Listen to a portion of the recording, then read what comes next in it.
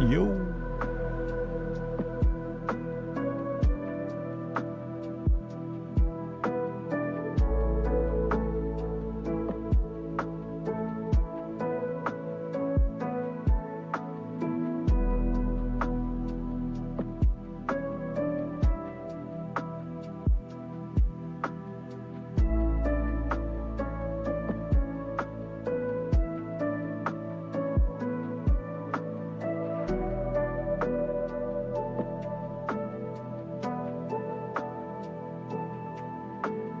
It seems much darker today. Maybe just my eyes.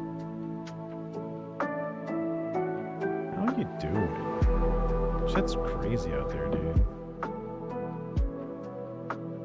Just seeing all the fucking news. It's crazy.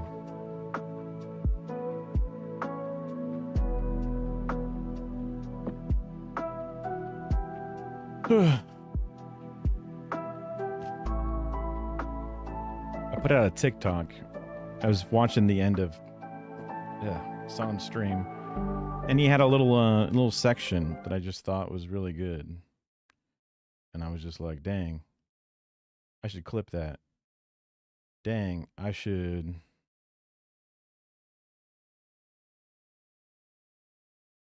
Wait, why isn't this working? Weird. Anyway, I was like, I should clip it and turn it into like a little mini video or whatever. A part of the thing that I was hoping to do, a part of the thing that I was thinking of possible things I could do would be, I guess I can just play the video raw from my shit. Becoming a clip channel, sort of, because like, what are the chances of becoming, air quote, Twitch famous? Not very high, but I can edit, so that's a skill that I can try to leverage and turn into shit. Now, this is not a very good job of becoming a clip channel, but technically, it's the beginning, sort of.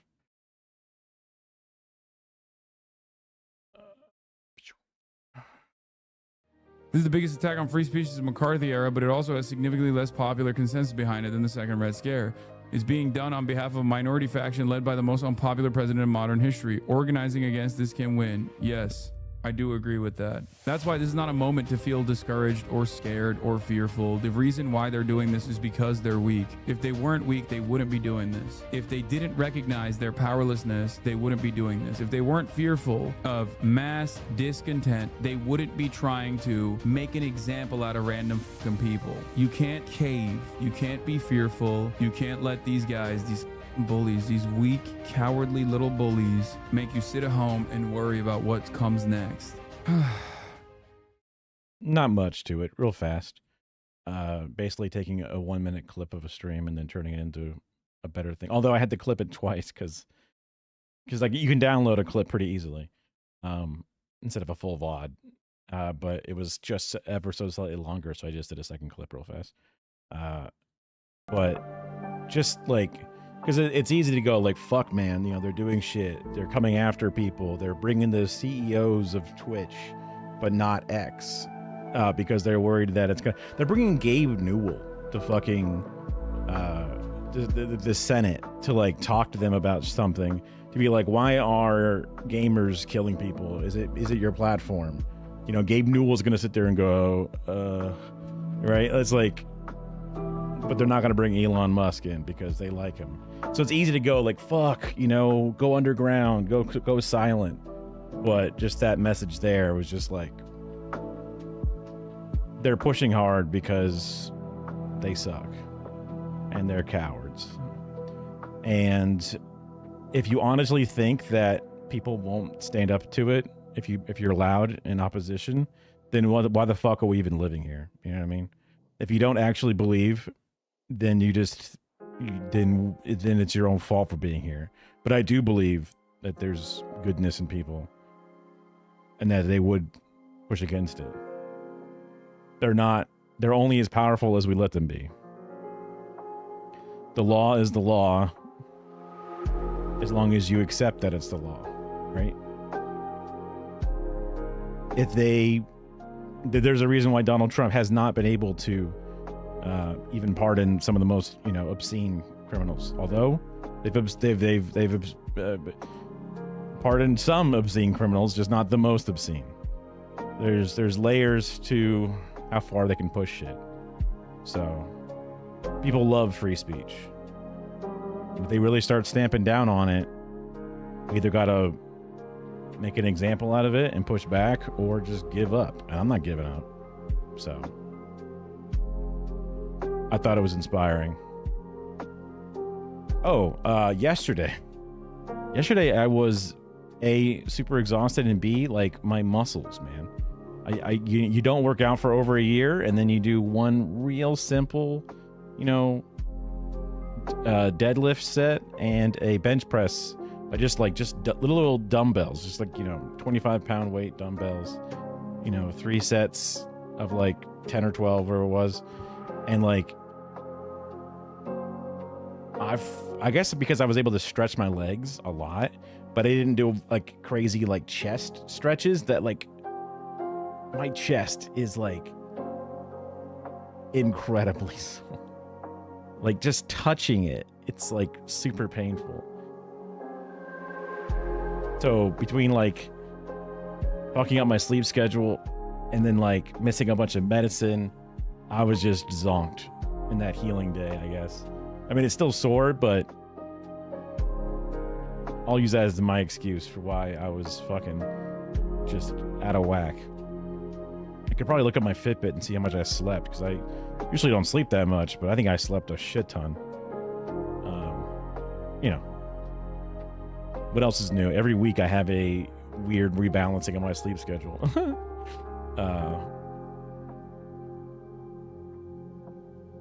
Now, I do have my canvas on Saturday that I don't want to be too sore for. So I'm glad that I did not, the next day before the soreness really set in, do a second workout, because I could have really, especially also being a dumbass and not stretching correctly,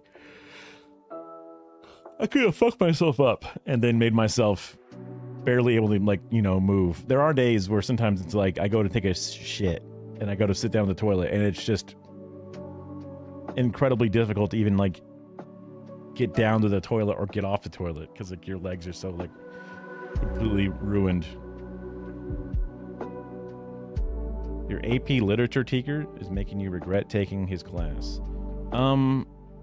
As a person who was in college and didn't read, or in high school even, and didn't read a single book, basically, I get that.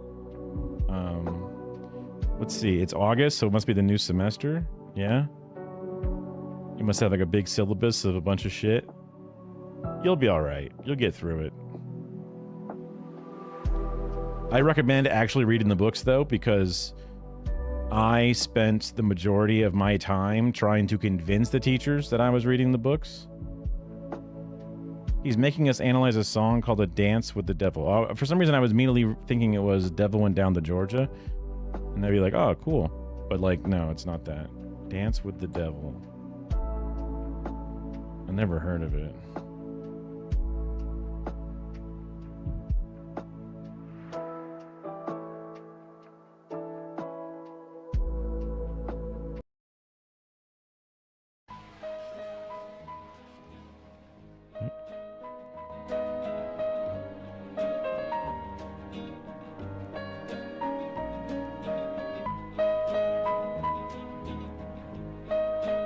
MLK Boulevard.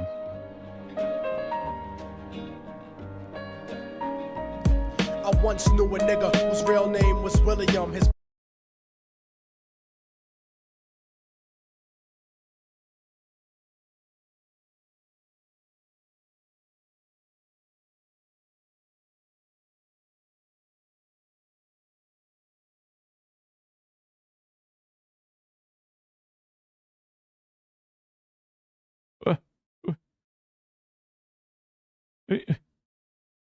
Bro's white?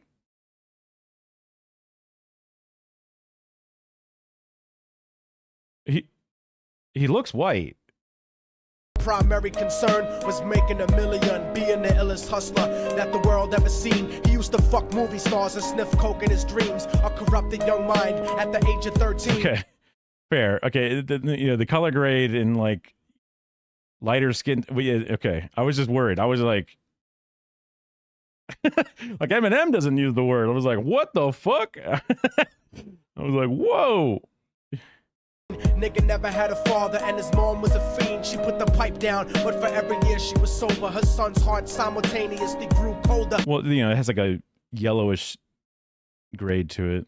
He started hanging out, selling bags in the projects, checking the young chicks looking for hit and run prospects. He was fascinated by material objects, but he understood money never bought respect. He built a reputation because he could hustle and steal, but got locked once and didn't hesitate to squeal. So criminals he chilled with didn't think he was real. You see, me and niggas like this have never been equal. I don't project my insecurities on other people. He fiended for props like addicts with pipes and needles, and so he felt he had to prove to everyone he was evil. A feeble-minded young man with infinite potential, the product of a ghetto-bred capitalistic mental. Coincidentally dropped out of school to sell weed, dancing with the devil, smoked until his eyes With weed? Evolved drugs? would bleed. But he was sick of selling trees and gave in to his greed.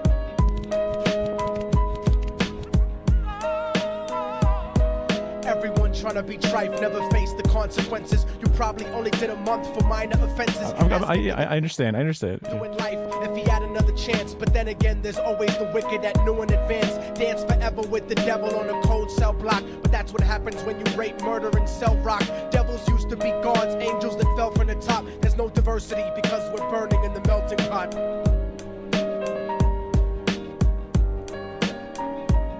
So Billy started robbing niggas, anything he could do to get his respect back in the eyes of his crew. Starting fights over little shit up on the block. Stepped up to selling mothers and brothers to crack rock. Working overtime, making money for the crack spot. Hit the jackpot and wanted to move up to cocaine. Fulfilling the Scarface fantasy stuck in his brain. Tired of the block niggas treating him the same.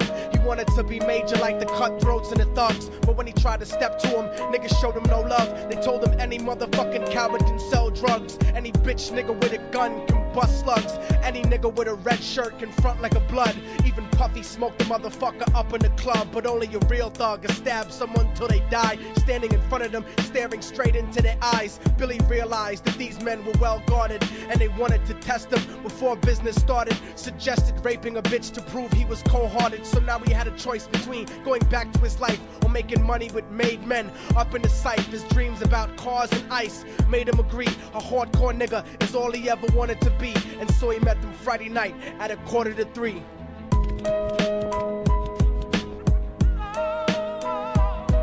Everyone trying to be trife never faced the consequences. You probably only did a month for minor offenses. Ask a nigga doing life if he had another chance. But then again, there's always the wicked that knew in advance. Dance forever with the devil on a cold cell block. But that's what happens when you rape, murder, and sell rock. Devils used to be gods, angels that fell from the top. There's no diversity because we're burning in the melting pot.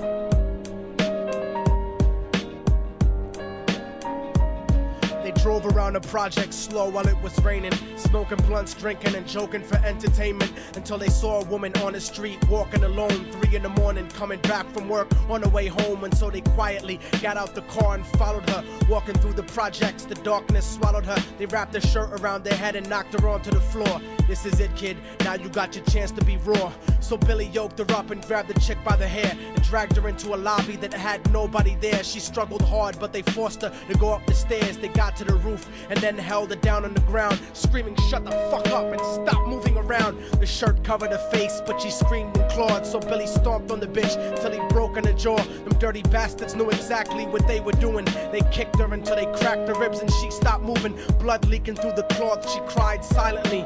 And then they all proceeded to rape her violently. Billy was made to go first, but each of them took a turn, ripping her up and choking her until her throat burned. A broken jaw mumbled. Okay, there's a lot of like specific details here. There's a lot of like emphasis on the crimes. For God, but they weren't concerned when they were done and she was lying bloody, broken and bruised. One of them niggas pulled out a brand new 22. They told him that she was a witness for what she'd gone through, and if he killed her, he was guaranteed a spot in the crew. He thought about it for a minute. She was practically dead, and so he leaned over and put the gun right to her head. I'm falling and I can't turn back. I'm falling and I can't turn back. Right before he pulled the trigger and ended her life, he thought about the cocaine with the platinum and ice, and he felt strong standing along with his new brothers, cocked the gat to her head and pulled back the shirt cover. But what he saw made him start to cringe and stutter, cause was like his mom or something? he was staring into the eyes of his own mother. She looked back at him and cried cause he had forsaken her. She cried more painfully, and when they were raping her, his whole world stopped. He couldn't even contemplate. His corruption had successfully changed his fate, and he remembered how his mom used to come home late, working hard for nothing, cause now what was he worth? He turned away from the woman that had once given him birth, and crying out to the sky cause he was lonely and scared. But only the devil responded cause God wasn't there, and right then he knew what it was to be empty and cold, and so he jumped off the roof and died with no soul. They say death takes you to a better place, but I doubt it. After that they killed his mother and never spoke about it. And listen, cause the story that I'm telling is true, cause I was there with Billy Jacobs and I raped his mom too. And now the devil follows me everywhere that I go. In fact, I'm sure he's standing among one of you at my shows, in every street cipher listening to Little Thug's flow. He could be standing right next to you and you wouldn't know. The devil grows inside the hearts of the selfish and wicked. White, brown, yellow, and black color is not restricted. You have a self-destructive destiny when you're inflicted, and you'll be one of God's children that fell from the top. There's no diversity because we're burning in the melting pot. So when the devil wants to dance with you, you better say never, because a dance with the devil might last you forever.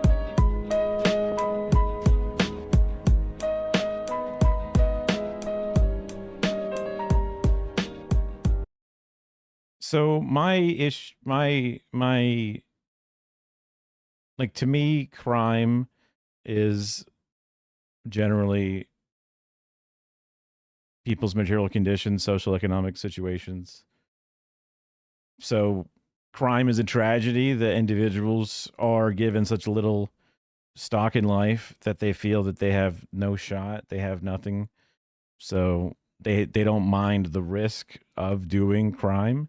Me growing up in a eventually middle class life, I knew that I had a future, right? That I had prospects, and then I didn't want to steal the candy. I wanted the candy, I wanted the toys, but I knew I shouldn't do those things because that would jeopardize other things. And I had hopes and aspirations, and I didn't want to jeopardize those things.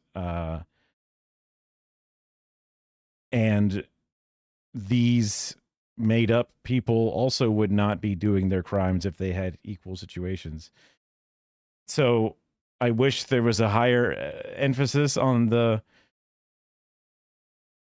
societal failings instead of just like, this guy's bad. He's a bad guy. Oh, turns out his crime made him do something that he didn't want to do, even though he's bad.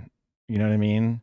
Like, I'm bad at media literacy. I'm sure there's some other layers to this, but just like really, really, really hemping on all the different aspects and just showing like to me, obviously this is an old song and, you know, I'm not writing songs and doing things, but like, just for me, I'm just like, dang, this really focused on like the crime itself. It's just getting very zoomed in when I would rather zoom out. You know what I mean? Right. Yeah. Gore porn meets moral superiority is some aspect of it.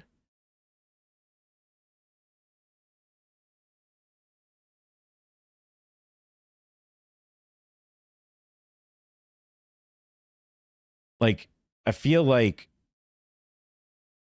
I mean, you know, you want a song to sound cool and to sound hard, so you put all these words in it and shit, and you have stories that lean this way. It's a whole different genre or whatever, but it's like, you know, if somebody talked about the labor value of time or whatever, or how capitalists own the means of production, like obviously that song wouldn't hit, right? I get that. But like going over all the bones and jaw breaking and Teller her and then everyone taking turns raping, it's just like, it's like, okay, do we need all of this? I mean, like, I guess I'm just fucking, you know, wringing my hands, but to me, putting that much of this in the song paints a negative image, and instead of having the problems of the world that had failed these individuals, it makes them seem like they're the gross people. It makes them seem like the minorities are the issue. when he says in the song, they're the melting pot in the jail. Or where's the thing here?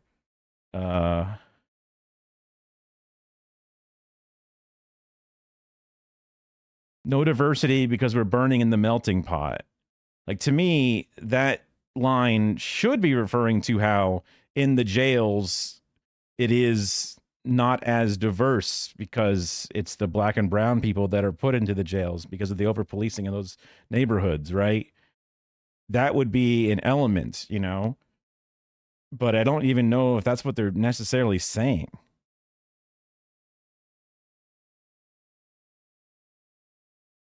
Like, the burning is hell and the devil imagery.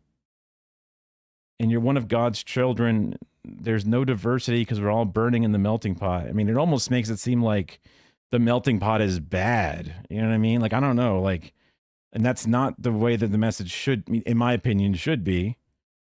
So it just makes me worried. I mean, I'm bad at media literacy. So I could be seeing it on a more direct level. Made you feel physically sick. Yeah, they're vivid, and you can see everything he's saying. Masterpiece. But are you seeing what is not said? That's what I'm worried about. Like, dang, crime is bad, and guys that want to be hard are bad. But why do those guys want to be hard? Right?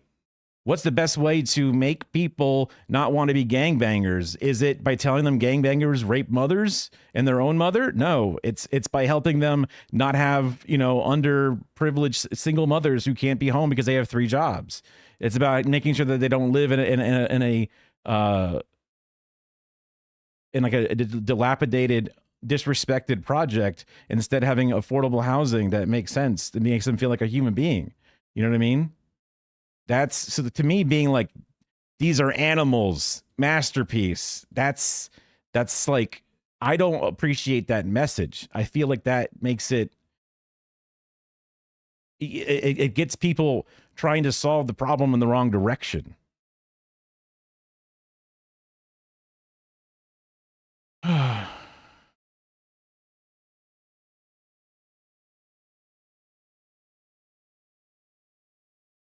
We're analyzing a situation, describing what it could have happened. You ended up losing it all. It's more of the show is that true art at its best can come from the worst meanings. It isn't a good meaning, definitely rough listening to it, especially since we're analyzing it as we're going. I mean, I could see how people could be emotionally driven. The macho toxic masculinity in me being like, wow, being in a public setting and listening to a song makes you cry. I would think that my body would try to not cry in public, right? Like that's the natural macho element to stop it. I was shocked and sort of like, do we need to go into this level of detail? Because the detail here only makes you hate the person or hate and fear them and revile them more. It sugarcoating, I guess, is a way of ignoring it, but it's also a way of like making sure that your baser instincts don't get distracted, right? Because, like, yes, crime is bad, but I would rather we have a calm discussion about how to make crime less likely, less of a, if the idea of a social contract is if I want to do the crime, then I have to do the time. Oh, look, the time is not that bad, and the crime gives me a good chance of maybe getting away with it. Okay, my social contract is, we sign here and then we go for it. You want people to be on the other side where they wouldn't want to be willing to risk it. We've tried forever to make the punishments huge so the risks get worse. But their other opportunity cost is they destroy the life they have. But when the life they have is not good, then they go, well, then really none of this matters, right? No matter how terrifying you make the punishment costs, if their current everyday status quo is also really bad, they would rather get out of this status quo. So we've tried forever to make the punishments Worse, worse, worse, worse, worse. Yet we have the highest prison population, depending upon how you factor in CCOT's recent change. Yeah, AP is a high school stuff. You would think that all of our 3 strikes you're out, harshest sentences, especially for black and brown individuals over white individuals, would be the best deterrent, but it's not, and that's the issue.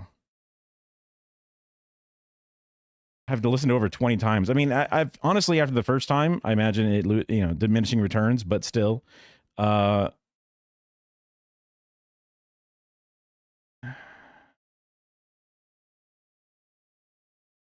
have to, just because the assignment, you have to find a way to show some sympathy for the people.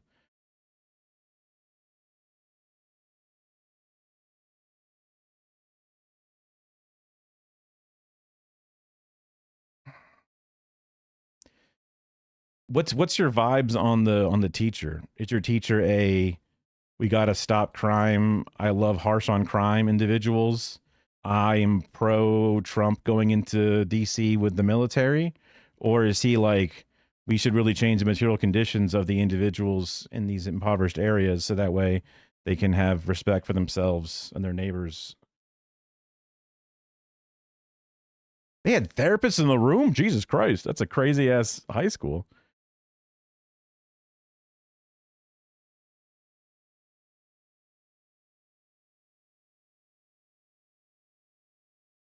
Not an appropriate topic for high school students. I don't want to infantilize high school students. Books have rape in them. Books have crime.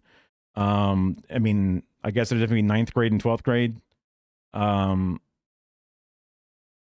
not trying to stop a teacher. You know, I don't want to like go to a school board meeting and say rah rah rah rah rah. Trigger warnings and things obviously would have made sense for sexual violence and whatever, depending upon people's experiences.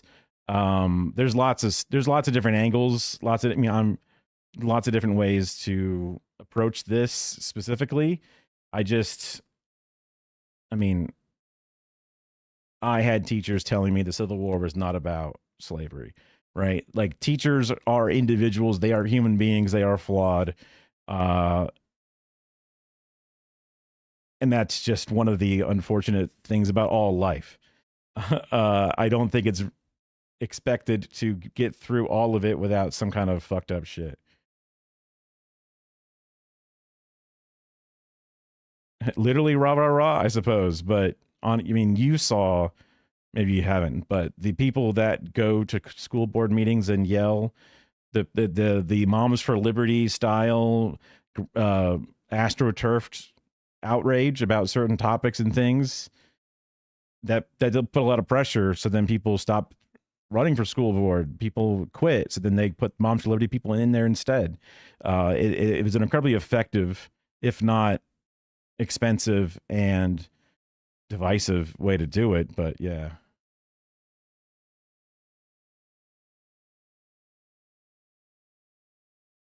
It's a violent, obsessive fantasy. Yeah. I mean, just like we're doing now, to me, it's interesting to talk about, I mean, especially depending when this was made in 2007, but maybe this is just when the video is made and the song came out at a different time.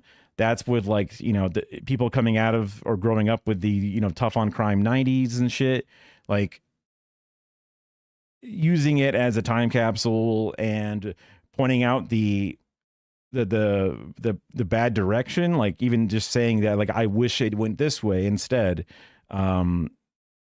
There's value to that, whether or not it's opportunity cost should have been spent in other ways, whatever. Like, there's, it's someone trying to do something. I'm not teaching children, so I'm not putting my neck out there or whatever it is. I mean, you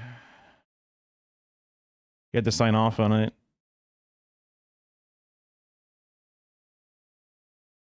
So what is JS? I think the JS was used earlier. Like, your parents had to sign off in order to do this assignment. If they didn't, they just got an automatic A. Fuck, I would have just fucking like, sorry, my mom doesn't like me talking to, she doesn't appreciate that rap music. Automatic A, please, thank you. So it's only 10 of you who are doing the assignment. Interesting. I mean, that you're willing to go for it. At the end of the day, this is fictional. Well, gang violence exists, right? So whether it's an anecdote or a made up anecdote, ultimately the idea is the same, right? Like there's when they talk about the migrants, right? They point to the 5 different migrants that do horrible crimes out of the millions, right? And they say, look, this one guy is super bad, therefore we should do this to all of them, right? So that's an example of a real case where someone does this murder. They make a whole fucking law out of it. But that's missing the forest for the trees. You're looking at this one tree, but the issue is not the tree or the trees themselves. You know what I mean? Like it's a way to get past the what was it, Ryan Lake and Riley Act? Like, yes, the Lake and Riley situation is bad, but that person goes to jail. Like, it's not like they're out on the streets for free, living in a free hotel. That it's a bad thing. Bad things happen. Bad things more often happen based off of even per capita of national born citizens. But we won't want to listen to that. We just want to see the scary thing is scary, and it's important to be able to look past it. So you could use a song like this with a grotesque story to still try to look past it and trying to find a way to make sure that kid has a different life. I think that there technically could be value to it, even if the song is a little distasteful, in my opinion, right? So that could be what the teacher's going for. And that is a valuable lesson, especially in our modern climate. And even if the teacher missed the mark and made something that was not as good, I'm not going to say kick the teacher out of school because they tried and failed. You know what I mean? Like, I try and fail.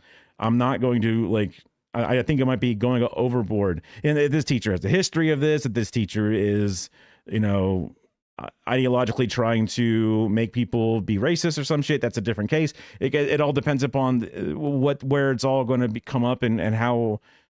There's lots of different elements. I'm just on the outside. It's very difficult to just make a knee-jerk reaction and have such a large, consequence coming from it. JS means just. I understand. Yeah.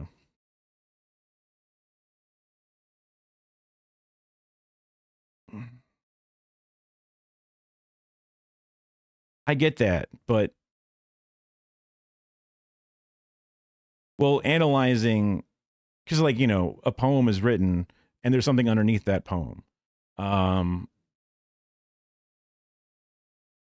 Theoretically. So this song theoretically had a message. And then even beyond that, what do we take away as our own message? Even if that person didn't have this message, and especially with a modern lens, how do we take that lesson? I mean, that's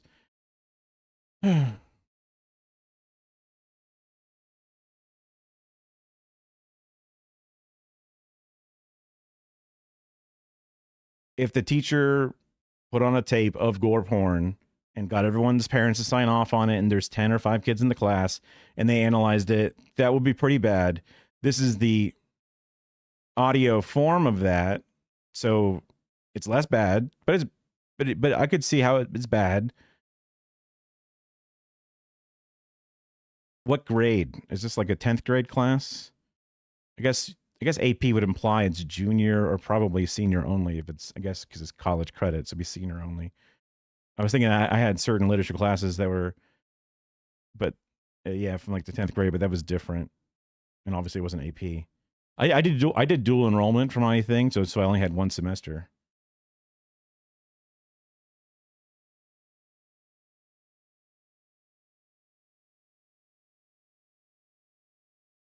Yeah, senior class makes sense.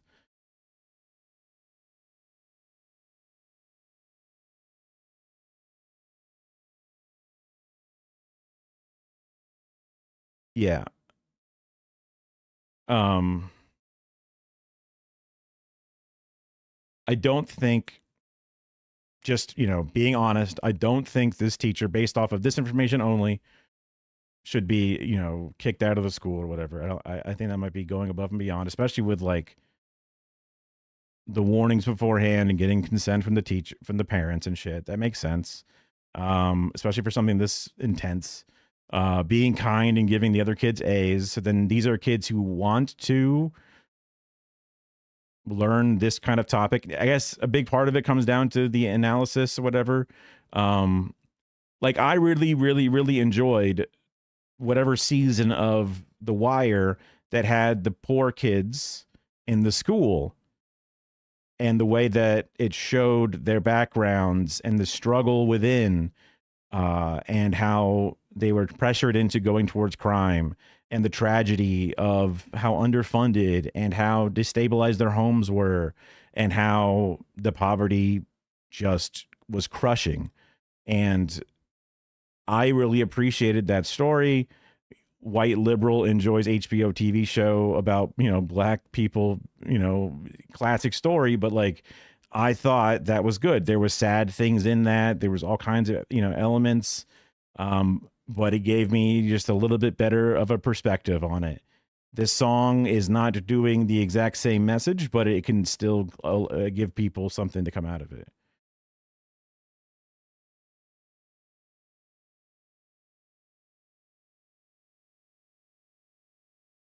They're practically adults. They're all ready to be drafted to the war, right? You know what I mean? Theoretically. I get it. You don't like this teacher. I mean, it's not even unreasonable to feel that way, you know? But and then maybe this teacher is looking themselves in the mirror and they're worried about it because they had a class full of kids crying and they're like, dang, this is something, either I cooked or I'm cooking them. You know what I mean? Like he might not, he or she, whatever, might be like, dang, this is kind of intense. Maybe I shouldn't have gone this hard. Who knows? It's a human being ultimately.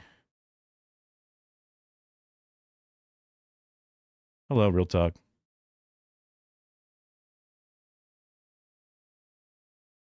I hope the analysis is closer to my version of things. I'm sure there'll be some kids that have the more like lock them all up, throw away the key kind of shit. And there'll also be them that want to help them from the other way. Everyone's withdrawing from Eurovision.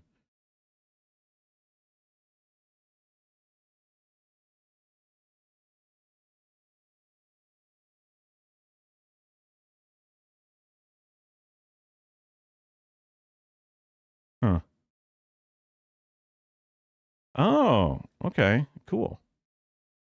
Is Israel, did Israel win or get far along, or I forget. There was something with Eurovision and Israel.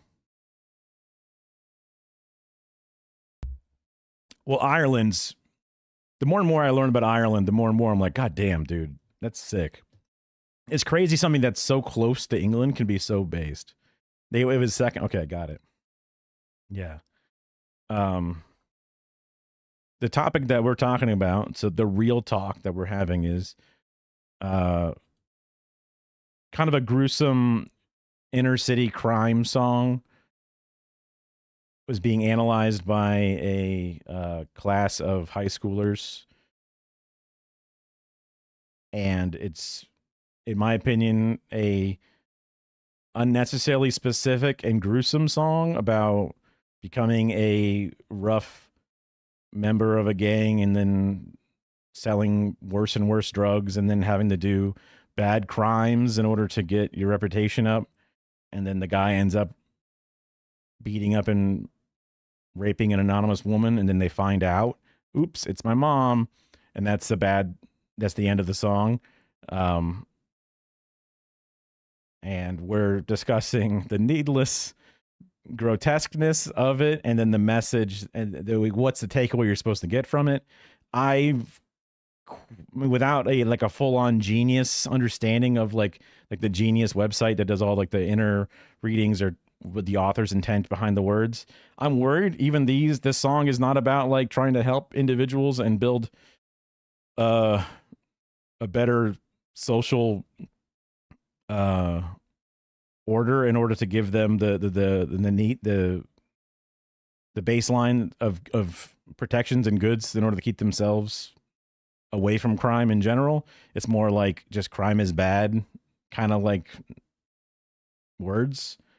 But the analysis that the other individuals could have could be higher.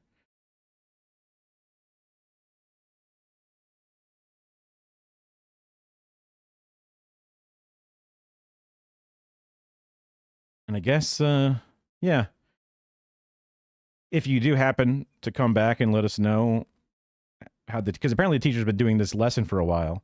So if you make it back and let us know what the teacher's perspective seems to be. I mean, I don't even know what your perspective is on it for the most part, but I guess you did come to a leftist Twitch channel, so maybe I should know. Sometimes people come to leftist channels to yell at me specifically or call me fat, which is like, you're not wrong, I guess, but I mean, I'm sure the person who's trolling around for 2 viewer channels are like just as fat as me, generally speaking. And then I was just commenting earlier about how, I don't know, they're bringing Dan Clancy, CEO of Twitch, to the Senate to complain about how Charlie Kirk's killer got radicalized, but it's like he wasn't even on Twitch. Like, they're bringing Steam and Discord to the Senate, and it's like, what is Gabe Newell going to say? Like, I don't know, man. Like, we got a lot of weird porn games that we're trying to like put back on. Yeah, I mean, him as a person, yeah, man. I mean, like, he sucked. Should there be extrajudicial murders in the street? No, right? It's pretty easy to like not want that, because I like not being murdered, and I also like watching people that people want to murder, right? He will patch the U.S. government. He'll patch it, but then they'll also have hats, so it's going to be like a mixed bag. Okay.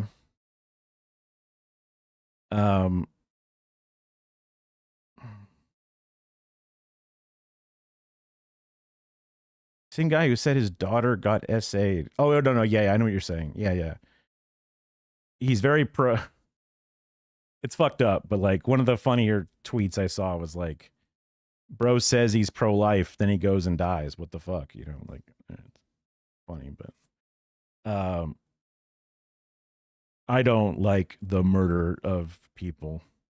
I don't even like the death penalty. So like I'm a huge softie, right? If you fucking arrested Hitler, I'd be like, well, you can't kill him. Sorry, guys, I'm Batman in this situation. You know what I mean? I'm like, guys, I know, but like, just put him in jail. I'm sorry. You know what I mean? Now, it does seem that most of the time those guys don't go down. Either they kill themselves like Hitler did, or they go down in a hail of bullets, whatever. So like the chances of even getting any one of those guys arrested in the first place is kind of like rare. I guess theoretically we got, what is it? Saddam Hussein, he was arrested. Shouldn't have been killed, just like all the other things. Osama bin Laden, all those guys, I don't agree with the death penalty. But like, you know, in a war, it's pretty easy to kill people, so. Oh my God, yeah. They're really upset about this political violence.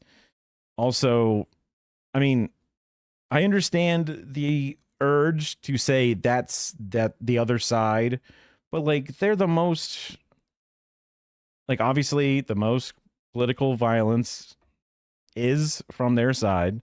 Literally, our government did a study on it, and now Kash Patel has pulled it off the website, and they have people to use the Wayback Machine, and they're trying to get rid of the Wayback Machine too in their legislation. So, you know, it's kind of full fascism in the sense of like hide the information kind of shit. And like the rhetoric of fucking right wingers is generally pretty crazy. Like a radical leftist is like, I want healthcare for all.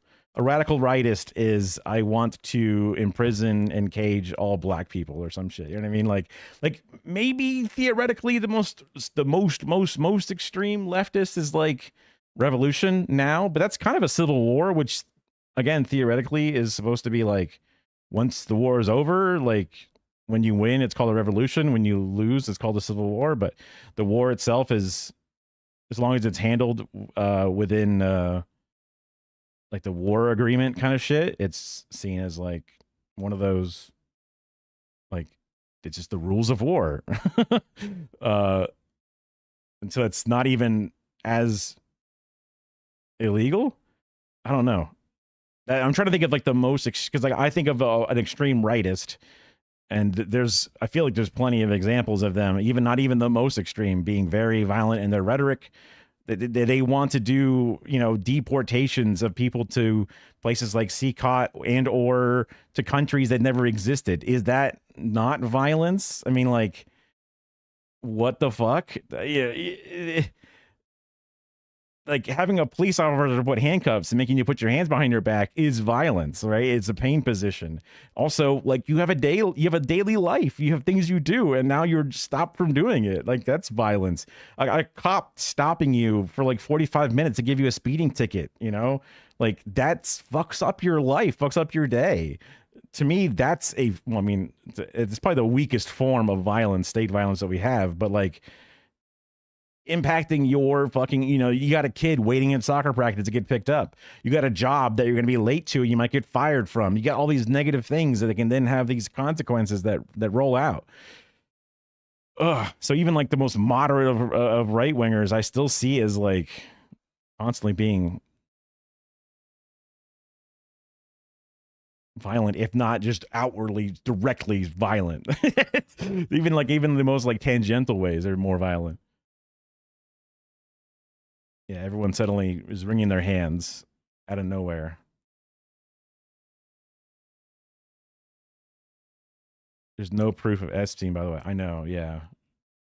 Don't worry, guys. Trust the government on this one.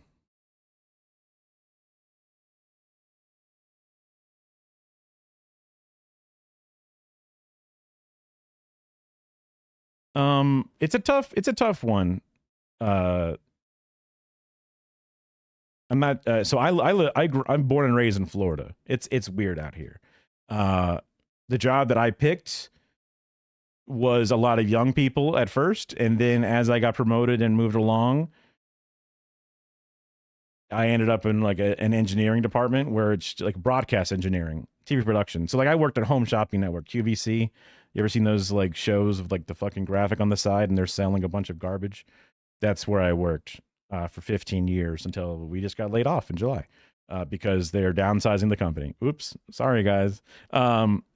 So when I moved to the broadcasting side, that's where I saw the most kooks. People who were like, fluoride makes you docile. They're trying to mind control you. Chemtrails are real. We never landed on the moon. We're talking to like literal satellite engineers, orbital satellite engineers that think we never land on the moon. It's almost as bad as them being flat earthers. It's not quite as bad. That would be the funniest thing if they're flat earthers and believing in satellites. But so I'm used to like doing my best to moderate my language and talk people down from extreme positions. And I wasn't always political. I was very apolitical. I just wanted to play video games with my online friends, and that's it. Right.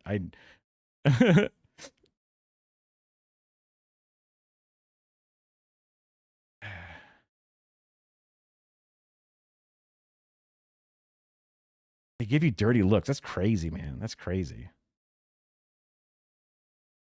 A slat earther. I don't even know what that is.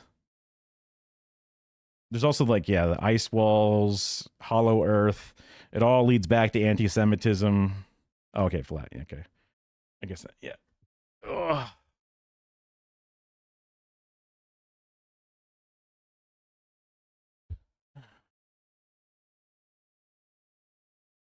What were they afraid of? The taste, it would have too much flavor? Like what's the issue? Oh my god, this guy is a guy. No, I don't want the food. Like what? Sorry, huh? Did you want a blonde lady to deliver the food? Would that change anything about this whatsoever? I mean, that's crazy. I mean, it's not crazy, right? It should be expected at this point, but it is fucked up. It is crazy. I shouldn't let that be a normal thing. I could see it happening. All the Karen compilation garbage that's out there, but it's just I don't know. I'm an old millennial, born in 1988. Like I'm approaching 40 at this point. But it's just wild to me for people to be cruel and rude. Uh, Born into a poor family, eventually became middle class because they were willing to sacrifice a lot. Never went on vacations, never bought cars.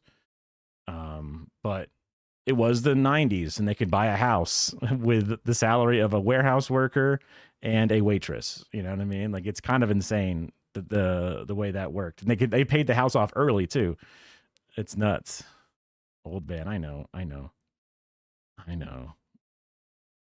I have like I think I have like one gray beard hair somewhere in this spot, and that's it. Like I don't mean like Hassan's already graying all over the place, and I'm like I'm good, man. I'm good. If I shaved, I would look younger. Although I have these new lines because I laughed a lot. Don't laugh, right? That's a trick to staying young. I do not recommend that actually.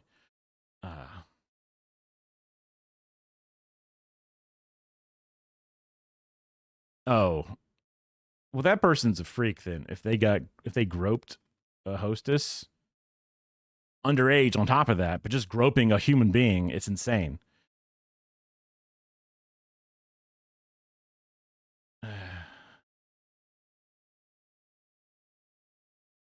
No, that makes sense too. People struggling out there. Do you like guess do you like give your money to your parents? Like do you like pay like a rent at your house just kind of like help cover bills and food and shit? Cuz that's kind of what my brother and I did when we were still living at home. Uh I got a job before college. I got a job in high school. Yeah. Well, the first job I had was like telemarketing, and I only did that for like a week. Literally 1 5-day week, and then I quit before my shift on Monday because fuck that job, dude. That was terrible. Um, and then I worked at a movie renting place, kind of like a Blockbuster, which that's not even helpful. It was technically called Movie Gallery, which used to be Red Rabbit Video before it. But yeah, I'm old. uh, and then I ended up working at a KFC Taco Bell. I washed dishes on the college campus. And then thankfully I got an actual real job after college because I did an internship and then applied at that place. But that's my work experience. I worked at that job for 15 years out of college. Just did that and that only.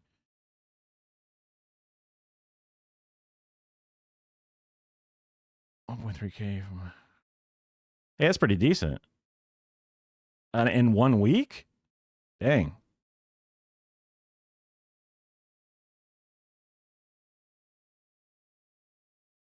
Built in 20% automatic. Beautiful.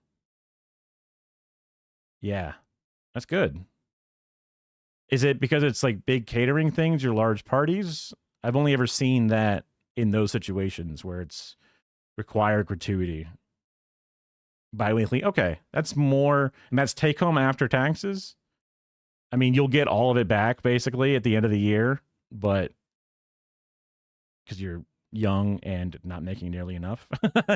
But it's annoying. After taxes and everything, yeah. I mean, $20 an hour plus tips. That's awesome. So that's pretty good. Shit.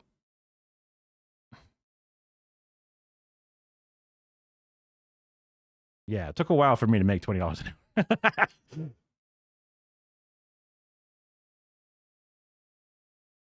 Huh. I mean, it's tough though. Obviously, I mean, only 20. Is it full time, 40 hours a week? I mean, I don't need to get into the deep specifics. I guess it's just kind of like, dang, impressive. I'm obviously between jobs myself, using this severance as as a chance to try and make a life for myself out here. So far, not so good. Okay, 45 hours is some overtime built in. Overtime you might get screwed on because I just assume restaurant work somewhere is going to fuck you. Like they've got to like yoink some of that back.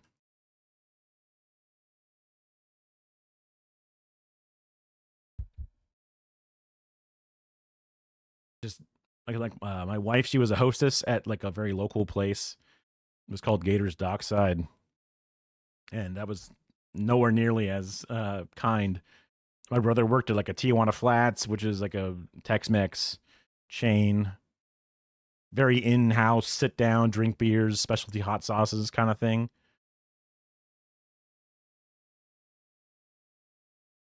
Probably. I mean, depending upon how you do, because like literally live streaming a bunch, that would be closer to like a traditional 40 hours a week job, because you have your time slot, you go as long as you can, as many days in a row as you can. It would be intermittent pay because you're waiting for the different, I guess if you have ad revenue, it'd be pretty closer, but it would be like spikes and waves of people. Also, the more and more people are hard pressed out there, the less and less likely they're willing to like donate to their favorite streamer. That makes sense. So the more a recession happens, the harder it is for people out there, kind of like digital begging, like shaking their cans out there, like, hey guys, if you want this content to continue.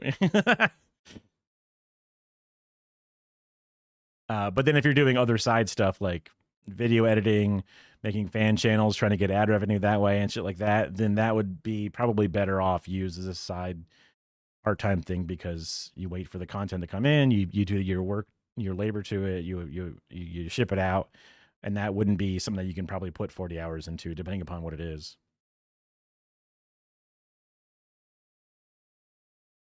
Oh, proper restaurant? I get you.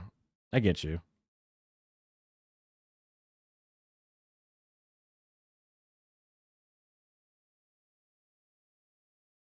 Only 4 classes out of school by noon. That's pretty cool.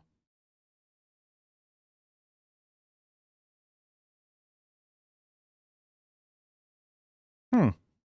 I mean, makes sense. I've heard good things about welding. I guess it's like a technical school, or do you already have an apprenticeship lined up or whatever? I've never really, um, I don't know how like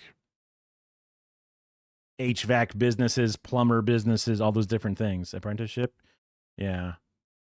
I mean, I guess theoretically, as long as a place will hire you, whatever. It's just about making sure a place will hire you. But if you know somebody in the biz or family members in the biz, you might be able to just kind of like get in, and then like, is there like an official thing?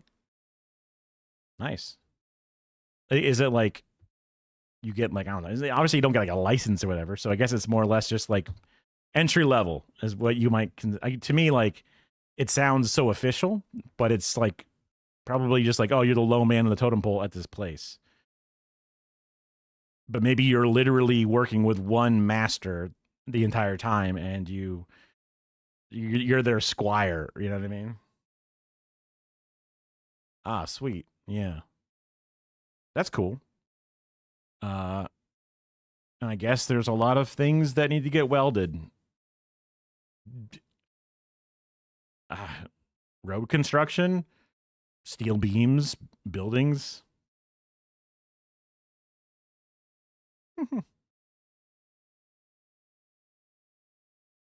Cousins, aunts, that shit's all weird. So it there's ways that works out. Some, one older sibling had kids early, and then many other siblings in that same family, and then the youngest then has kids late. Then all of a sudden, those cousins are far apart in age. You know what I mean? Like I could see that happening naturally without it even being ridiculous. But there could also be other circumstances mixed in. My mother's family had like 8 children or some shit. So the oldest versus the youngest, depending on how they did things, cousins can be very wildly in age. I have cousins that are younger than me and older than me.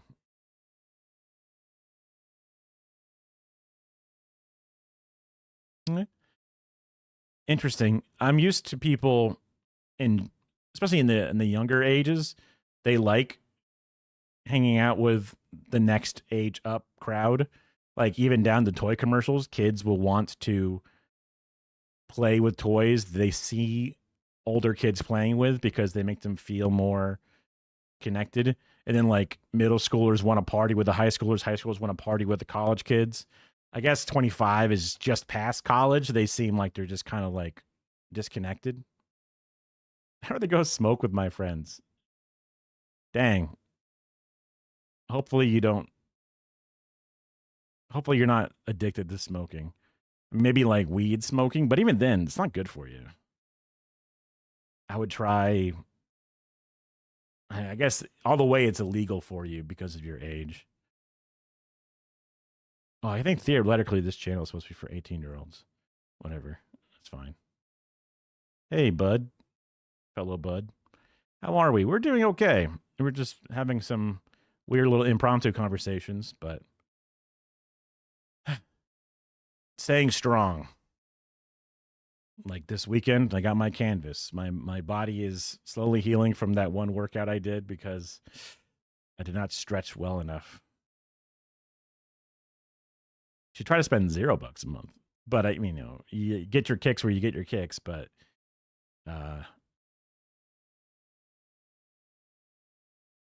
it's kind of gross. Like legit cigarettes. I felt like cigarettes were like, and do you mean vape or do you mean like legit cigarettes? Just because oh my God. Wow. I guess that to me that's rare based off of the fact that smoking had gone down quite a bit, but then vaping went up. Okay. Interesting you guys still say like I'm gonna go smoke. Because I guess saying I'm gonna go vape sounds dumb.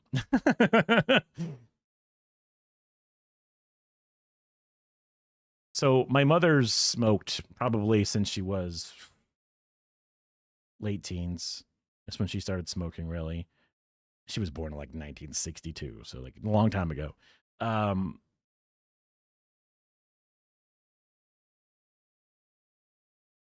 Okay.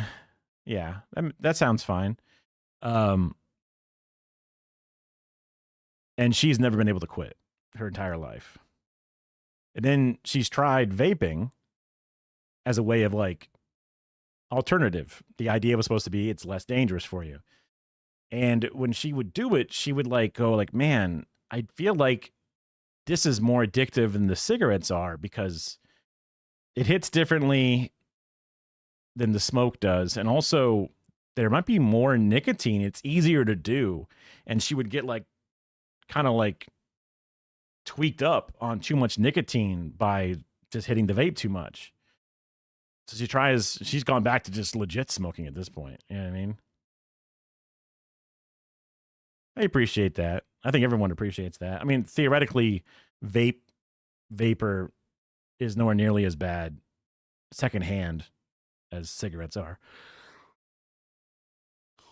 I always felt that was kind of lame because like when they got rid of smoking in public places, if you ignore the fact that I was a weird contrarian at the time, I was like, oh, but vapor is just water vapor. They should let them do it. And then they didn't let them do it. And I was like, that's kind of weird.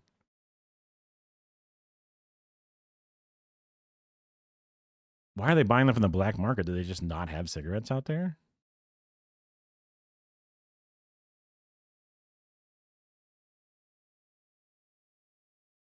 Also nice, I suppose. Uh, I guess it's a high tax, but like the black market would be like, all right, if you want it from me, it's going to cost, looks over at the price, 5% less. Like it's, you know what I mean? It's like, how much cheaper could they sell it because they have the easy price right there to work with. And then you're getting maybe some gross shit. You have less regulations to keep it safe.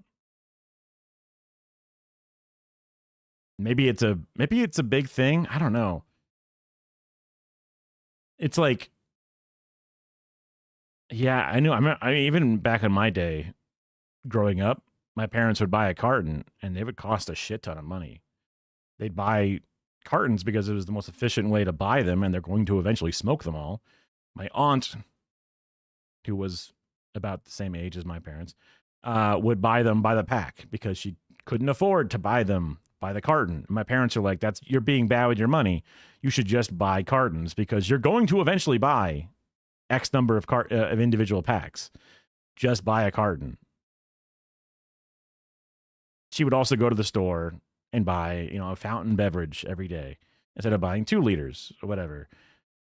My parents are very like avocado toast with her money in the sense of like make these small changes to change your money habits. But yeah, I grew up being a stingy fuck because that was kind of the kind of messages that were ingrained in me. My parents also, because they smoked Marlboro. It always felt weird to say Marlboro. Now I can't do it. Now I actually tweaked up my head enough that I actually can't. The red ones with the cowboy killers. And they would be able to rip off the little box tops. They were called miles, and they would actually get enough of them and then send it into the catalog and get like coolers and jackets and lunch boxes or something like that. Some weird shit. We had all kinds of weird swag from the cigarette company. My parents would buy so many goddamn cigarettes.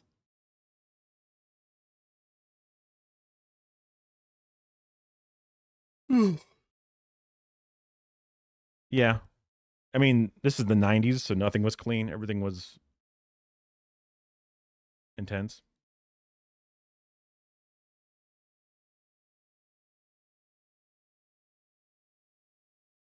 Oh my god, my pec. Oh. All I did was dumbbells? I just did 10 times 3 reps. Maybe it was 12. I think it was 10. I forget exactly. And it just really fucked up my chest. Oh, I need to figure out how to stretch my chest muscles before I do them. That's the hard part because it's always like, oh, don't worry, I'll quit soon. I'll quit eventually. Not right now though. That's what fucks you up. Gym bro era. Hopefully. My goal is never to be, crazy hot or whatever it is. I would need to like diet too hard for that. It's just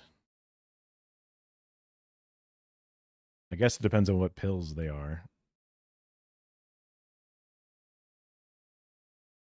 I mean, a lot of bullshit for me. It's easy to say. I've generally never really had an addictive personality.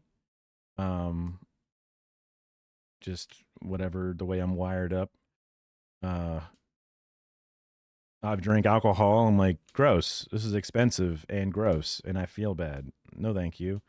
I've even tried Zins, thinking that I needed nicotine in my life to be a drug to help me get stimulants because like I'm ADHD and I've struggled with even the meds I get not being appropriate to like lock me in or whatever. So I tried my parents, they lived life. They had appetite suppressants through nicotine. They had, their attention locked in and all these different things. And I always thought that the cigarettes was like the nicotine was just like an addictive chemical. I had no idea that it was a stimulant on top of it. So I tried nicotine a few different times, just raw nicotine. But I'm like, sometimes I would take too much and it would make me sick. Like it hurt my stomach. Other times it just maybe my limbs feel light. Like I would stand up and I'd be like, "Oh, interesting." Like not like a head rush, but just this little bit of like, "Huh." And I would like go to walk and like picking up my knees just felt easy. Like there was some kind of, but it never really translated to any kind of like mental clarity. So I was just like, I don't want another habit. I don't want a habit. I don't want to buy these things if I don't have to. I think I did like a carton or like a tub and a half. I don't know how fast it takes for you to get addicted, but I didn't, thankfully.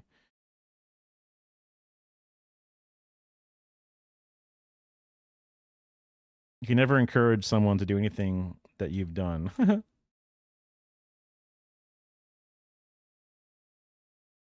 I've had friends ask me, "Can you get me a Coke for censorship?" Because they know I used to do that stuff. Oh, I see what you're saying. Okay, got you. I was like, what do you mean soda? I got you. I got you. And you just want to smack them? Okay, interesting. You've lived that part of life way more than I have. So, pitted dates? I don't think so specifically, but maybe once or twice. I feel like I've had a date. Maybe it was like dehydrated. They were fine. Interesting. Well, if you do have an addictive personality, you also have the personality that can fight addiction. So, good luck on dropping vape. Just thinking out loud, I would hope that you don't have an issue with, like, sometimes people will like step down their addictions, right? So if they're addicted to smoking, they get addicted to nicotine gum instead. But then that final getting rid of that last thing is super hard. So if you've been addicted to other things and then you've been stepping down with like less and less hard things or whatever, um, getting rid of that last thing might be harder than the other ones. But what the fuck do I know? I don't know. Um,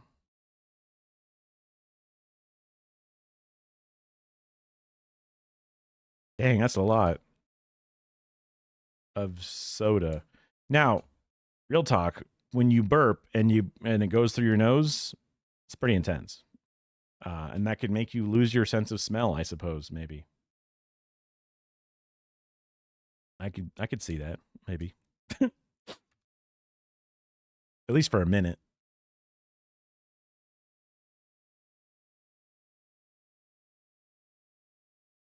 17? That's crazy, man. Um, maybe. Depends. There might be one of those things where you can balance it out over time.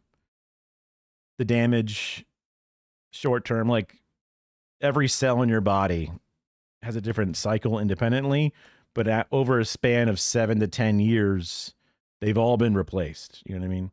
Now, long-term damage probably is still consistent. You know what I mean?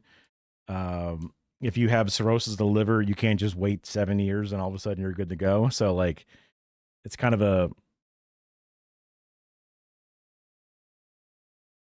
it's probably out of pocket to believe that could like,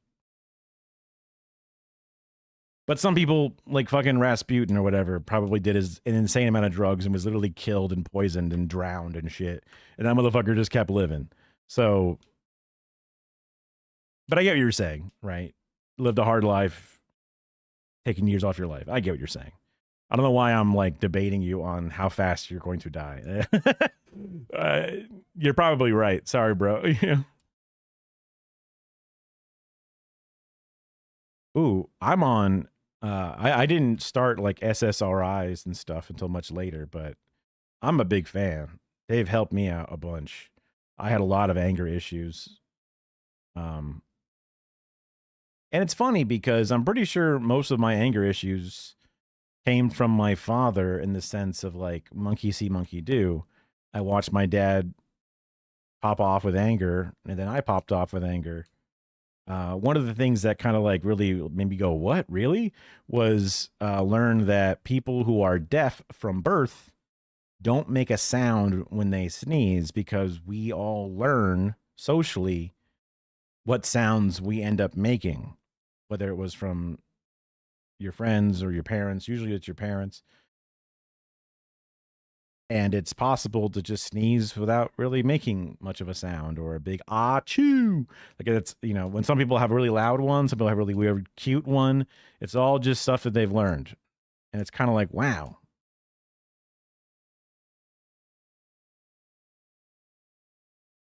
And it's crazy that I find that SSRIs, serotonin inhibiting, whatever bullshit drugs help me fix my anger issues, even though if it's behavioral, I should just be like, oh, I can just fix my behavior and stop it. So maybe there's a bit of like nature nurture, I don't know, or like I built my fucking frustration glands in a way like when I was building my brain as a kid, and that's when I was like taught that. I don't know, man. Like it's a very complicated organ, the brain. So the fact that I'm better off with him, I'm not complaining.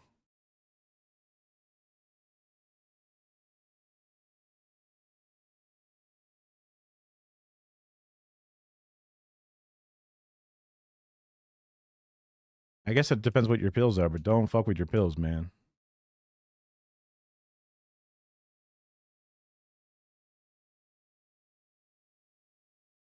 I love Skittles though. Like just straight up legit normal Skittles. They're awesome.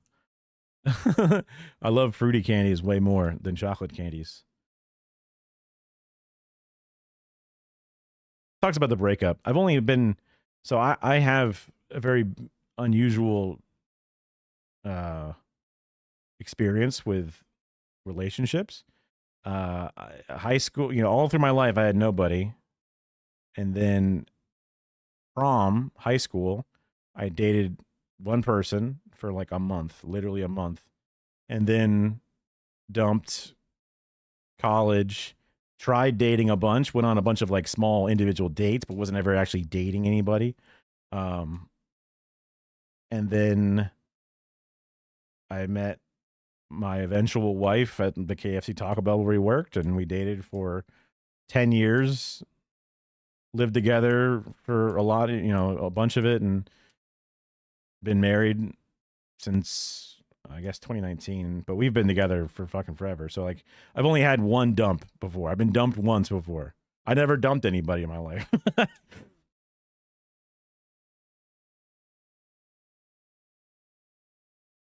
Oh my god, that's good. That is intense.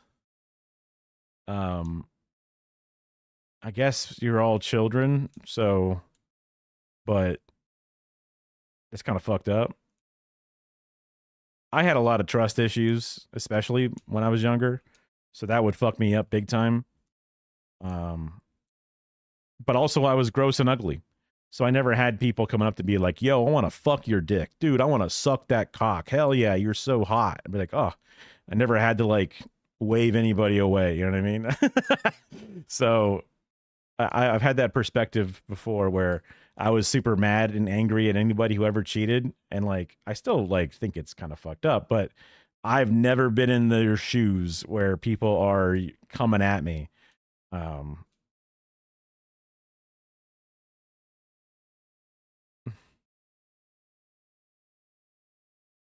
yeah, it's been a while. Uh, let's think. That would have been 2006 was the last time I was dumped. Assuming my wife won't ever divorce me or whatever, but I don't think that's going to happen.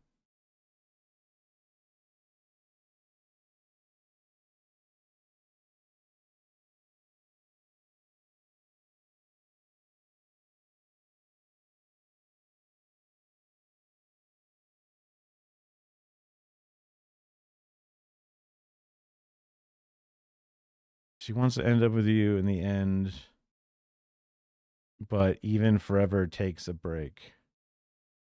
Interesting. I mean, you're like teenagers, so tough to say.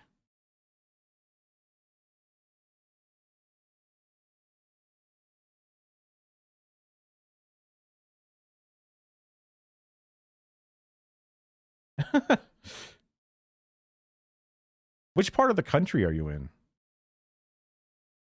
Just so I have a vague, without like, in case you don't want to say or whatever, but Illinois. Okay. Interesting. Yeah, born and raised in Florida, barely left the state. I, I, I went to Alabama once for a Magic the Gathering Pro Tour qualifier. I did not qualify, in case you were wondering.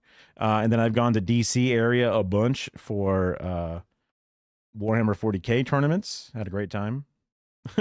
Play the narrative events mostly. That's right.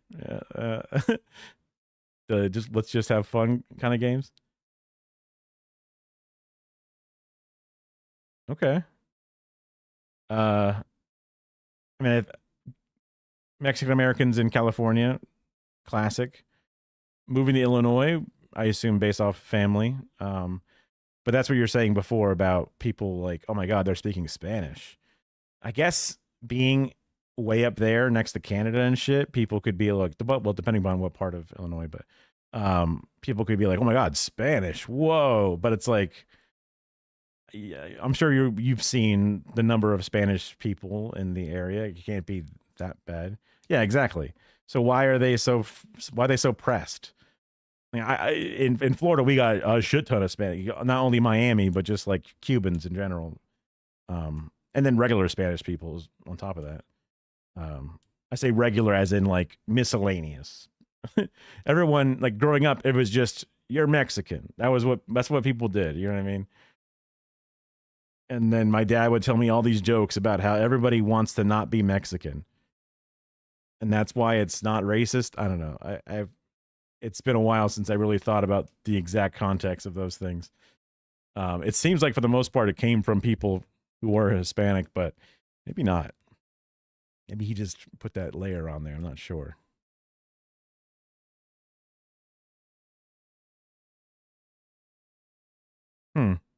Yeah, I mean, just thinking about you were saying like testosterone, anger, and other shit made you go nuts. SSRIs, it's like no one knows how much sex drive is too much sex drive or not enough sex drive. When I first was on them, my doctor said one side effect might be you'll lose some sex drive. So, you or your wife might have an issue with that. And I was thinking to myself like, But I've also always felt that my sex drive was high.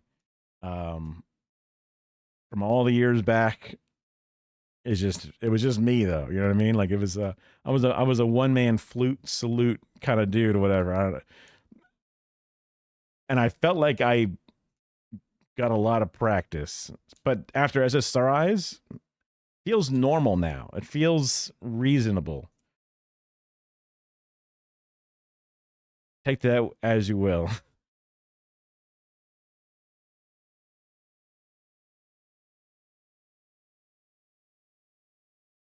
I mean, I think that's the classic live in a minority area, but then work in the white areas is like not the gentrification model, but like when people have like the richer areas where they sort of like wall off through the different mortgage issues or they suburbanify with their community guidelines and shit. But then they need people to like work at the jobs and the services. Then people from other areas come in, and you know what I mean. Like that's the gerrymandering of class, in a sense.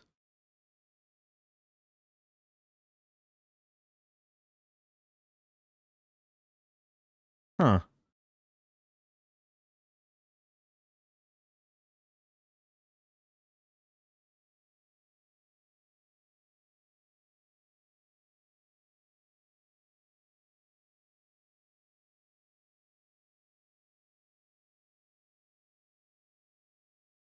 I see. Yeah. I mean, crazy that the English you learned was also the English that they didn't want to hear. You know what I mean? Because they're like, that's got too much spice to it, too much stink to it, or whatever, too much not the way we're used to it. Therefore, it's still considered bad. Uh, how old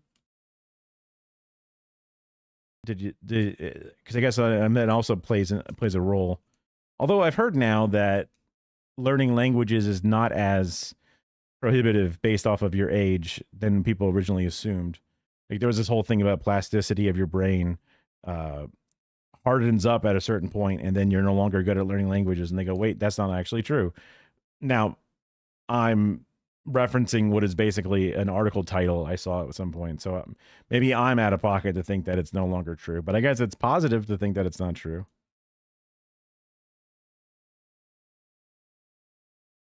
Yeah, I mean, I was thinking to myself like, I was thinking like Hispanics and the N word, and like I was like, well, I know it's not for me. but there is sometimes when I like you see like a TikTok or something, you're like, huh? Yeah, it's like, whoa, wait a minute. Is that a is that person Puerto Rican? Wait, hold on. Can they do they? Well, it's not for me to say, I guess, but I'm just like, ooh, I'd be careful with that. You know, I would just err on the side of caution. Like um I mean, even like when there's like the famous white dudes that grow up in like the areas, and I'm just like, as an outsider, I'm like, ooh. Maybe their whole community is chill as fuck with it, and you know they've got bigger fish to fry when it comes to problems. But I'm like, uh,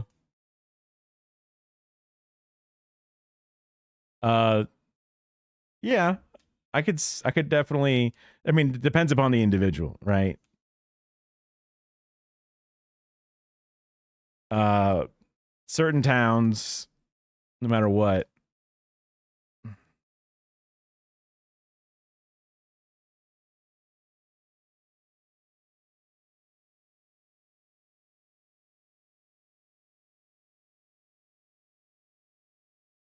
Okay, yeah.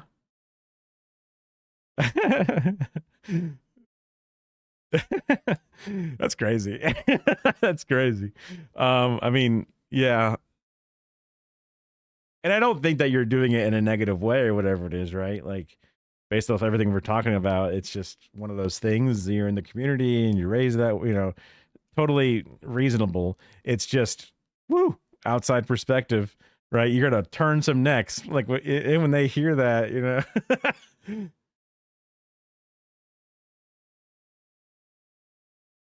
Yeah. Well,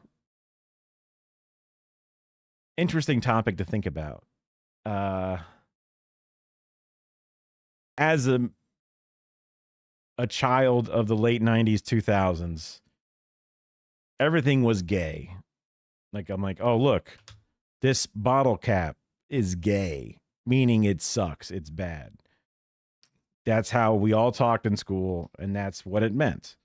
Um Not applying this 100% anyway to the conversation, but my mother would be like, "Hey, actually, you probably shouldn't say it like that because the reason it's wrong.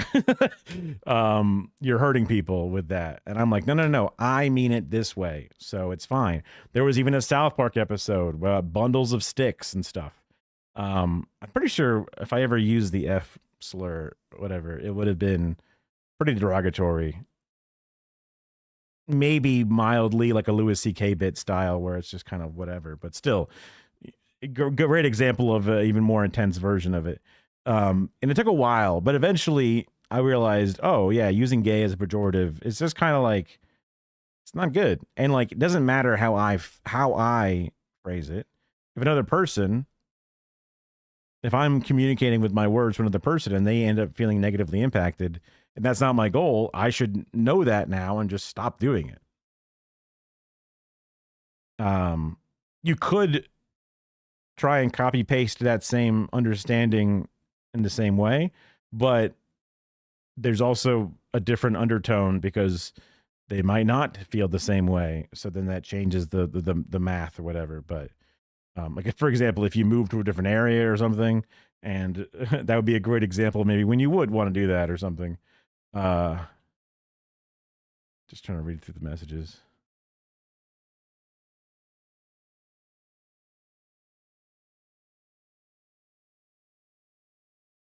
The word you learned, yeah, and it just, but I just learned to say gay if I'm.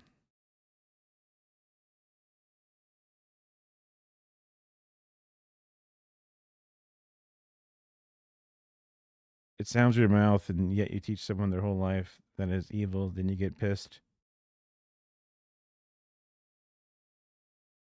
Which word is it? I still don't like how I feel about that word. Is it like it sounds with your mouth, and yet you teach someone their whole life that it's evil.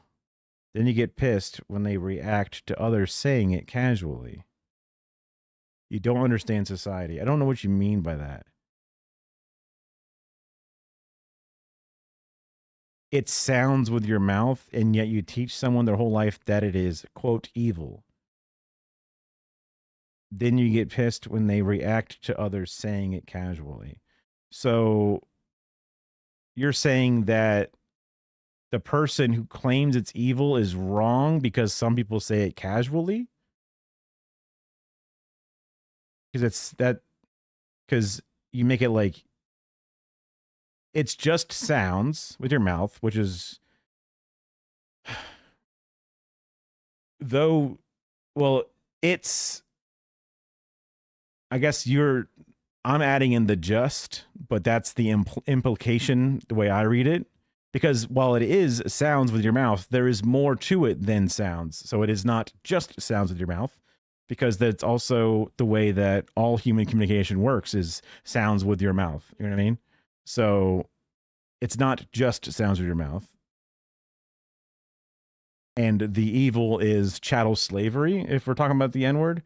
And then you get pissed when they react to others saying it. I don't understand society. Well, chattel slavery sucks. That's the society understanding you need to know about that. I'm not sure why that's a question. Only a handful of people you know really know how you speak. I'll talk based on where I am. Sure, totally code switching. I would hang around a few different cliques in high school or college. But I would speak very differently around my, core family. And also I speak very differently around my extended family, like grandparents, right? Very normal.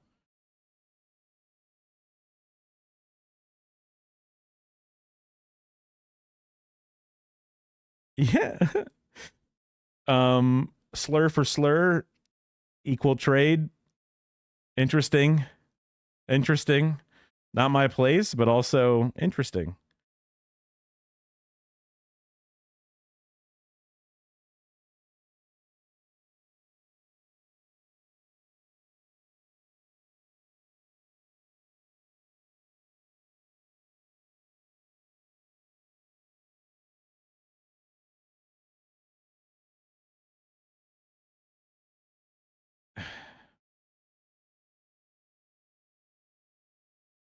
I'm sure you're aware of the disparity of society and race, and the way that certain races have been subjugated and held back, right? And how those continue to this day.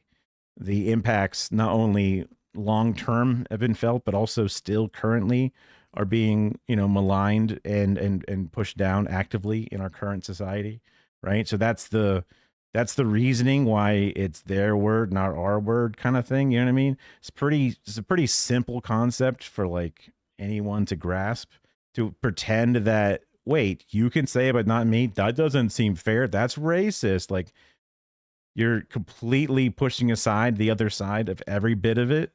That seems very, very disingenuous, bad faith. Like, what the fuck?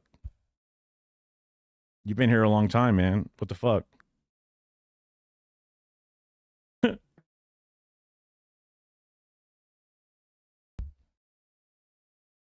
It's not that complicated. And it's not that complicated, pretending that it's different.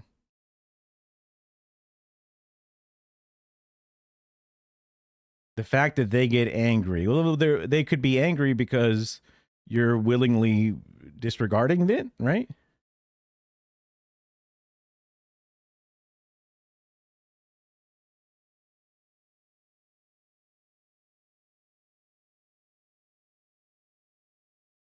Sure. But also, I'll just go one step further and be like, cracker doesn't hurt my feelings because I had never been subjected to chattel slavery or cracker slavery. And I have never had my ability to get an apartment risked because of my skin color, right? I have white privilege, even if I did not come from a privileged background. I don't get pulled over. I have lots of black friends that get pulled over an insane amount of times in comparison, right?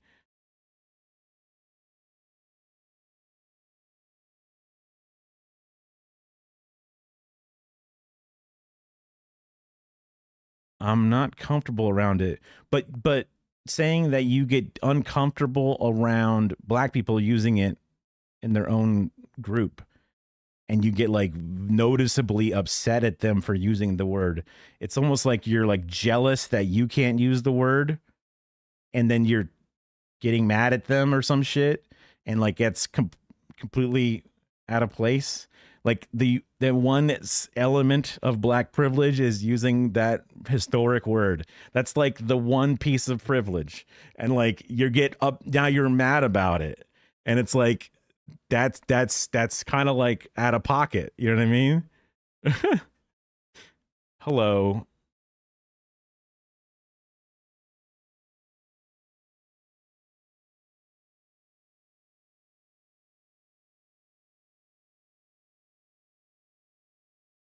Are you around these groups very often? Because I figured like the discomfort should like maybe the first few times, but like after that, I feel like it should kind of subside.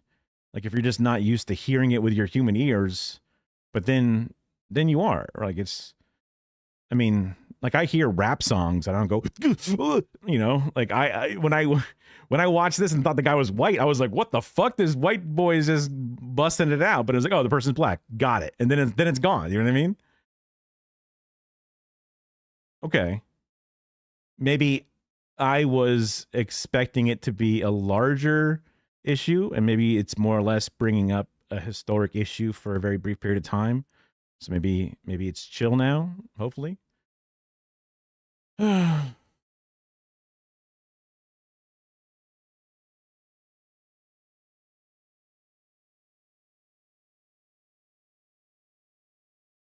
with well, I guess hard R and soft A or whatever can be used in different contexts, even in a friendly manner, among the specific community we're talking about. So this is the question: do you have any thoughts on the role of social media? On the role of social media, people living a lot of their lives online, content generates views and clicks in the recent political news. It's a very vague question. Are you trying to get at something very specific? I'm curious. I don't understand. I have any thoughts on the role of social media? It's very social. That's my thoughts on social media. People living a lot of their lives online. I'm literally on Twitch live streaming. So it's interesting and cool. And what types of content generates views and clicks in the recent political news? I'm not mad at, I mean, what, you clickbaiting or, you know, rage baiting? I guess that's lame. I don't know what you're trying to ask specifically. I would prefer if you have a very specific thing you're trying to ask about, just ask it. You know what I mean? Like beating around the bush and making me try to like glean through it is just more difficult for me. I'm barely literate as it is. People that use their kids for money on social media, that's definitely an interesting topic. You know what I mean? It's kind of I totally get the idea that like the family channels, right? Those are toxic as fuck and gross. And then people who post like pranks against their kids. I feel like once or twice it's cute. You know, I grew up on America's Funniest Home Videos, and some of those videos were really cute and sweet and funny, right? But like that wasn't social media. That was, you might get your one videotape played if you get insanely lucky after sending it into a TV show, right? And you know, the occasional video of a parent doing something heartwarming with their kid, and they just felt like sharing it on their Facebook or something, and maybe it goes viral. Like the occasional use of it, I think, is totally reasonable and normal for individuals. But people that make their career out of doing it, that's gross. It's gross and weird, and they should not do it. Right now, how do you police that? That's fucking a tough ass question. You know, I feel like a parent wanting to record their own kid, totally reasonable, right? Memories are beautiful and sweet, and they should be able to document them. But then not being able to post it on the media, most people aren't famous. Most people don't have a huge following, so like it's just for their friends to see it easier than having to like text in them individually. So it's reasonable to be able to post your shit on social media, but then it can get out of control. It can pop off and blow up and then ruin someone's life or some shit or something, right? Or it can then start generating the money, and then they go, wow, we made money off of this. Let's do another one. Let's do another one. Let's do another one. All of a sudden, the kid is now a cash cow. how do you police that specific type of thing is like, that's a big question. And how you monitor and restrict it is like, how much free speech, how much oversight, privacy. It's like, I don't know how you fucking figure that one out. Being near people who use it casually would make you uncomfortable. Targeted.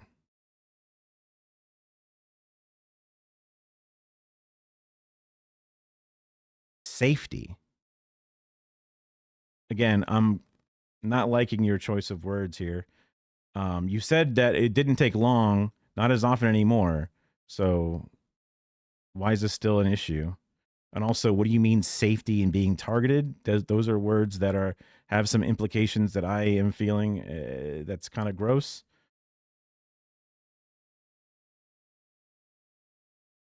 And if you're being a weirdo and they're saying, hey, you're being a weirdo, I mean, you're being a weirdo.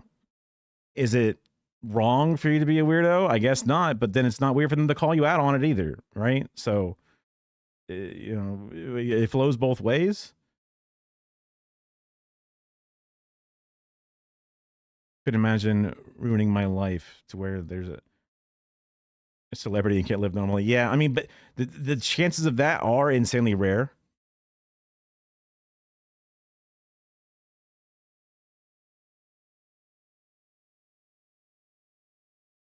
Yeah, the main draw. I mean, but how do you define when a channel is a main draw? I mean, even a channel existing at all, I guess, would be one of the places. If there's a monetization element, right? That could be, because it's not like you get monetized after your first family video. And even if you go viral off of a video, you don't get monetized off of it. So it's like that kind of protects people from that situation where like they just shared it on the Facebook and then it happened to just pop off out of nowhere.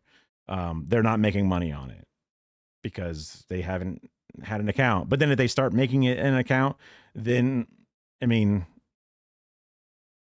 yeah. What? Targeted by muggers, rapists. What the fuck are you talking about? What the fuck? You're hearing friend groups of people of color using the N-word, and now all of a sudden you're worried about being raped and mugged. I don't get what you're coming at.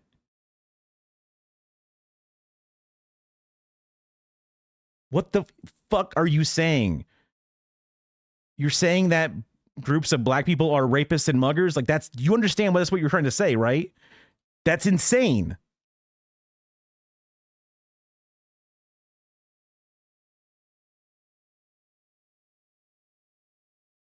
You're saying you get uncomfortable around people of color using the term for their own friendships. And then you're worried that you're going to become a target as you're around those friend groups. You're being a target now for rapists and muggers. If you're at school and a friend pod walks by and you make a weird face while they say a word and you get made fun of for making that face, where are the rapists and muggers? Where the fuck is that coming from, dog? What the fuck? What are you talking about? Yeah, Ryan's toy review is gross. I don't know what Ryan's doing, but like, I feel like there's never been an example of like childhood acting that generally ends well. Like maybe it's like if they happen to have like their career just died off before it got too intense, and then they kind of were like, hey, you know, it's fine. I was in a Honey, I Shrunk the Kids and never really got any other roles after that, and then it's fine. But like all the other ones, especially because like also prior to like Me Too by many decades, the industry is gross and fucked up, and having kids involved in that same industry is also very gross and fucked up. The ignorance of the families that feel like they got a 1 in a million shot, I don't necessarily think that they're out of line to try it. I, as a child, wished that I was in the prequels of the Star Wars movies because I wanted to be an actor when I was around the same age. So if I had a random chance, my parents probably would have tried me as well. But Obviously, we never even got anywhere. We never even did an acting class. Like, you know, not had no shot in hell. But yeah, it's insane. He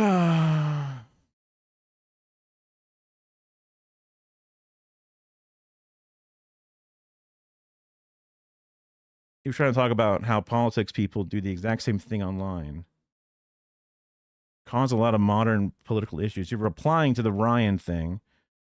I thought you were replying to me. Oh, sorry. I think I missed one of your messages. I think the current political environment is so diverse, extreme, and team sports. I mean, that's how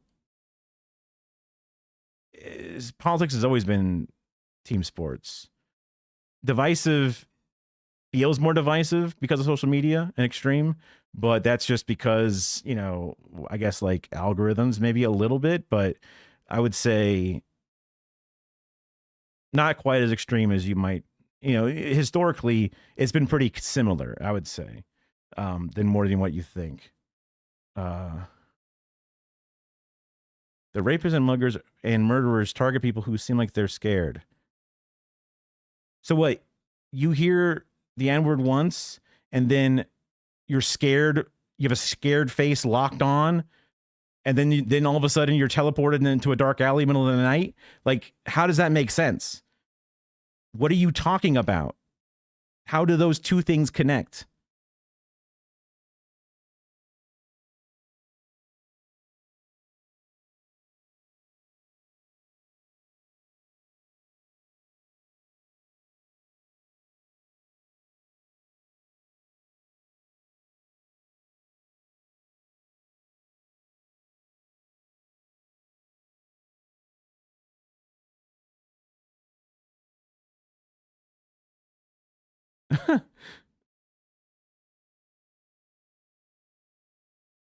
I got through school never getting.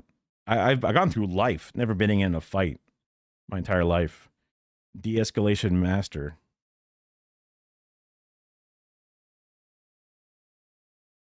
Okay, teleported to an alley in the middle of the day too. But why is your face locked into a shocked expression permanently? Because that's not what we're talking about. We're talking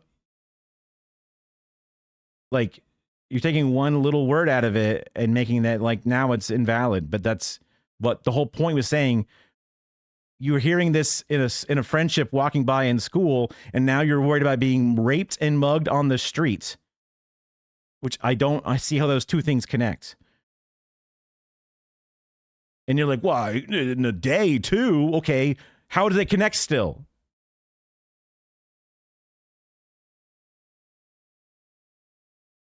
Ridiculous.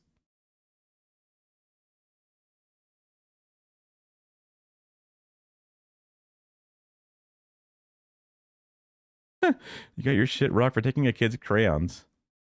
And he did karate. So after that, your parents signed him up for wrestling and PB football. What did an American version? They go, okay, you got hit by karate, but we don't want our kid. We want our kid doing it the honest American way. So you're going to wrestle and tackle instead. You know.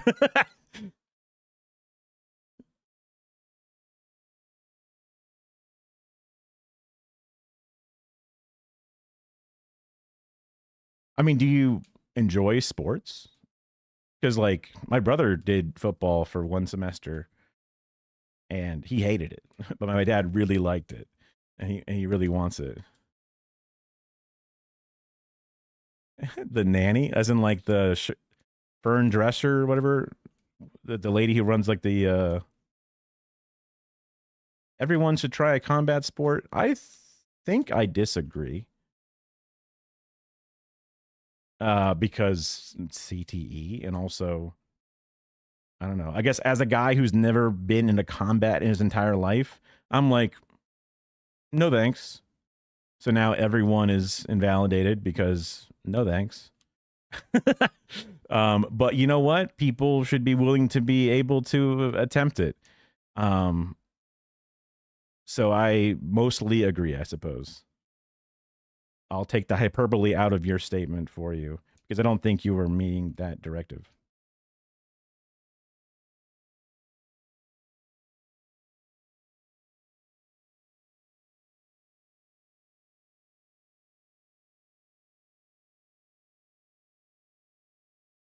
you were taught to have over it. You were not taught to have over it. You're making this a very specific thing that like the world is wrong for making you not like the N-word or something. Like you have this, you're putting the stink in the wrong place, and you keep putting it there because you want to be allowed to, you know, enjoy the N-word or some shit. And that's like, because you're not giving us anything else other than like, oh, you're right, you should have been allowed to like it. I don't know what the fuck you is your, you know, solution to this problem, but you're so mad society told you you have to not like it, but then you don't like it when the people who are supposed to use it, so now you wish you could be mad and make them stop using it too. And it's just like you're just kind of like saying a bunch of nonsense because you have a thing with the N-word, and it's like that's not a good thing to have. Because you're saying that you're going to get raped and mugged because you make a face when people of color use the N-word in their own pods.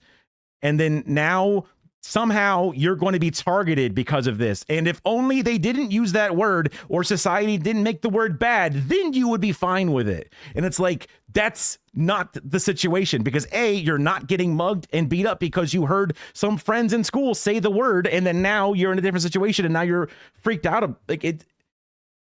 That's not the problem that's happening, and that's not the solution to anything that's happening. You're mad at society for saying the N-word's bad. Then you have a fucked up view on society. Like, what the hell?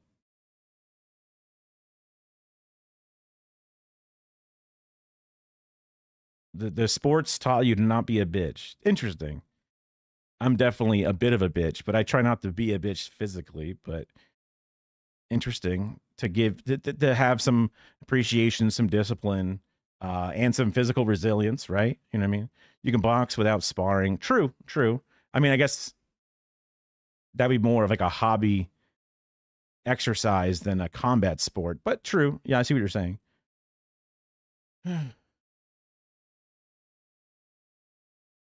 Brazilian jiu-jitsu is they don't hit the head. Okay, that's good. I mean, I guess you still hit the head when you go down. Horses. First words, horses. Is horses combat sport or just sports with horses? That's rich people shit.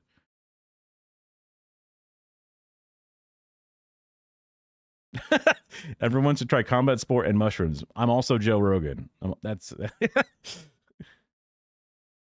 kickboxing and shrooms is a hell of a combo. D8D. I don't know what that is. I'm not even how. Kyushuni? Kyukoshin when I was 8. No head contact allowed. Okay. Some other sport. You want to not be anxious over it. That's a you thing. And I'm sure, like you said, you're over it already. So it's all good. And your parents didn't pull that BS of hitting or yelling at you or whatever for listening to it.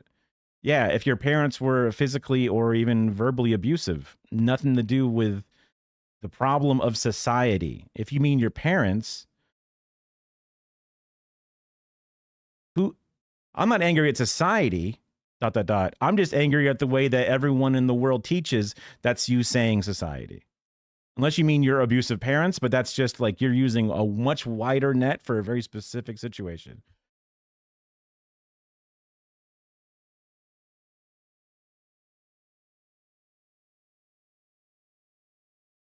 Because how people tend to teach that shit, that is society. If you think that the average disproportionate way that the people of the population all begin to teach the next generations this thing in a specific way, that's just about as much as society can be. Like we say, look both ways before you cross the street, and to say please and thank you. That's also society in the way that they teach it. Like, you know what I mean? Like that's just, you're just using a different word.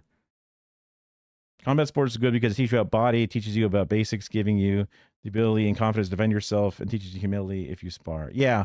I mean, one of the core things of like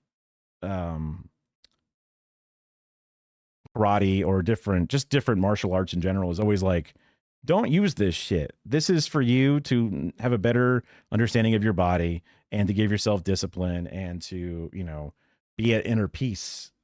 And like, it's very rarely is it taught. I mean, kids go in like, yeah, I'm going to beat up my bullies, but hopefully in the end they learn to just control themselves, right?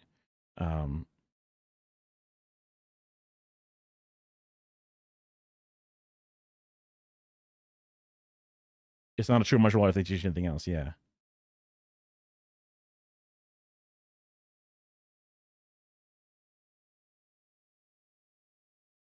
You also have done some insane stuff, Calm, by just saying the rapist and muggers when you're talking about people using the N-word, dude. It's like you still haven't addressed that element of it because those are the very specific words you brought up.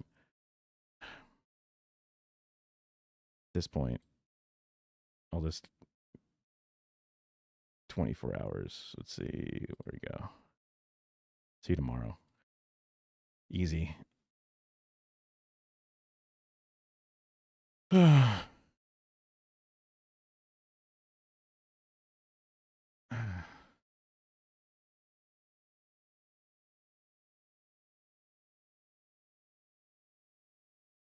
Word of hate into a word for friend. Yeah, I mean, there's like the owning it, right? Element to it. And I mean, from my perspective, it's real easy because it's like, okay, it comes from a bad place on my side of society, my side of race. White people have used it in a negative way and we lost our privilege of using it easy. And then if they use it, that's their own thing and that's fine. It's always been that simple of a mindset. And then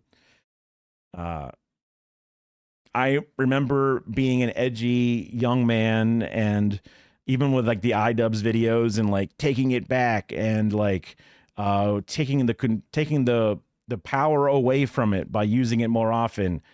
I was always like interesting, right? Like I watched some of those early H3 podcast episodes.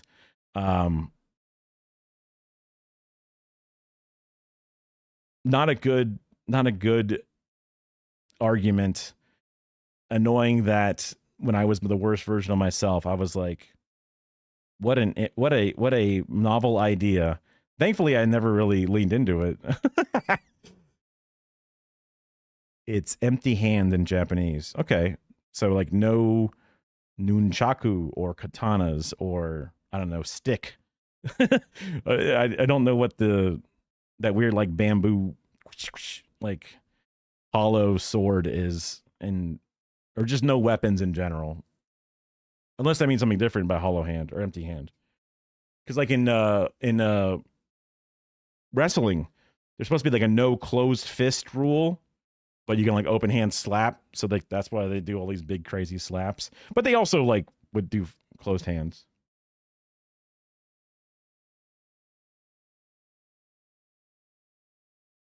The enemy as the weapon. Oh, interesting. Is that like I forget. I think it was in Cowboy Bebop where it was like use their weight against them and like whatever. I forget which one. Judo. I don't know. Something like that.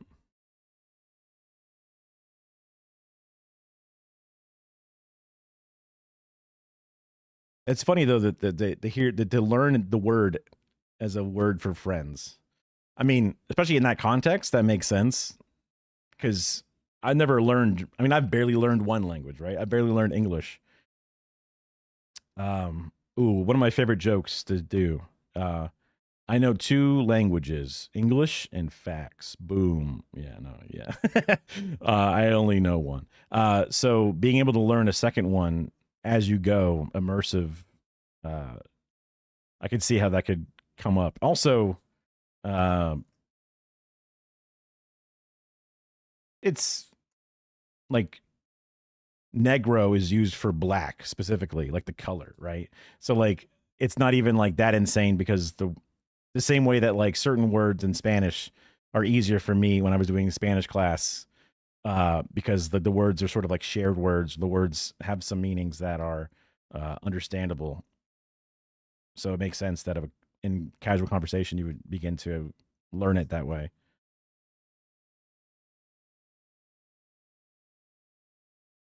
But then you also learn how bad it could be. Yeah.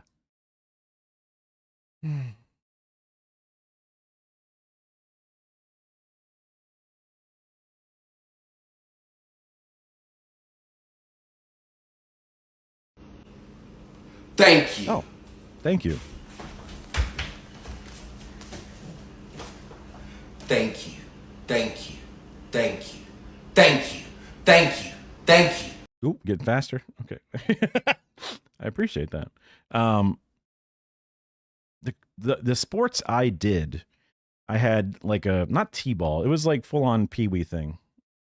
Yeah.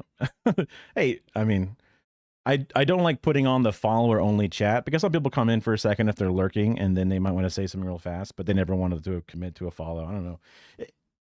I've always had like a weird, like I'm kind of like standoffish for a second when it's follower only, just because I don't know. It's weird. Maybe it's my natural white privilege being like, what, I can't do a thing. Oh, now I think that's how could you? I don't know. There's this like,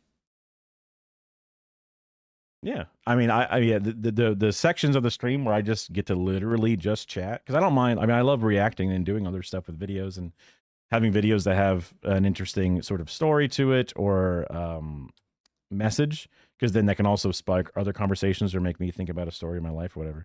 But just raw, just chatting is like the dream. But yeah, I don't have a follower only chat thing. I guess it makes sense if you have a huge chat, and also helps like stop bots from coming in to some degree. Although there's really good tools now for stopping bots. Like whenever they show up in here, they get like instantly zapped off. And then I also have my my own personal way of doing it, which is I pull up this and then I ask the bot to repeat the words they see on the screen, right?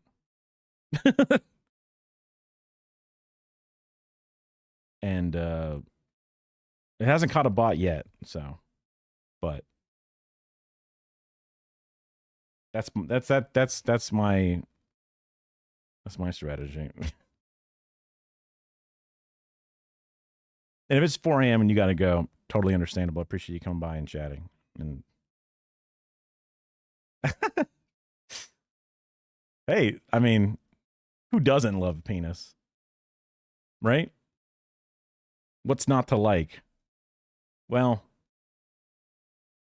okay. There's probably a few things that are not good. Let's lighten the mood a bit.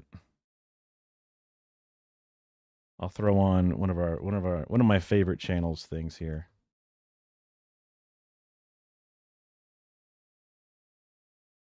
Well, you were just talking to them, right? Unless it's a different ex.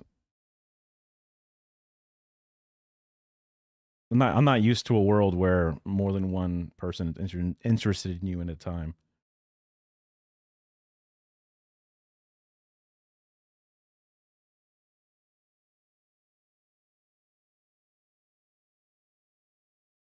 Either it's a different ex, one that you've had sex with, or the person you just talked to, you also had.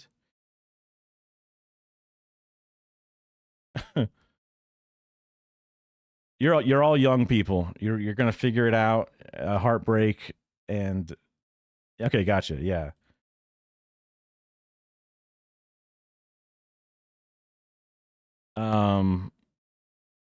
I guess you're all starting a new semester of high school now. If things seem unhappy with the previous and current relationships, then trying again with each other maybe is a good move. Contemplate, because there's the okay, we'll get to that in a second. There's the puppy love element, right? Because like when things are new and physical and exciting or whatever, that's always going to be awesome, right? There's nothing wrong with liking that. But then also remember the little things, the fundamental disagreements down to, because I mean, depending upon how long you were not exes, if you ever really had time.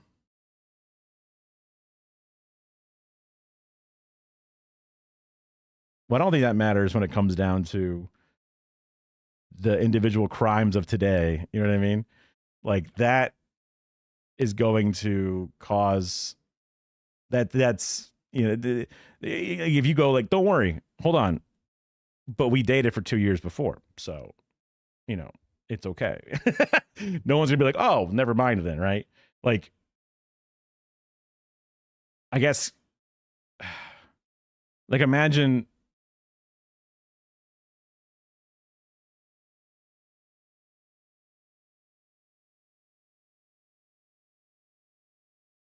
six-hour ion get why is ion another short term or short word for something, or I know, yeah. uh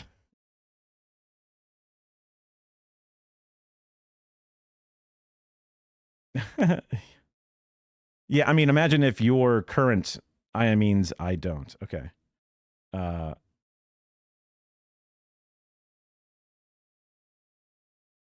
I don't know if never is the right. I mean, obviously, I have issues with extreme hyperbole, maybe, but it's probably decent advice. But I can imagine some people have. Right? Yeah, yeah, yeah. These are people. These are people who are like very young, so moving on and trying different things, but then maybe you actually appreciated what you had before, and before you didn't know, because it's like, oh, we're two people and we're having a decent time, but is it a good enough time? And then you try other things and mutually you move on, and then you go, huh, and then those all don't seem as good as what we had before, and then you could come back. It's a I mean, to me, it's about respect, trust. It's about communication. But when there's cheating and shit going on, that kind of like throws most of that shit out the window, right? Theoretically, this is coming from an ugly fucker who's got no game, so those are really easy things for me to like prioritize. Maybe, I don't know. Maybe you're like hella hot and young, so it's a difficult game, but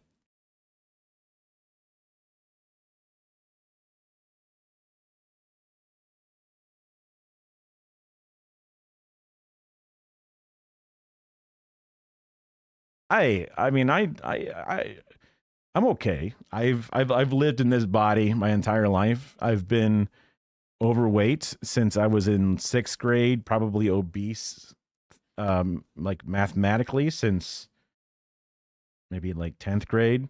Never fixed that shit. Uh, Never had a lot of different experiences. People being like, "Hey, you're cute," or it's just those things. Some people just don't have different experiences. That's an experience I had. The one time I had a person say out loud, "You're cute" or "You're attractive," it was a neighborhood girl. I was walking home on my side of the street, and then there's like the 1.5 car lanes, and then the other side of the street, where her and her friends were walking. And then she said it. She screamed it across the street at me. I was like, me? And then her and all her friends immediately started laughing and pointing at me and saying I'm dumb for believing it or whatever. And I was just like, okay, I'll save that forever in my brain. So, I mean, I used to get a lot of laughs because I would be like, I know what I am. It's okay. Uh, I had a lot of social anxiety, right? That came from that and other things. I had a lot of shame about my body weight. That came from that and other things. But now I'm on SSRIs, so now I feel way better about it. Like there was a there was a painfully long period of time where like I would feel like going out in public, I should be ashamed of who I am. I wouldn't wear t-shirts with words on them because I wouldn't want people to like look at me. I didn't want to draw attention to myself. I would try to hide. I would wear like an undershirt with then like a button down shirt on top because that would like, it would like put tension and like folds would like hit differently because the undershirt would like stick to the body and the overshirt would kind of drape on top of that, and the button down would make it like pull against the shit. Yeah. Because I've always had very large male breasts. Like even when I watched like some of the other things with like really fat dudes, like even throughout history, when there was a fat guy on camera or, you know, a shirtless fat guy, they've always got like a little bit of like titty meat, but then a big gut, like a big beer belly or a big whatever. But I've always had like titties that like stand out just as far as my stomach, like basically. Very, very puffy, very perky. If I did a side boob shot, it would look like a titty out of a movie. You know what I mean? Like, brassiere level, voluptuous. Yes. If I have a daughter, she's going to have some big knockers. She's going to be the Sydney Sweeney. She's got the good genes. You know what I'm saying? Like it's going to be baked in no matter what. She can't avoid it. You know, she needs a breast reduction. Okay. Yeah. So, I mean, honestly, when I heard about some people having like gyno, like the people like workout people say that, oh, look, that person's got a little bit of gyno. And then I remember I actually was Googling, like, around my teenage years, I was looking up these weird Russian surgeries where for weightlifting people, they would do a breast reduction thing. And then there was lots of information about how good it could be and lots of bad scarring and stuff because it's a weird, like under the table Russian surgery or something. But like I was literally looking up gender affirming care as a cishet white dude, right? I just didn't have money to be able to do it, but it would have made me feel fucking 1,000 times better. I mean, my body would just grow the fat cells back as soon as they're gone or lipoed out or whatever. I don't know if it's like a hormone thing or what the fuck it is, but then hearing about how gender affirming care is like a thing, and I'm like, dang, like I actually looked into it myself, just like as a kid with the internet, you know? So I avoided attention. I avoided graphic t-shirts. I avoided going out in public. I would wear Under Armour shirts. There's a certain type of Under Armour shirt that was made, and it's made out of this very stretchy elastic shit. And I would wear it like 1 or 2 sizes too small to be like a girdle, where it would like push in that soft titty meat to try to not have these very perky, noticeable man boobs. And that would just be very hot and uncomfortable. But I would try to do that to, you know, also gender affirm or whatever it is. But now SSRIs, I don't give a fuck. I'll be out there. You know, I still am not like 100% in love with having big boobs, and I want to do diet and exercise and things that reduce them. But it's like, dang, I wish I didn't grow like this. I forget how this topic even specifically started, but oh yeah, me knowing that I guess I'm a bit of I don't meet the Western standards of male attractiveness. Being overweight and then having the man boob part, and then also being like a late bloomer and a little bit underdeveloped and a little bit weird and anxious also did not play into it.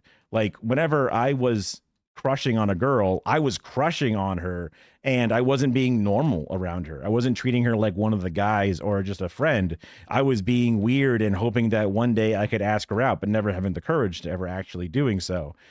It was many layers rolling into each other that caused this all to be the way it was. Which is why I just enjoyed staying home and playing video games with my friends. And why I was very apolitical for the majority of my life until like 2016-ish or whatever it was. Heaviest was 320. That's pretty big. 220 now, impressively big difference. Your motto was fuck fat people. I don't know why self-hate helped. Interesting.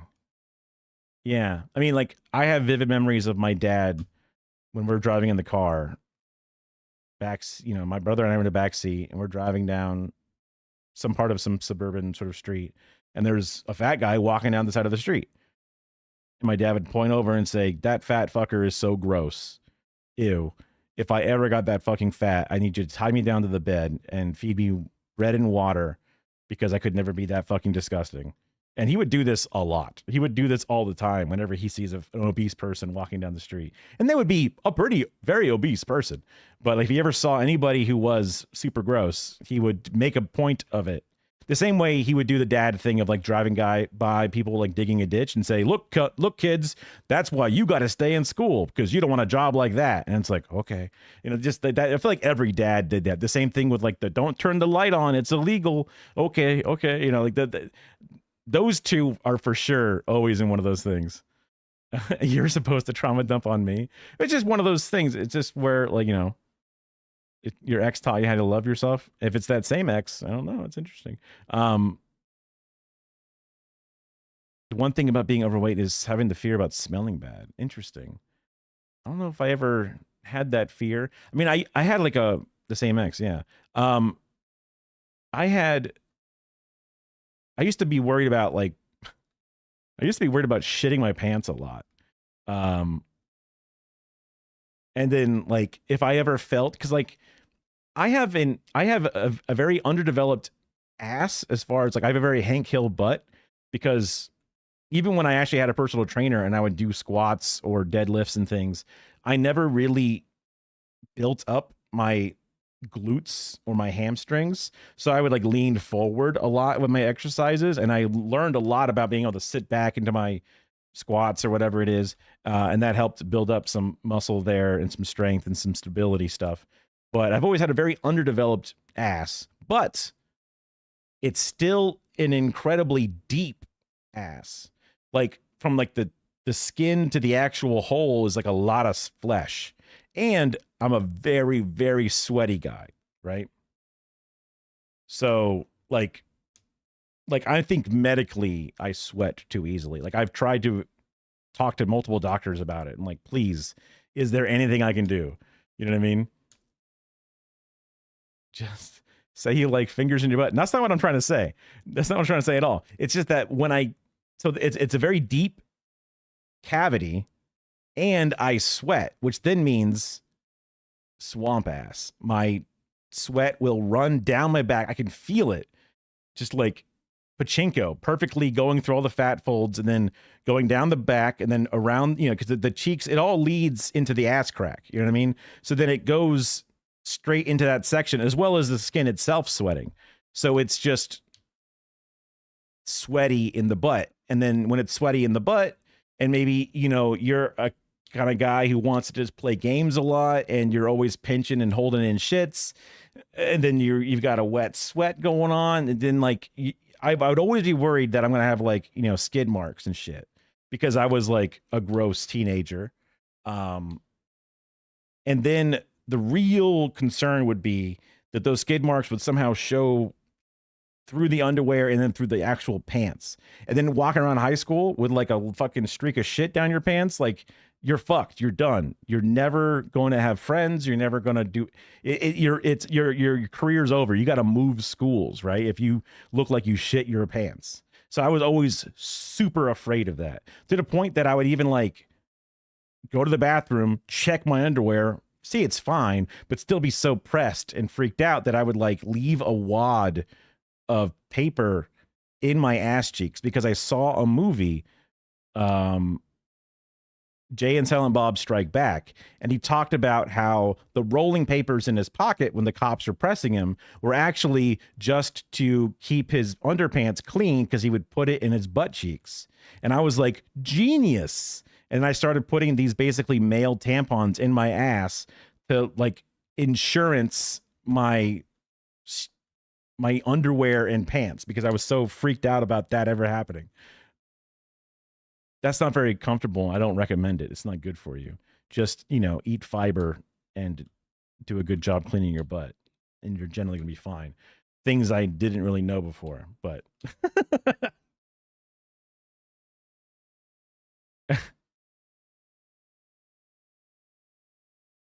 you still feel like you smell.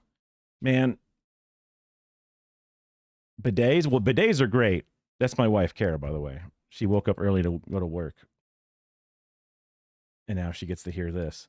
I love bidets. Bidets are great for lots of reasons. Who doesn't? Um,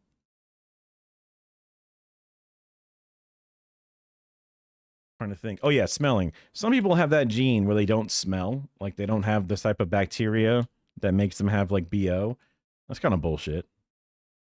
That sounds like one of those things like with, whenever they make designer babies, that should be one of those like default ones, you know what I mean? You got cologne collections just because I got to smell good. See, like that was one of the things that I never went for. Um, Axe body spray was new when I was a young man, and people would be in the locker rooms just hosing themselves down with this crazy ass deodorant slash cologne mixture, and I would always start sneezing. I hated the way that had such an intense smell. My dad even wore cologne and shit, but I just never got into cologne. I figured I would rather just smell like nothing. I don't want someone to be like, I can smell him coming. I recognize that smell. I want to just smell like nothing. That seems like the best of both worlds.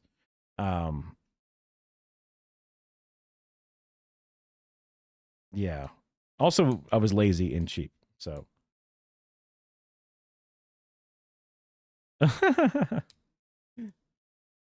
It's crazy. You stink and you've never been overweight. Just take a shower, man. Like, just. I mean, I maybe I shouldn't minimize the issue because, like I said before, some people have a gene that makes them not smell almost at all. But then there could very well be one that makes you smell way more, whether you're overweight or not. But I also really love Mitchum deodorant. That was one thing I got onto. 2 times a day is kind of crazy, but I get it. I'm a 1 time a day guy now, for sure. Occasionally 2, if something crazy happens, like I mow the lawn or something. But interesting. Well, everyone does that, right? I think. Okay, no, that makes complete sense. Yeah, if you have a moment where you're getting like stinky and sweaty, yeah. I used to use like Right Guard and all these other like Dove. I tried all the different like deodorants, and then I had a childhood friend from my neighborhood just got me on Mitchum. It's this green thing. It's like prescription strength or whatever, and that's the only thing that would make me, because I would cut through different deodorants with my sweat. Like it would just, no matter how much I put on, gel, roll on, whatever, it would just literally pierce through, and then stink. I could like smell my own armpits and stuff. So Mitchum was one that like I could put it on once and it would be a 24-hour. It would actually keep the sweatiness down for the most part, but it would just keep the odor off. So I would give that a shot. You have 2 livers. Is that real? What? That seems, I mean, I guess that's possible. But that's like, what?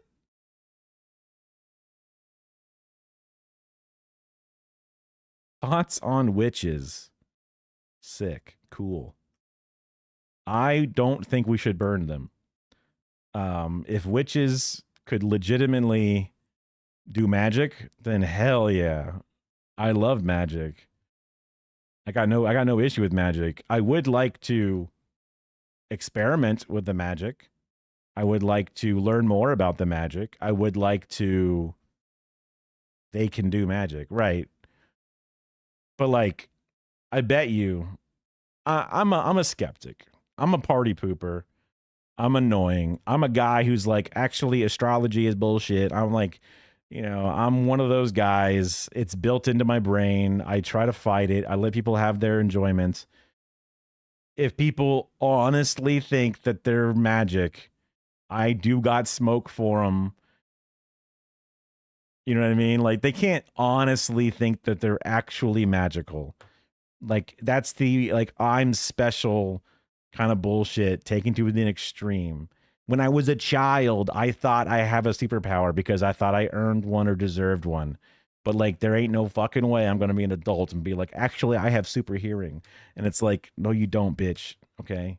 You don't actually have the ability to precog things. Like I would have deja vu happen to me when I was a kid, and I was like, I can see the future. I just forget it until it happens. Like that would be what I would say that was my magic power, because we'd all draw little comic books and we all have our little characters, right? Like that was me trying to be special because I was a child. You spent 2 years living with witches to learn about it, but it took a while to find real witches. There are levels to it. I'll take any level witch, right? Whatever they say they can do, I would want to test it. Because it's like ghosts. I'm like, ghosts aren't real. I'm a fucking party pooper. But I would love for ghosts to be real. I had a good friend of mine tell me once that he was going through his house in a family reunion or something. He woke up late to go to the bathroom and he saw the ghost of his recently passed grandmother come at him, and he ran away scared. And I'm like, bitch, why the fuck are you running away from your grandmother? Is she gonna fucking kill you? I would be pumped. I'd be like, oh my God, grandma, that's insane.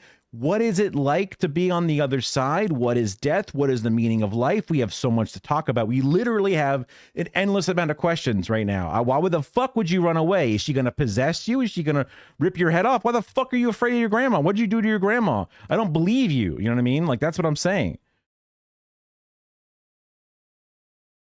What's a good breakup spell? The two livers is more common. I mean, yeah, I mean, I did have an MRI and a CT scan. I figured they would have found it. I guess I don't have one. Also, yeah, they just did a bunch of, actually, they did a bunch of things. There are LARPers. Then there are Wiccans. Then there are different kind of real witches. Like, are you just gonna say like actually it's a doctor that's a real witch, right? Mixing up fucking potions, aka pharmaceuticals, and then doing like physical operations or whatever, like, because like I would be doing something and I'd be like, man, at least it's not going to rain today. And then someone says, why'd you have to go and jinx it? And I'd be like, I'm not a wizard. I can't control the weather with my words. I wish I could, right? And then they laugh, and then it's fine. But if people legitimately thought that me saying it out loud now has an actual impact on it happening, I'm like, I don't know. You can't actually be mad at me for saying this. You know what I mean? Like, you're just having fun, aren't you?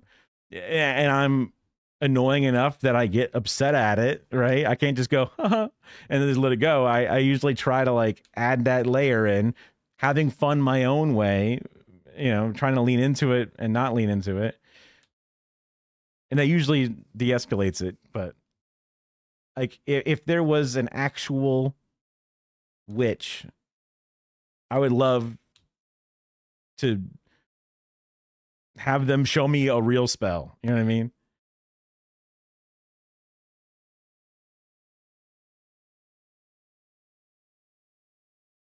Yeah. Coffee at 4:30 in the morning. I mean, if you have a day ahead, but if you need sleep before, then that's tough.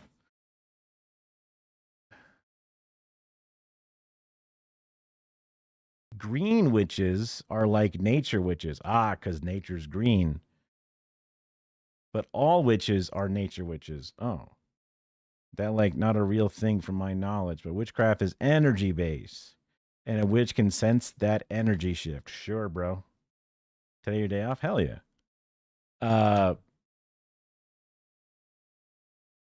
Yeah. The like, oh, it doesn't work on you because you don't believe in it, right? The hypnosis garbage. I never, I a couple of times in my life I tried being like a coffee guy, mostly when I was at work, because they had a big thing of free coffee at work and like powdered creamer and whatever, and I just wanted free stuff. So I tried using that coffee, but it's like dirt coffee, right? The hospitality blend, you know, whatever that they would get from these big things. And that's one of the only freebies my company would give us. Funny that they would give us a thing that was just basically go juice to make us be better workers, and not so much as like, you know, food or better pay or better benefits. It's just like go juice while you're on the premises only, right? It's like, oh, thanks for caring so much. Interesting to think about in that lens.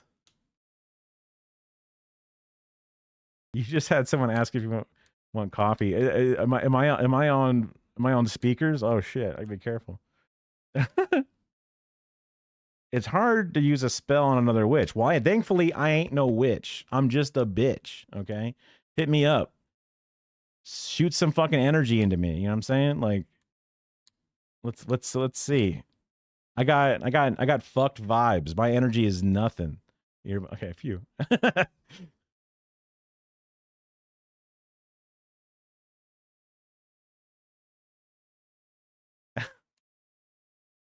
I don't know what I would have.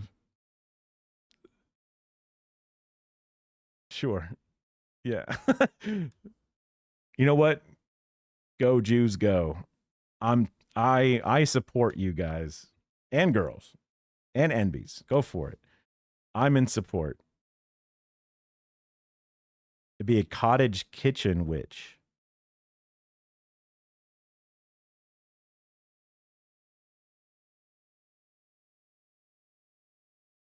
Yeah. Like they bake things. You know, you got a butter churn, but like, I don't know, with Eye of Newton in it or something. I mean, I would love for witches to be real. I'm a hater because I'm a nerd, but like, sorry for witch baiting. Well, no, I mean, it's an interesting topic. I would like, there's some like psychic store or psychic reading place nearby. Every time I drive by it, I'm like, that's fucked up, man. Because like anybody that's going to a psychic, I'm sure they might even have a disclaimer that says, hey, this is just for fun and you have to sign it. But I'm worried that they go, this is just a legal thing we have to do, but we all know it's real, as they actually sign the paperwork. Because I mean, like, I understand that there's like some value in placebo effect and shit, but like a lot of times psychics are about people with like loss of family members or, you know, huge problems upcoming in their life. And these people that try to give them like a connection to it, it just seems to like help them not move on and not have the air quote healthy way of dealing with their issues. And they're just leaking them for money because they are, you know, in pain. And that seems fucked to like specifically lie to these people who are under duress. It seems fucked. Like there's something about me where like, whether it's like the conservative upbringing or whatever, there's something like I could never scam somebody. It's just one of those things.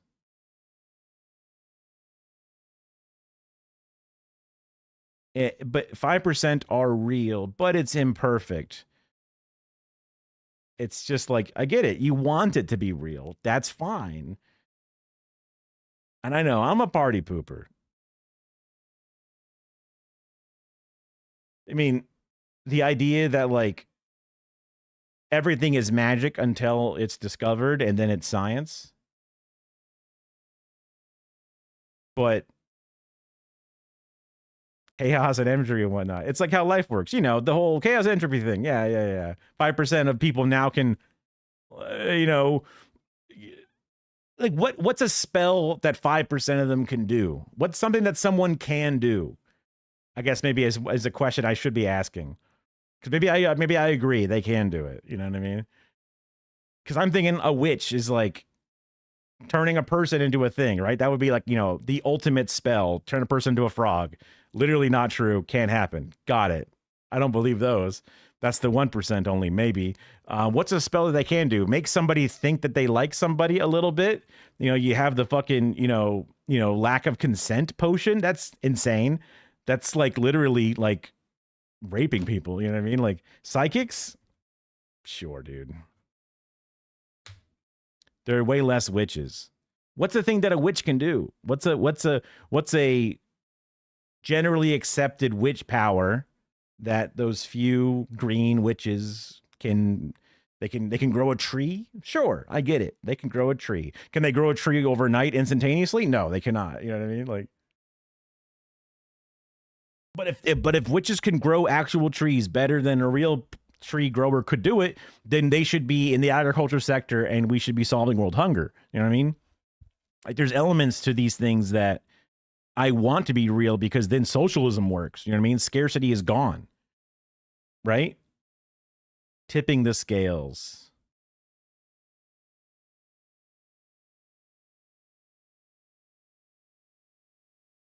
Okay. I mean, even if when a green witch works over a garden and it has a 5% extra growth pattern, that's a provable thing. The scales are tipped 50% better, whatever it is.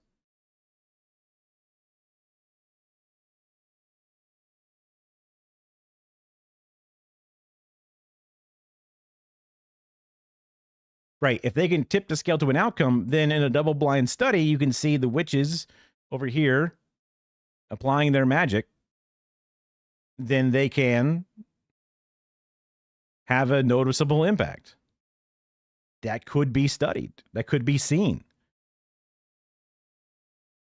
Taking the energy from one place and put it into another. Then you can see two gardens. One garden getting the energy sapped from it, and now it underproduces, and this other garden next to it is gaining even more. They don't want to be studied. You don't even theoretically have to ask them. You can just look at their gardens. Making it a proper control group would require the same steps that are done to one, like the amount of fertilizer, water, etc. That would make it difficult.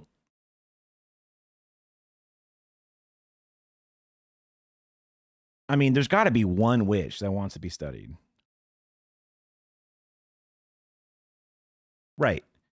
There's 330 million people in the United States. 1%, that's a lot of fucking people.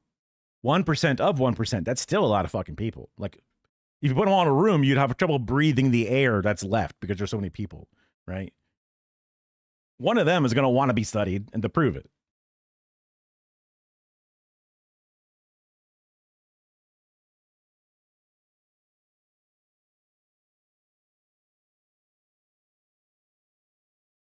It just seems like when I ask for what they can do, what they can really do, everything is basically they can't do anything. Because all of them are fake except for a couple. A couple are real, but you can never really know which ones are the real ones, and they don't really do that much to it, but they can do something to it. And it's like, are you trying to convince me that they do stuff, or are you trying to convince yourself that they do stuff? Because it just seems like you're just saying they do a bunch of fucking nothing. Because they don't do anything, because like powers aren't real. It's not real. You know what I mean? Oh, they don't want to be studied. These 1% of people that we don't know that have an incredibly marginal impact on things. It's just like, huh? I'm just trying to bait you into talking about witches? Yeah. Well, bait successful. That's the real magic, is being a fucking nerdy ass loser like myself.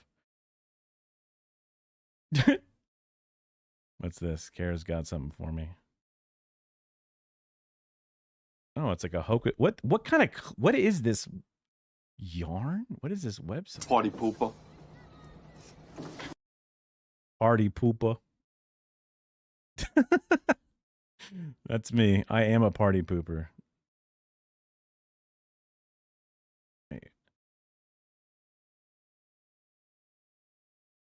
Oh, okay. I already watched that one. Oh, now I don't know where I put my thing. Here we go. It works like 9.1 times. To get random streamers to discuss witches? Oh, you mean like 9 out of 10? It's a fun topic. It's fun. People like shit.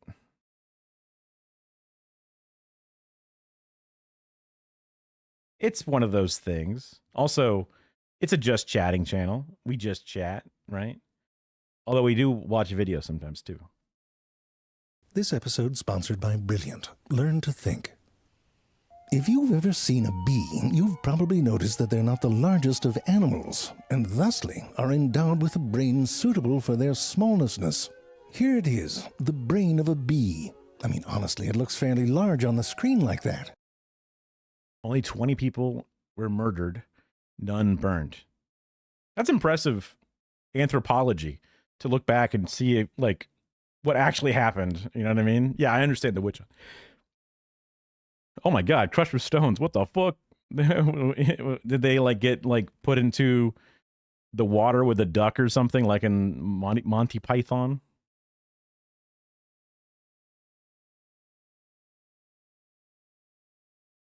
I got you. I knew what you were saying. But this Xbox controller, which is apparently what controls a bee, only has around 960,000 neurons in it.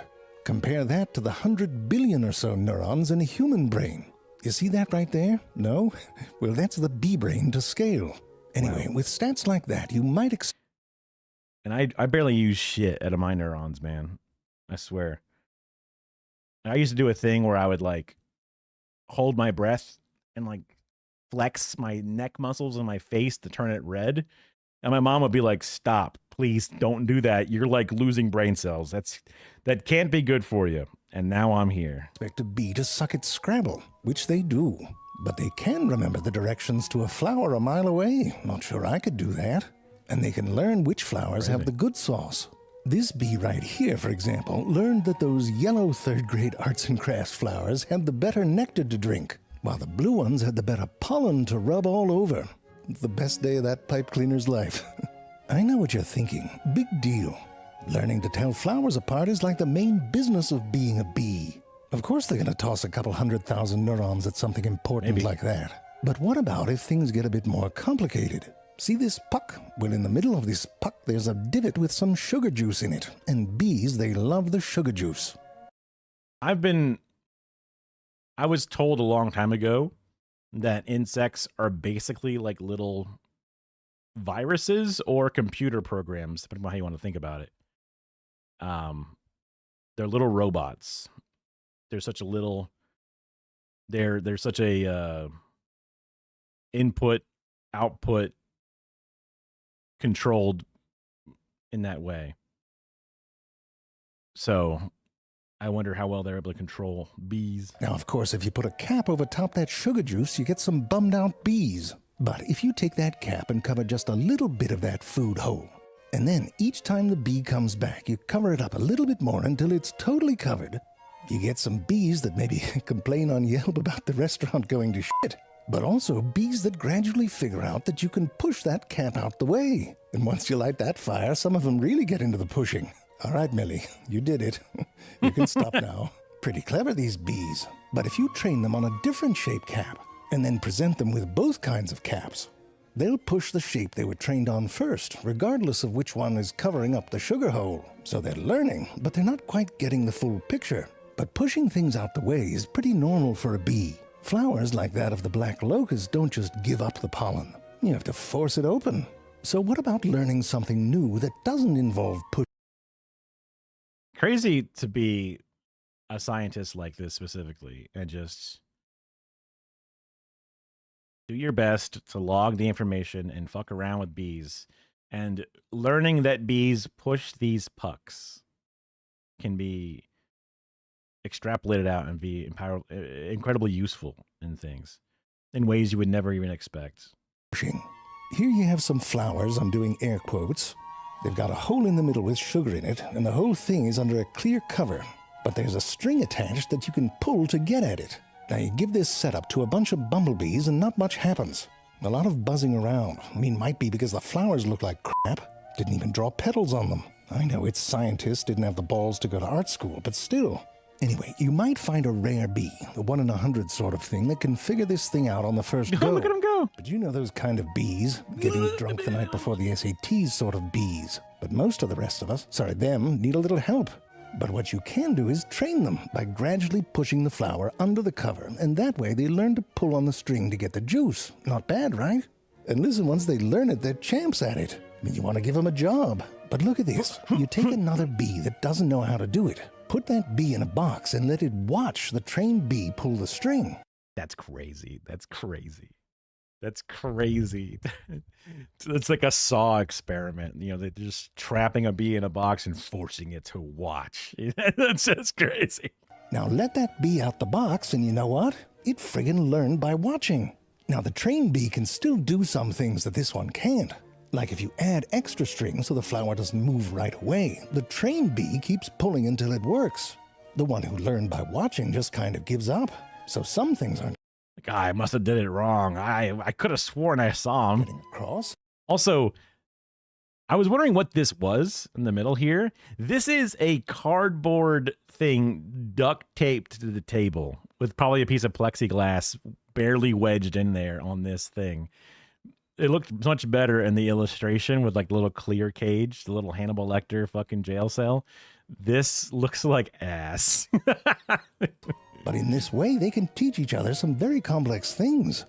Here's a bee trained to do a two-step puzzle where you only get the reward at the end. And again, another bee can learn just by watching. Looks like a bit of an annoying student. Like it's right up in there. Oh, now he's gone for a vape. All right, I'm back. Blue thing, red thing, got it. I know what you're thinking. What about balls? Listen, what you've heard is true. Bees love balls. Like before I even show you stuff about how smart they are, you should know that bees really love balls. If you make a clear path from a bee's nest to food, nothing in the way. But to get there, the bees have to walk past what is essentially a bee-sized Chuck E. Cheese ball pit. They stop and they play with those friggin' balls. Not for some reward or anything like that. They play. Oh yeah, Zay Frank is really funny, and they're like, they take like legit nature footage, and instead of doing the David Attenborough or the Morgan Freeman, they just make it fun. And I'm a sucker for infotainment because that's how I learn, or I choose to learn so many things, because it sticks and I'll retain my attention through the entire thing. ADHD stuff, I guess. Hey, with balls. So it's not surprising that you can train a bee to play one round of mini golf. And look at how they train them, with a little bee puppet on a stick. And when they put the ball in the middle, they get a sugar snack. And they eventually get the hang of it. Look at this one. She throws it so hard she does a somersault. And she's like, come on, it hit the middle. Where's my sugar? Anyway, now you have the trained bee teach a novice bee how to put the ball in a hole. But this time you have 3 balls, and the 2 closest ones are glued down, so it has to use the farthest one. Now you let the novice bee try it on its own, and you don't glue down any of the balls. And you know what? It uses the ball that was closest to the middle, the one that gets you the treat the fastest, even though it was trained on a different ball. That's innovation. Now this allows knowledge to spread through an entire colony, bees teaching other bees. That's what this shows, how that string pulling skill from before went from A to B to B to B. I don't work this hard on anything in my entire life. Like, I don't work this hard on, like, teaching socialism or learning socialism myself. And these fuckers are out here building out, like, knowledge webs of individual bees. I couldn't keep track of the bees, even if I fucking personally tattooed them. I would still lose track and then not do good data collection. You know, insane respect. How people cannot trust scientists, I'm just baffled. Because the witches ain't out here doing this. They out here making fucking, you know, infograph webs of all their different, you know, trial and error. Those witches are just fucking, you know, making TikToks. That's it. They're just out there for fucking personal glory. If you like this show and you like, for example, we are skipping there's lots of choices being made for you.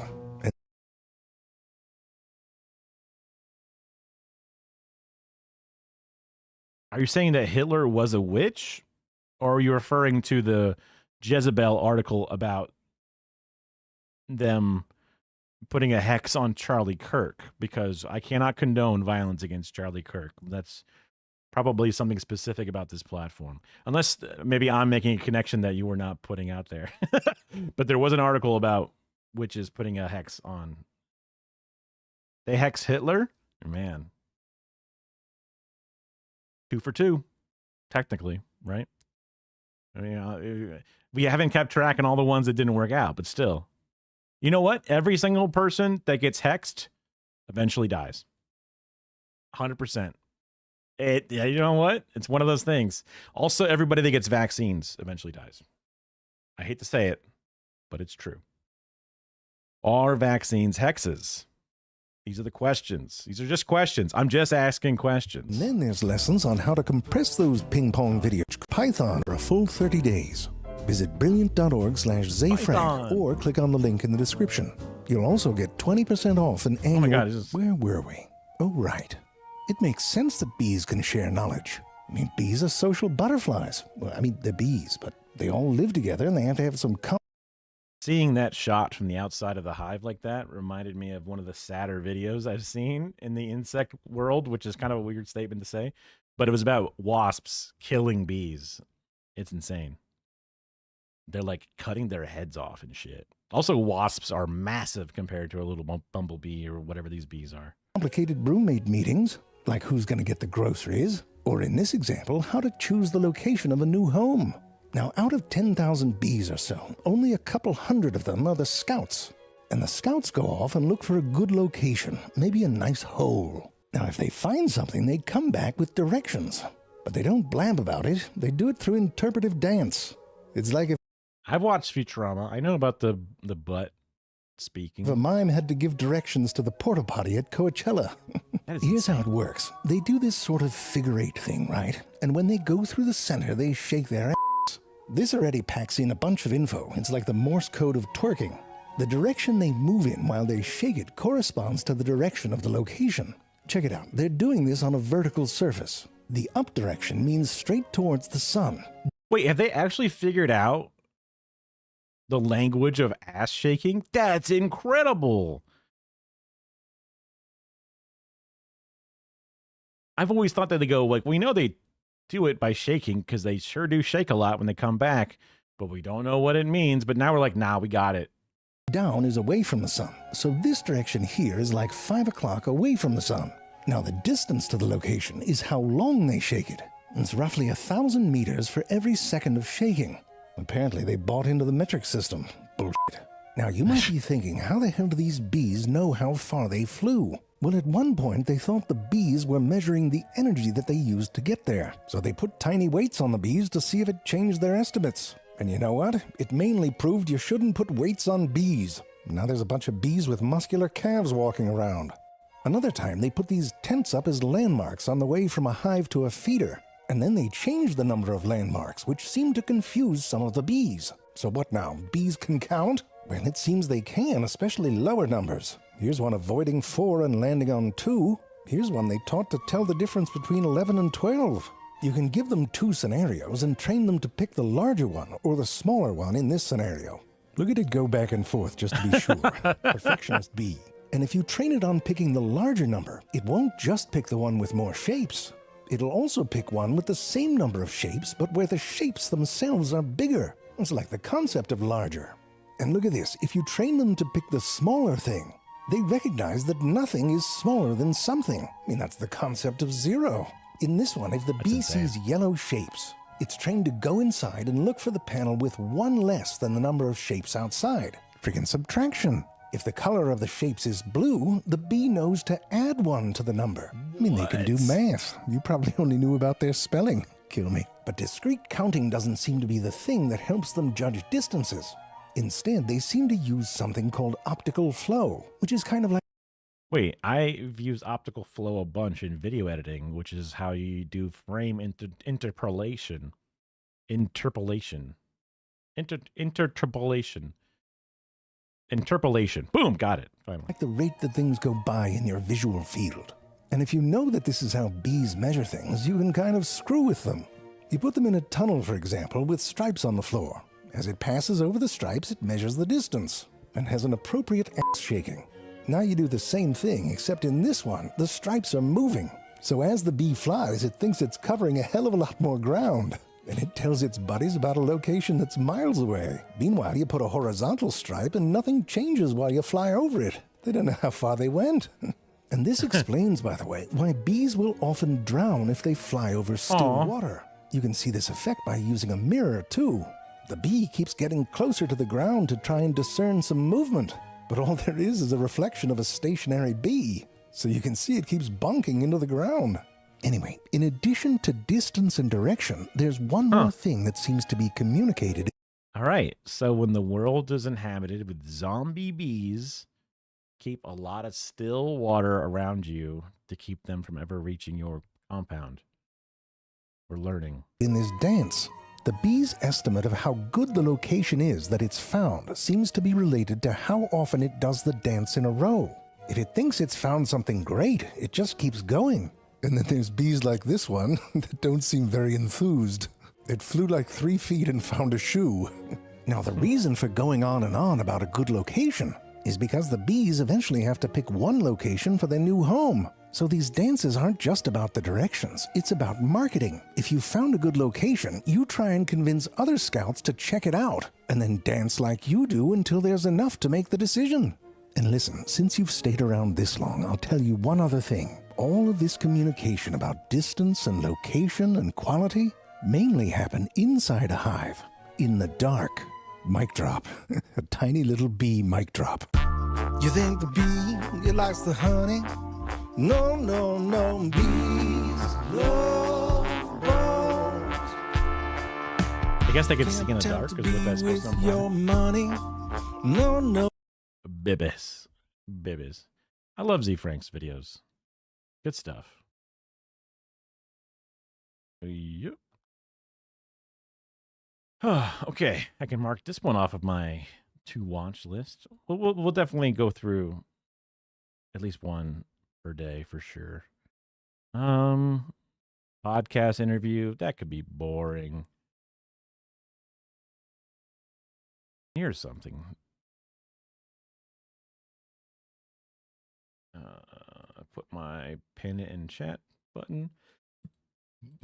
Also in the Discord, all of these are always listed in case you remember there was an interesting video, but you forgot, the name of it or whatever. You could always find it there. Ethical reacts, kind of. Human experiments. Hooray, we love human experiments. We tested shit on bees. I can watch them from your list after this. Maybe. If it's a good one.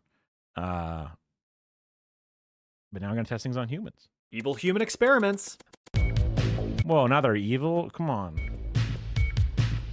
All right, fellas, let's start things off a little easy. Back in the 4th century BC, Greek civilization was reaching new heights. People were getting more and more curious about the world around us and began asking really important questions. What does that do? How does that work? Should I do a Did I leave the oven on? How do magnets work? Will she call me back? Is this real life? Or is this just fantasy? Does the shrimp really fry the rice? Or not? All pretty valid questions for people just wishing to learn the workings of the natural world. While many focus on the mechanics of the universe, others chose to focus on the inner workings of humans themselves, and not only from a philosophical standpoint. Sometimes you just want to know what makes us tick. That's what Greek physician Herophilus wanted to find out and document in detail. After getting his education at the Hippocratean medical school in Greece, Herophilus turned his bulging eyes towards the city of Alexandria, Egypt, with its big, throbbing library chock full of scrolls just begging to be read. "Time to go to Egypt," he said. And so he did. After getting himself established and taking on a student, a young physician named Erasistratus, they got to work. Together, the two men would This is a history lesson. I just wanted to see fucked up experiments. begin to carve out a new branch of science, anatomy. But in order to do so, you need some bodies to cut open to start slopping their guts around. And what better way to obtain fresh bodies than to use condemned criminals, captured and supplied by the Alexandrian rulers. Little Hero and Era were like kids in a candy store with a hopeful glimmer in their eyes, excited to begin their wondrous experiments. But surely the criminals put under the knife were already past their expiration date, right? Nope. Instead, Hero and Era performed live human dissections, called vivisections, to broaden their understanding of the human body. They even went I guess they need these lungs. as far as to perform these surgeries in full view of the public for anyone who thought it would be cool and interesting. Wow, that's both cool and interesting. That's what I'm saying. Herophilus documented their findings in extreme detail, making breakthrough discoveries of the human anatomy. In doing so, he inflicted unimaginable suffering to his subjects. Since anesthetics weren't really a thing back then, the victims felt every cut and slice, at least until they passed out from the pain or died of blood loss. Dissecting intestines, reproductive organs, eyes, or even purposefully damaging the motor nerves to inflict paralysis. It was basically a big game of, what does this button do? In the end, Hero and Era's findings over 40 years of vivisections were revolutionary for the medical world. They did that shit for 40 years? Yo, that's crazy. That's crazy. I mean, what did I expect? I guess they expected they did it on dead people? I mean, what the fuck? World, especially since human dissection would be outlawed shortly after their work was completed. It wouldn't be until 1800 years later that performing human dissections would be a medically acceptable practice again. But like, you know, on dead people? Their work was stored in the renowned Library of Alexandria. There might be a witch in here somewhere. They were lost in the Great Fire a few hundred years later. That sucks. Project 4.1 was actually a side project proposed immediately after the deployment of Castle Bravo, a high-yield thermonuclear bomb that was dropped in 1954 by the United States. Bravo was part of Operation Castle, a series of other high-yield nuclear tests with the goal of establishing superiority over the Soviet Union. The Marshall Islands, a remote Pacific group of islands, served as ground zero for the detonation of the nuclear weapons. Castle Bravo was the strongest detonation and surprisingly produced 2.5 times the expected explosive yield, resulting in an objective isn't persuasive.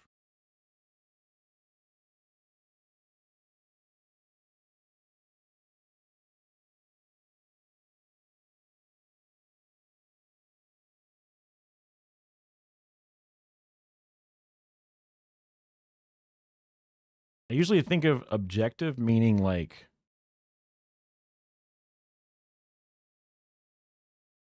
I guess based, like I guess technically the word means like based in objects, like an objective fact, like objective. Not influenced by personal feelings or opinions. I suppose that's more direct.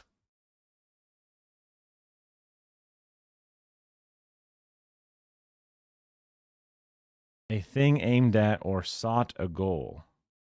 Achieved its objective. Okay, that's different. I think you were referring to the first one, right? The adjective of a person or their judgment.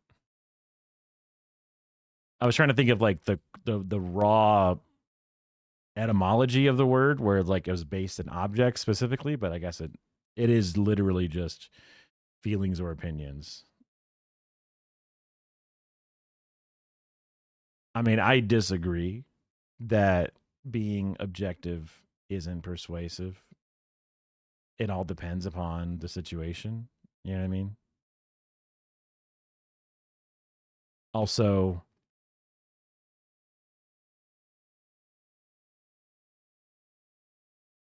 it's an incredibly open question because, like, a fact, everybody who gets a vaccine will die. That's a fact. Therefore, ban vaccines. Oh, you're not accepting my objective fact. Well, there's a lot more going on there, right? So the facts are not used. It's, you know, it's all dependent, you know what I mean? So that's where I disagree, you know what I mean? explosive force equivalent to 15 megatons of TNT. To put that into perspective, that is 1,000 times the explosive force of the nuclear bomb dropped on Hiroshima, Japan in the final days of World War II. Like, goddamn. To make matters worse, the Marshall Islands were occupied with citizens. So US officials were kind of like, sir, shouldn't we get those people out of the... Bless you. Thanks, sir. Allergies have been bothering me all day. Must be the radiation, right? No, but seriously, are we gonna get those people out of the radiation zone? Yeah, you know, that was on my to-do list.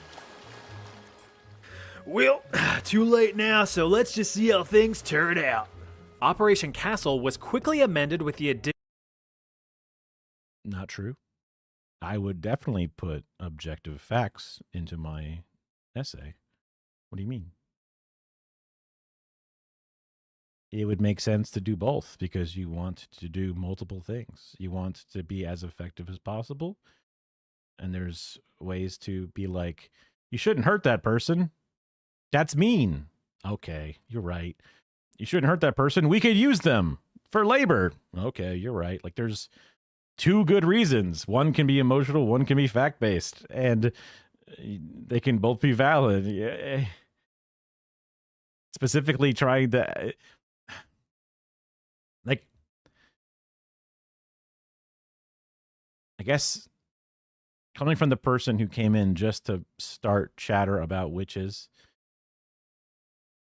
you might also be coming in to try to like make an argument about how facts and feelings have a you know, disproportionate relationship just to get chatters talking and or streamers talking. But I'm like,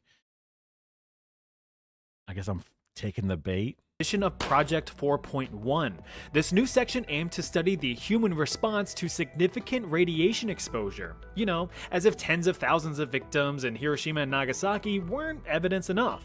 Commander of the US Naval Medical Corps, Eugene Cronkite, was in charge of the project and swore everyone involved to absolute secrecy because he thought the public wouldn't be too keen on the whole test nuclear radiation on non-consenting people thing. Overall, 239 Marshallese residents were exposed to significant levels of radiation and began showing signs of radiation poisoning a few days later. Symptoms included loss of hair and significant skin damage with weeping wounds, although the wounds did heal rather quickly. Immediate observations ceased after 75 days with the conclusion that no long-term effects were likely. But just out of curiosity, regular checkups were performed on the residents for years after. Women saw increases in miscarriages and stillbirths, and newborns that survived experienced developmental difficulties, impaired growth, and a disproportionate development of thyroid cancer. In addition, about 1/3 of those exposed had developed significant tumors by 1974, 20 years after Operation Castle commenced.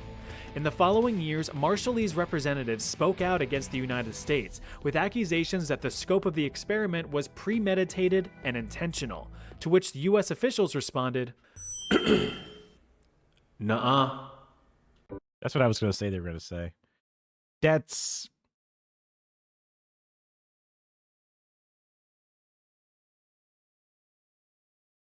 upsetting. It's upsetting.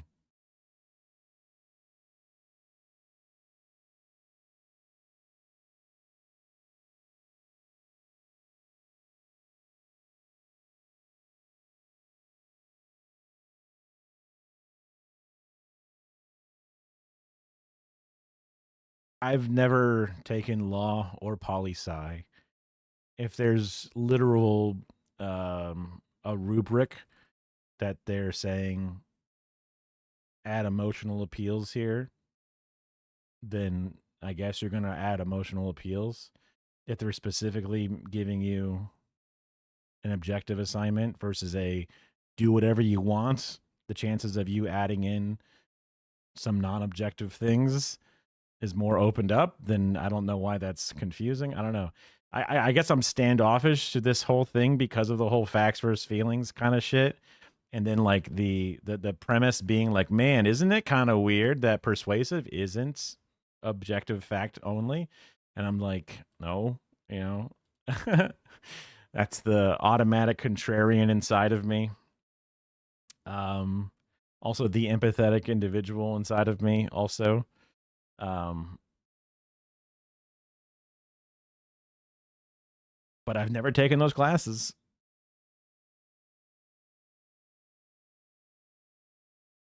What's the fact versus feeling argument? Well, that's just the Ben Shapiro bullshit, is all I'm saying. And like that seems like a very obvious bait kind of shit. Ben Shapiro is like, Ben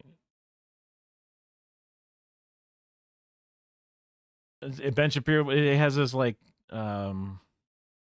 facts don't care about your feelings. This is like a coffee mug that he makes. That's his like fucking catchphrase, even though every argument he makes is based in feelings and not facts. And he uses that as a own against the libs. I mean, he doesn't matter anymore because he's his YouTube channel's fallen off and he's been passed over. He's trying to take over the Charlie Kirk show. Well, not take over, but just sort of pick up the mantle or whatever is like his statement. But I doubt he's going to find a new home of viewers that follow him. It's all moved on to Trump and Asmongold shit now.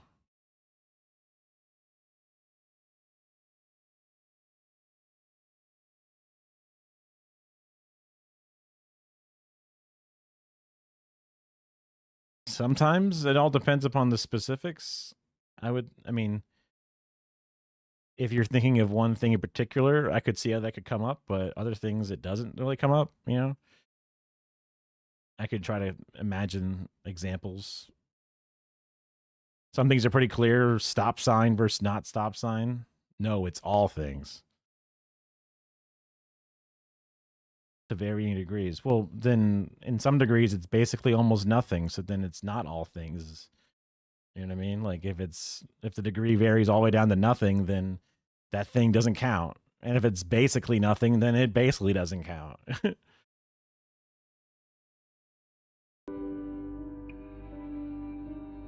During the early years of the Soviet Union, it wouldn't be uncommon for political opponents to quickly fall ill with a strong case of the death at the hands of poison. In fact, it was quite an effective and discreet way to silence any and all opposition without causing too much of a stir. I wonder if this is propaganda. I'm curious. Well, besides the public reacting to mysterious deaths. And that is why we must rise up against... Oh, look at that. They got another one. So how were the Soviets so good at developing successful poisons? Well, you've got to run preliminary trials on living subjects, of course. So in 1921, a year before the Soviet Union officially formed, the Kamera was established.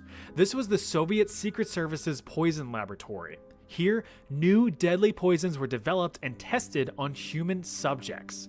Those tested were prisoners from the gulags, various labor camps built around the country for anyone who even had a fleeting thought that wasn't approved by the Soviet Union.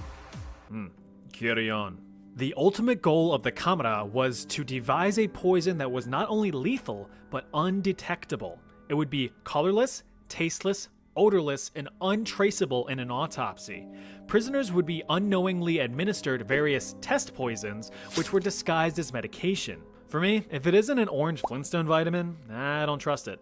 The various poisons tested included ricin, which causes severe internal distress and suffering, cyanide, which can cause violent seizures and heart attacks, and curare, a potent muscle relaxant that makes you painfully choke to death. In the end, the tests were pretty successful.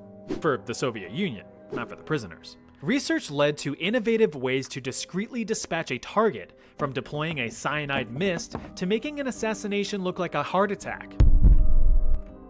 But the blue ribbon winner was the I was looking for any references and sources to this concoction known as C2, carbolamine choline chloride, which was basically liquid depression.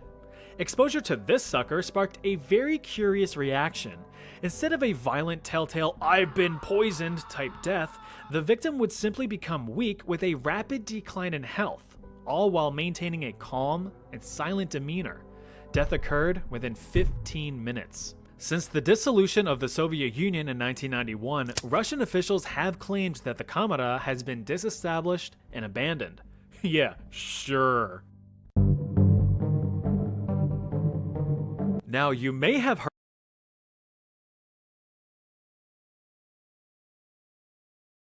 Et- epistemological? Epstein? Epistemological humility.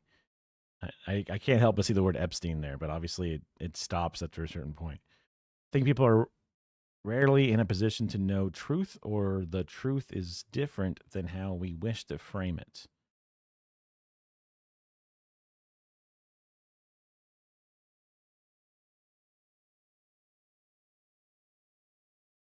This seems like some philosophy shit, which, sure, whatever.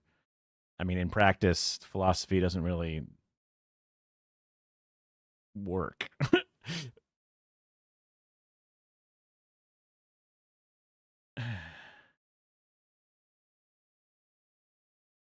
There's also the stroke gun that I'm curious about.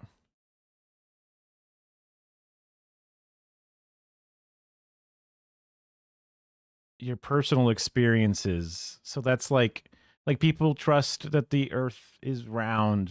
Personal experiences don't factor into that. You know, people trust that gravity is a thing, even though personal experience. We watched the apple fall. Everyone watched the apple fall before Newton came up with that bullshit. So it's like, I disagree with a lot of this. Also, it just seems like it's trying to. It seems like it's like, to me, it seems like it's trying to find this. Gee whiz, people's emotions sure do get in the way of our raw facts. Let's find a way to make it that idea true, you know? And it's like frustrating because of that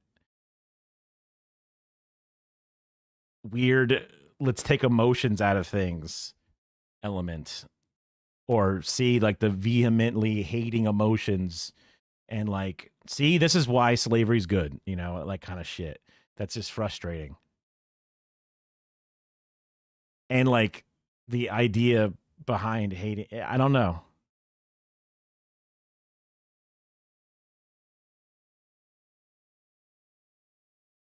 It's the opposite. It's that facts are painted by emotions. You have to accept that fact to understand things.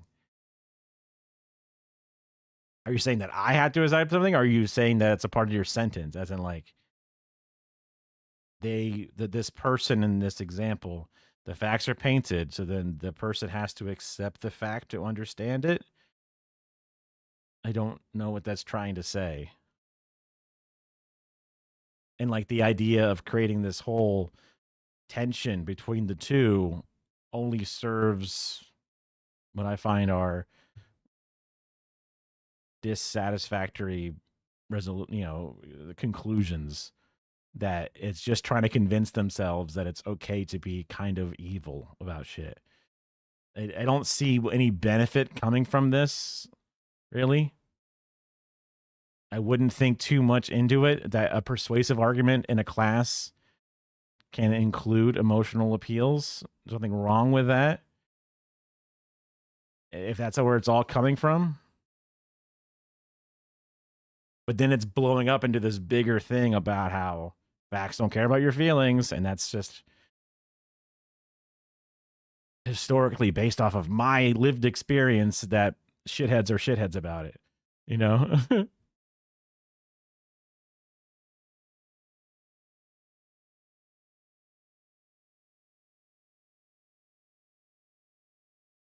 People live in the world, and facts are how people look at the world. Sure. Yeah, emotions are how people exist, and facts also exist around people. Yeah, they happen together. I don't really know how that's related to being upset. Yeah. And I don't want to be overly sensitive to interesting little thoughts or whatever, you know. I'm trying to walk myself off the ledge, even though it seems like I'm doing the opposite. And also text versus video. Like, I get to talk, you have to type, and then I have to read what you type, and then I get to put all the stink on whatever I'm reading. Sometimes even reading incorrectly. So, again, also trying to walk myself back from things because it's not a perfect way of communicating back and forth. So, all good. Heard about the Tuskegee syphilis study, which was an unethical Tuskegee is how I've always heard it. Interesting pronunciation. medical study funded by the United States Public Health Service in 1932, which involved the study of nearly 400 African American men who had naturally contracted syphilis. The goal was to observe the effects of the disease when left untreated in African American males. Even though penicillin, an antibiotic cure for syphilis, eventually became widely available to the public, the afflicted men were intentionally never cured. Fucked up, right? Well, the US decided to outdo themselves with the Guatemalan syphilis experiment. In 1946 it's a different one. Okay. to 1948, more than 5,500 Guatemalan natives, including children, were involved in the experiment against their will. Is this where we actually, instead of just finding people who naturally obtained the disease, now actually gave them the disease? That's the next level of fucked up. Even though intentionally not curing is also fucked up.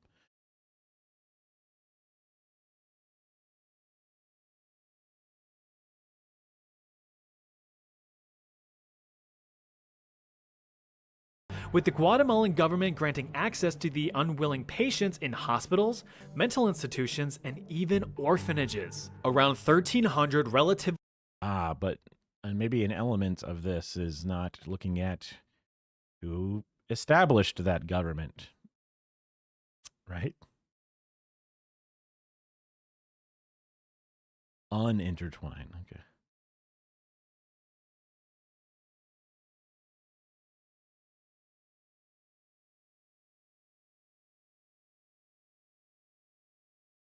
True, but I do think that, so left or right, why do you feel about this issue? They would say my facts. The other side would say my facts. But just like before, everyone who gets a vaccine will die is a true fact. It does not mean that therefore we don't do vaccines, but that's a fact that someone could say, you know, everyone that drinks water will die, right? Therefore water's bad. No. So facts are really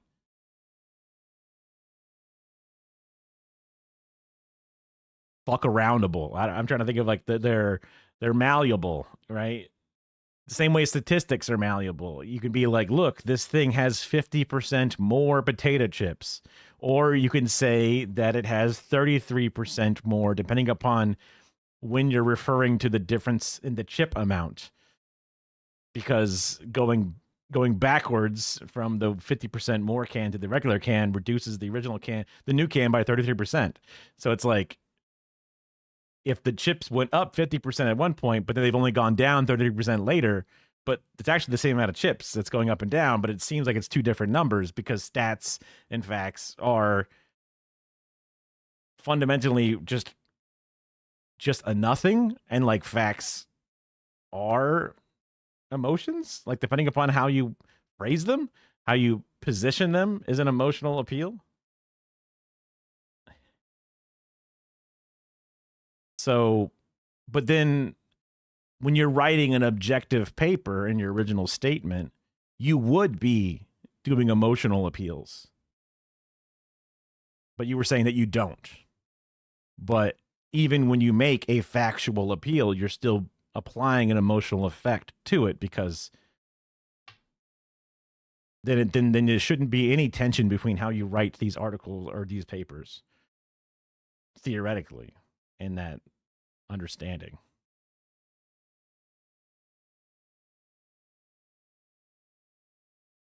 Perhaps even in the persuasive one, you could be, you know, more honest or whatever. But you were saying that you had to do them differently.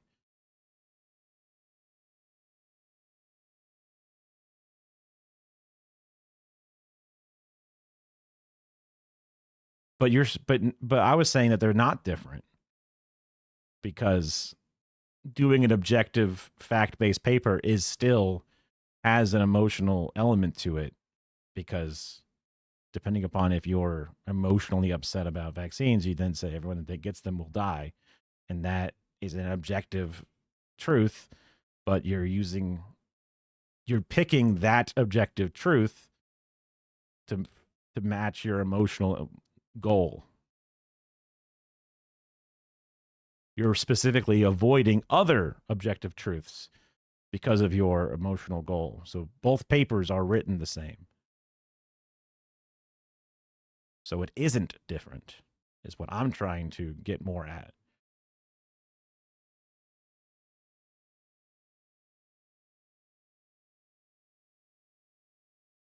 And you were saying, yeah, that's my point, as if like you agree, but then you said it shouldn't be different, but it is different. But I'm like, but I thought you were agreeing with me that it wasn't different.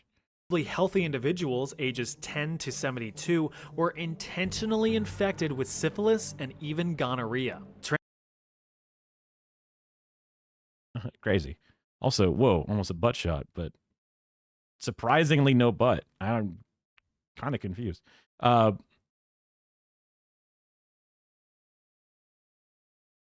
mean, I'm saying that when you write an objective paper, even if you don't put it down in words, the emotions are still there. So the teacher just says, like, just don't put it in the paper, because we're a law class and you're not supposed to do that, because law is very black and white, precedent, whatever kind of bullshit. So it's just getting, just the facts, ma'am. It's just like the raw calculus of it all. So that makes sense in that context, because when a judge does a thing or a lawyer does a thing, it's supposed to happen in this certain way, because that's how those things are written, because that's how they are, right? So they just want you to follow the path of how it is structured. That doesn't seem that, like, I guess maybe I'm sensing that there's some sort of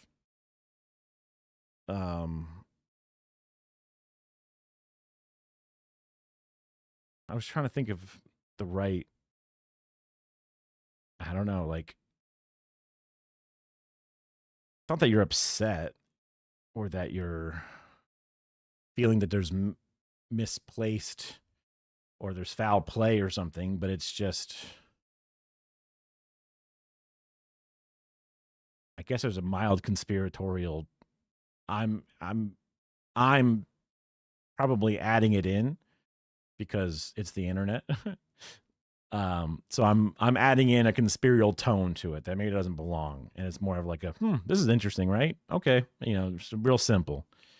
Transmission was either done by direct bacterial contact into wounds or by sexual transmission with infected native sex workers, which were funded by the US government, by the way. The latter of which proved to be a very effective method of infection. The guy in charge of these experiments was Dr. John C. Cutler, but you can... Okay, homie got the most, like, evil-looking photo he could get of himself. Like, he's up to some shit. You can't have a photo like that and not be up to some shit. I mean,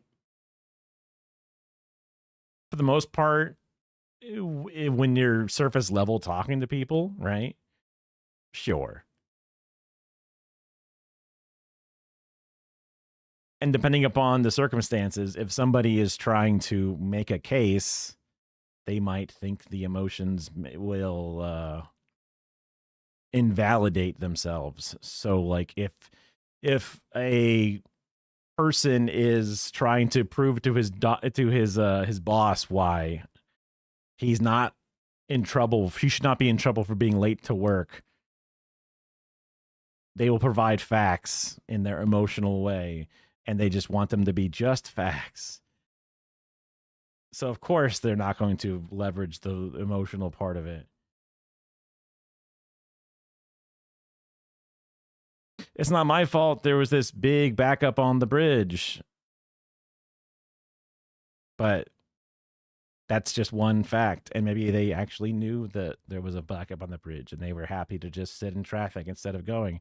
So instead of going a different way, they got caught. Oops, but didn't actually get caught. But they said, it's not my fault there was this thing.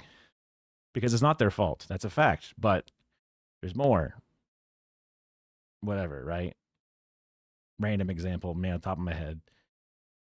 So most people, when they talk about facts, they're just saying like this is just a truth instead of, speculation. Thinking about the emotional level of, is not normal to just sort of like talk about that part of it, especially when you're talking about politics and shit. I can see that for sure.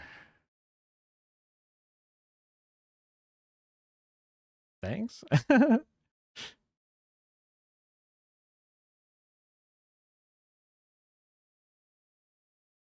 I mean, I've been on the leftist side of Twitch and YouTube for a while. Oh, I definitely, well, if I was on like a Law and Order episode where I get to stand up there and like say some pre-prepared statements, whatever, sure. But actually like going to school and like doing and reading a bunch, I would probably flunk out on that part. Memorization and shit. Yeah, I wouldn't make it through the paralegal steps or whatever. But you know what? Hell yeah, let's rules lawyer some shit. I could do that. Yeah. Call him Dr. Dickass. He often failed to keep accurate medical records of his experiments and instead would only provide anecdotal evidence in his findings. Probably feelings instead of facts. He knew what he was doing was unethical, which very much sounds like something only a dickass would do. But all joking aside, the experiments conducted on these people were gruesome. Perhaps one of the most notable documented examples of what these people experienced was about a female patient named Berta. The following is an excerpt from that document. Berta was a female patient in the psychiatric hospital. In February 1948... Also, 1948, psychiatric hospital, woman. It could just be like, oh yeah, she was mad at her husband or boyfriend. So they said, she's hysterical, throw her in there. I mean, I don't know, maybe Guatemala was actually better about bullshit, but obviously not, considering they condoned America to do horrible experiments. So Berta was injected in her left arm with syphilis. A month later, she developed scabies. Several weeks later, Dr. Cutler noted that she had also developed red bumps where he had injected her arm, lesions on her arms and legs, and her skin was beginning to waste away from her body. Berta was not treated for syphilis until 3 months after her injection. Soon after, on August 23rd, Dr. Cutler wrote that Berta appeared as if she was going to die, but he did not specify why.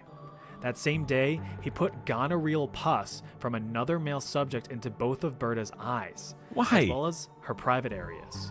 He also reinfected her with syphilis. Several days later, Berta's eyes were filled with pus from the gonorrhea, and she was bleeding from her private area. 3 days later, on August 27th, Berta died. Told you he was a dick-ass. The overall goal of the study was to determine the effectiveness of penicillin in preventing the STDs. Dr. Cutler had allegedly finalized his reports in 1955, but no evidence was ever found proving that the reports were submitted for peer review or even published. So, out of all of that suffering, nothing of medical value was produced. Though, I will say in some glimmer of fairness, a treatment program was established by the United States and made available to the affected Guatemalan population, but only half were reported to actually have received treatments with a questionable quality of care. United States President Barack Obama... What's beneficial of that? I don't understand what that's supposed to lead into. I don't see how that's... Like, well, to be fair, on the other side, they did come back a decade later and some shit and tried to like treat some people. That doesn't seem like a reasonable. That doesn't seem like in all fairness. Also, depending upon how much they knew that they were being horribly experimented on, why would anybody ever trust you again to take your treatment? Obama formally apologized to the Guatemalan government in 2010, 62 years after the study was performed. Yeah, that last one was quite the doozy, huh? Well, buckle up because it's about to get way worse. See this right here? This is the Japanese-induced genocide of, I believe, the Chinese people specifically, but I wasn't sure if there was other areas like Vietnam and stuff as well. This is Unit 731. It was home to some of the most notorious and truly evil war crimes committed by the Japanese and also still not fully or even partially, I think, admitted to by the Japanese government. World War II, which are definitely up there with some of the worst in the history of mankind. Unit 731 served as a lethal human experimentation and biological weapons laboratory during the Second Sino-Japanese War between China and Japan, which Sino. I think it's Sino pronounced. Ran concurrent to most of the events of World War II. This nightmare facility was established in 1935 in the sub-provincial Chinese city of Harbin, 4 years after Japanese forces invaded the Chinese region of Manchuria. Inside, hundreds of thousands of Chinese and even some Russian prisoners of war were subjected to some of the most egregious and horrifying human experimentations known to man.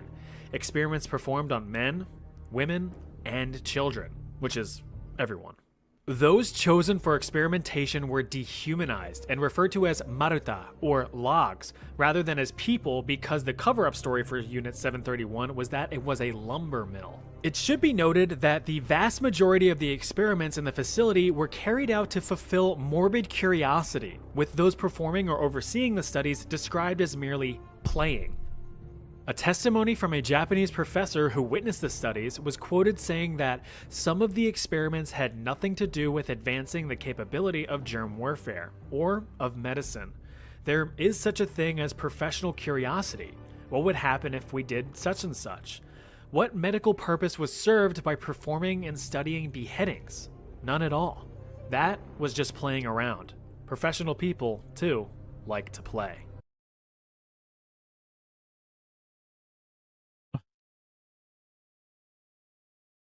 What? It sounds like he's like saying like, hey, it's all chill. So basically experiments were like, I wonder what would happen if we just hucked a grenade at a guy. Bang. Oh look, he exploded. Hey, can I go home now? Gee, I wonder if this large heavy object will crush this guy. Yup. Will this guy freeze to death if I freeze him to death?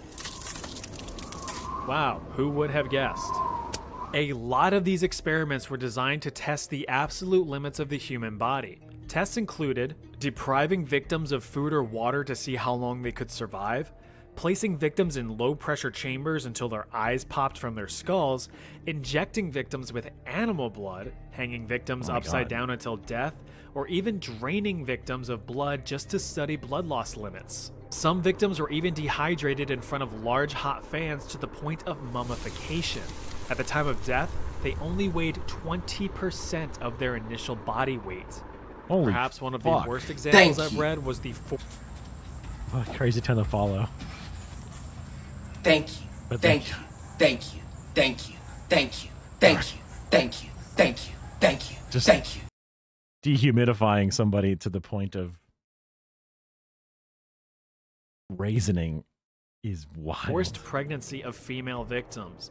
The mothers were injected with various diseases and drugs just to see how they affected the unborn child, sometimes performing a vivisection, cutting the fetus out of the mother for examination. There's honestly so many more gruesome experiments that I just can't get into here, so if you are curious, I would encourage you to look them up. But it's like legit really bad, so you've been warned. By the end of the war, as Soviet forces were closing in, Japanese officials had all remaining prisoners executed and the entirety of Unit 731 hastily demolished to destroy any remaining evidence of the program's existence. The United States had discovered trace evidence and pressured Japanese officials. And we kept it under wraps so we could gain all that juicy scientific knowledge of nothing. Officials into spilling the beans, under threat that they would be handed over to Soviet officials for trial and punishment if they did not cooperate. Once the US learned the full extent of the horrors of Unit 731, all of those involved were swiftly brought to trial and executed for their crimes. I have not heard that before.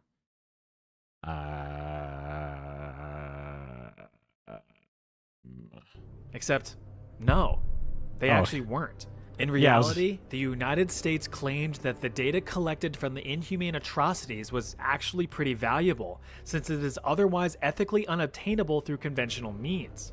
As such, many of those involved were granted immunity and freedom in exchange for the data. The deal was struck, and the United States kept everything under lock and key. The Soviet Union, however, pursued trials against the top military leaders and scientists from Unit 731. In the end, only 12 individuals were tried and sentenced to several years in labor camps, although the United States repeatedly denied that Unit 731 ever existed. Oh, that was a bummer. Here's something to cheer you up. This guy does a lot of human experiments videos. Okay, that wasn't as good as I thought. I guess I don't know what I was expecting in retrospect. But they covered 731s. That's didn't cover how Japan still denies it to this day, though. That's a shame. Oh yeah, I wanted to look at Kara's lists. Oh, and we got a new 17-hour, we got a new Stavi Gets Ripped video. Oh, that'll be fun. I have never read Theory, so I'm pretty sure the answer is no. Just because I just want the government to do good things for its people. Right? That's the for sure where I land on the list.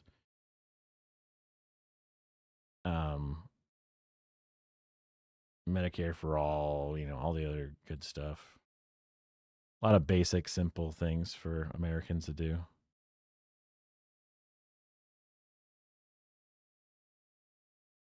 Stop doing insane, fucked up shit across the globe. Like, there's just so much shit that we've done over the decades. Like,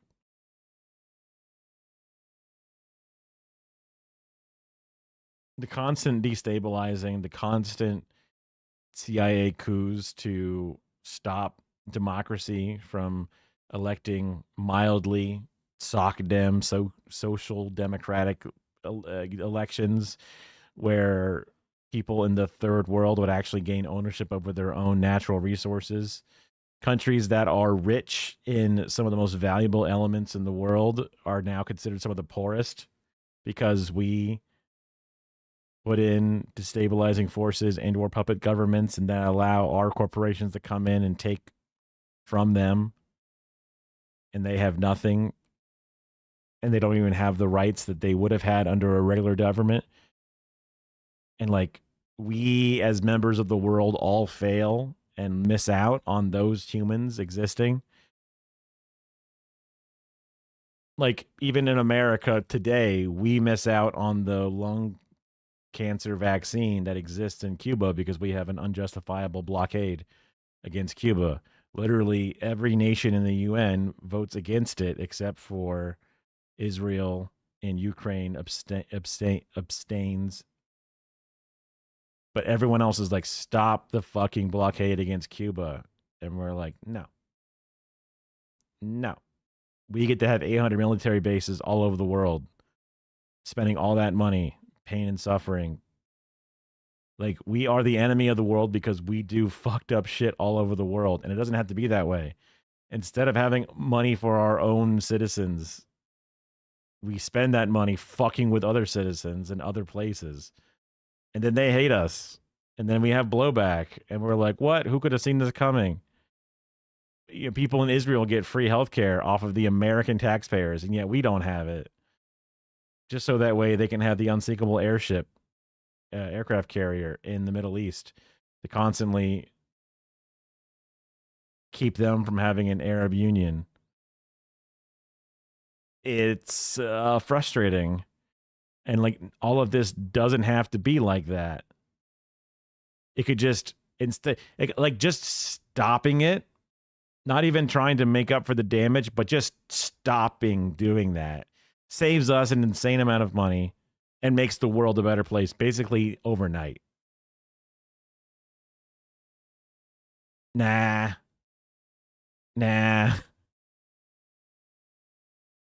So like that's like America has so much potential.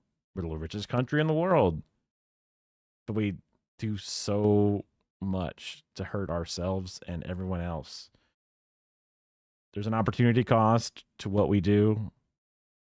We treat immigrants like they're fucking criminals, literally, especially with this current fucking administration.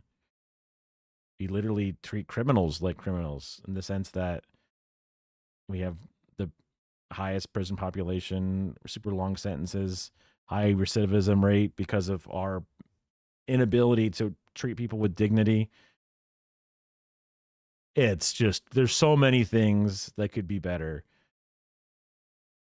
Like China did a giant thing by pulling out the most number of people out of poverty in a certain period of time, whatever it was. But America could do so much improving of life if they turned over a new leaf. And that's what I try to push for.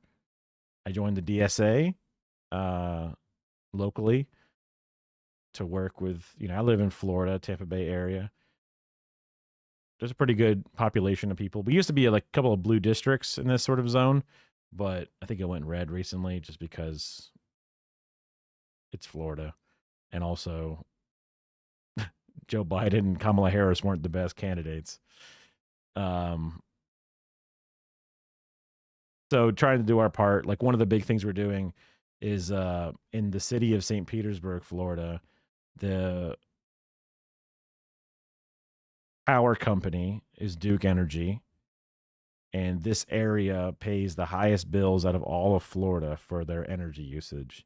And it's a for-profit company from North Carolina that the 30-year contract is ending next year. And we're trying to get the city to like do city-owned power, municipal power. Lots of cities in Florida actually do municipal power, and there's lots of benefits to it. Cheaper bills, better infrastructure improvements, or a little bit of both. So like we just did a huge campaign to push the city councilors to allow to get a bid for a feasibility study to see if it would be expensive or not too expensive to do it. Like we had to get them to say we are willing to get some quotes on what feasibility studies would cost. We had to like plead with them to get that to happen. And we just barely got it. We were literally one vote away from being like denied, which is crazy. Yeah. And it kept the economy running. The economy ended up having a lot of other problems like supply chain issues and shit.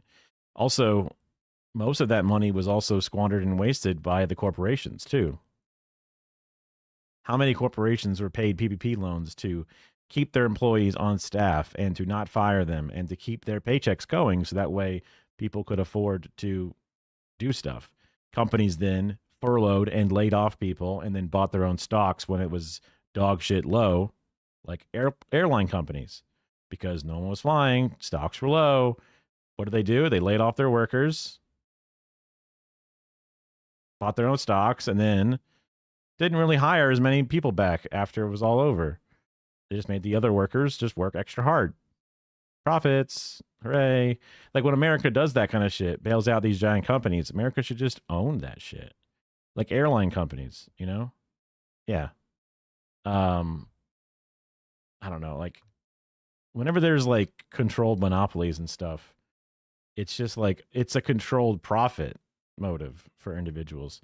One of the ones that I learned about, and I'm like, it's crazy that it's not a story or it doesn't get much play, was Hormel Foods was caught in a gigantic cartel with Tyson and a bunch of other like pork providers in fixing prices in the American market, like collaborating and colluding on price.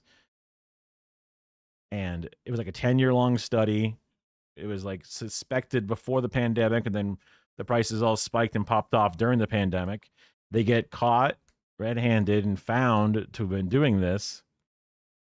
But when the prosecutors go to actually do it, they end up settling out of court with them and say, well, we wanted to make sure we got money for those, corporations that bought from these port companies, and this would be way faster to get the money.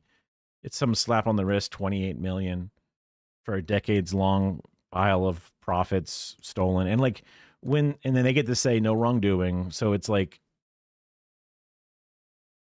breaking the rules is the unspoken rule of corporate bullshit.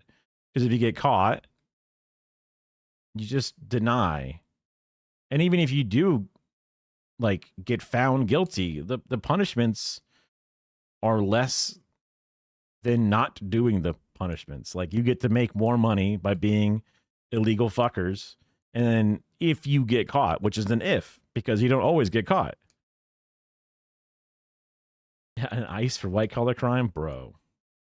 I mean, I don't like the death penalty, but then I hear about how when China had a similar but different problem with baby formula causing deaths and whatever, they executed the CEO or something. And it's like, whoa. Like, if there ever was, the amount of damage that a CEO billionaire does to its population. One guy goes into a 7-Eleven because his life is terrible, and also he has mental health problems and medical debt and all these other things, and ends up sticking up the place and shoots, or even just has a gun and doesn't even shoot. They get life in prison because of the violent crime. But a billionaire like the Sackler family literally causes a global issue with opioids. They get to say no wrongdoing and get to put a 10-year long stock fund to pay off the debt, and according to the gains of the market, they won't even feel the difference. And it's like, oh great, sick. The amount of damage that you could have done, like the PFAS people who knew how bad it was and let it go, have poisoned the blood of all humanity permanently. No big deal, whatever, right? It's just kind of bonkers. It's all ass backwards. Fuck. Fuck. Okay, I'm scrolling through the Kara thing. Okay, that Lindsay Ellis video is 2 hours long. That one's probably a bad one to play. Ridiculous Titanic myths. Sure, why not? This one could be fun. I never watched this movie, Titanic. Hold on a second. Let me just put this in. Manually unpin. And then I grab the title. Put it in there. All right, what's this? What the? Ooh, is it private? I can't see it. It just takes me to Imager.com raw.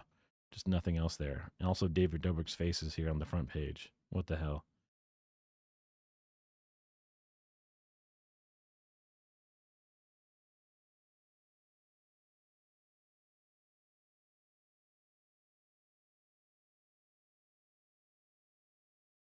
What? What's wrong, Kara?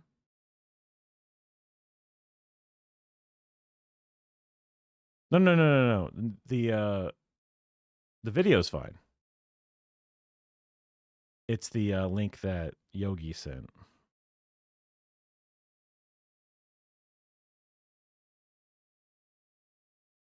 If it's is it from a personal gallery or something?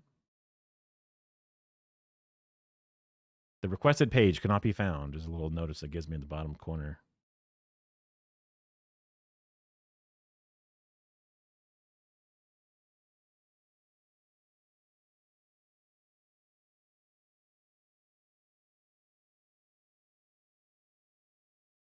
No, yeah, it's good.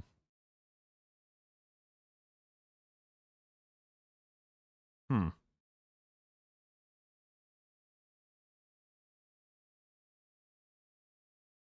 Hold on, I want to copy the link. I'm going to try. I remember there was like a I dot something JPEG or something.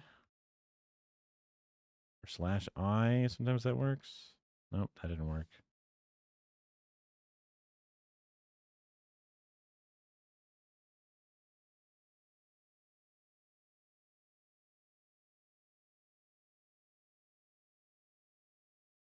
I don't know. I can't make it work.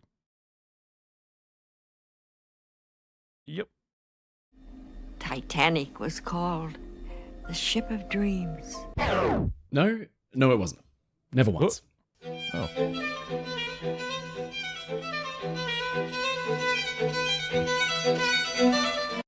This is about Ocean Gate? We all know the story of Titanic. Or do we? As the tale has continued to be retold in movies, documentaries, and, hey, even YouTube videos, dozens of myths, misconceptions, and misinformation have snuck into the narrative. Later, maybe. The uncomfortable truth is that a lot of what normal people who aren't obsessive nerds like my friends and I know about the ship is just straight up wrong. I call them zombie myths. They've been busted before, and they should be dead. But as new generations of Titanic enthusiasts enter the fold, they're immersed in a rabbit hole of books and films and docos. That's Australian for documentaries, by the way. And they learn all of this garbage all over again, and the cycle continues. Zombie myths. The truth is, none of this is new. This book was released within weeks of the sinking, and already it was beginning to peddle hearsay and stories, myths of all kinds. But as AI has kind of begun to take over online discourse around historic events like Titanic, it just means that fake facts can be spread quicker than ever. So today, let's look at 3 of the most annoying, persistent myths that refuse to die. From the infamous missing binoculars to the Titanic's attempted speed record, and the tiny rudder that supposedly doomed it all.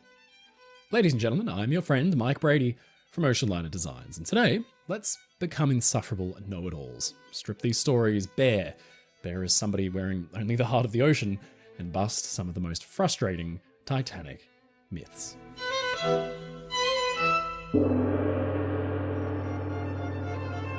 One of the most common myths about the Titanic disaster surrounds the ship's binoculars, or glasses, as they're also known, and whether they could have enabled the lookouts to spot the iceberg early enough for Titanic's officers to take evasive action and avoid the collision.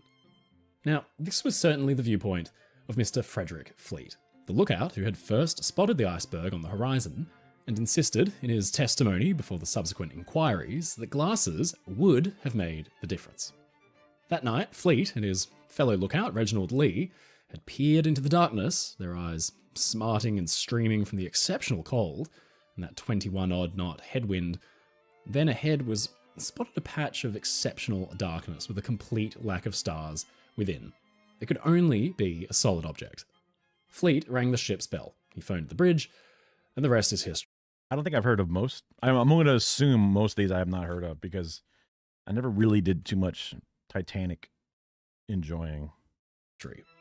Fleet and Lee were both crucial witnesses at the inquiries because, after all, they had both seen the iceberg first. So let's stop for a minute here and actually talk binoculars.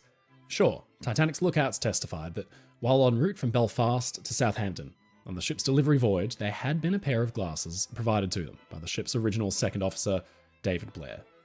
Marked with the words Second Officer SS Titanic, these glasses were returned to Blair's cabin and locked up in a cabinet upon arrival in Southampton by lookout George Hogg. So it seemed prudent for them to seek out the second officer again to ask where the glasses were after leaving Southampton. But a famous reshuffling of the ship's senior officers in Southampton led to David Blair being relieved as Titanic's He only had one pair of binoculars? second officer, with Charles Lightoller stepping into his position. So when Lookout Simons inquired about the glasses with Lightoller, he had no idea. Lightoller asked Chief Officer Wilde, who replied that there were none provided to him. Lightoller relayed this information back to Simons, who passed word along to his crewmates.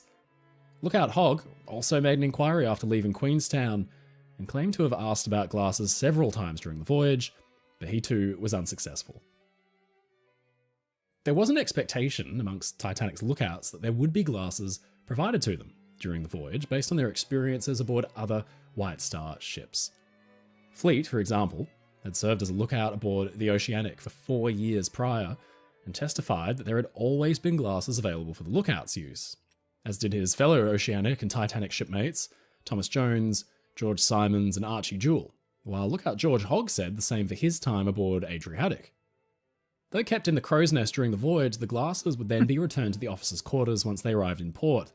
They were expensive, precious instruments after all, so they couldn't just be left lying around. Now, this was not exactly a company-wide policy, per se. Lightoller even detailed the inventory of glasses that were aboard Titanic. A pair for the captain, one for each senior officer, and a pair that remained on the bridge at all times, referred to as pilot glasses.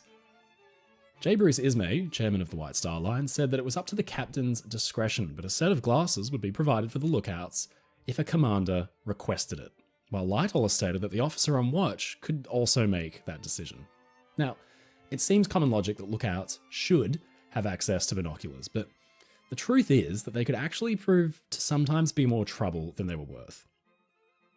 In the testimony of one captain, Richard Jones, of the Dominion Line's SS Canada, he pointed out that the glasses were difficult to focus, and if not properly done so, the lookout might as well be looking through, quote, a blank tube. On top of that, Master Mariner Edward G. Cannons said that in his 25 years of experience on the North Atlantic route, he found binoculars were terrible because they easily blurred. So, what were binoculars actually used for? Well, a ship's lookout's most valuable tool was his eyes. In fact, unlike other contemporary shipping lines, the White Star Line actually had dedicated lookouts who were even paid extra for their work. In the days of sail, ships' lookouts could spot a small white... I feel like they probably got a pretty bad rap after that.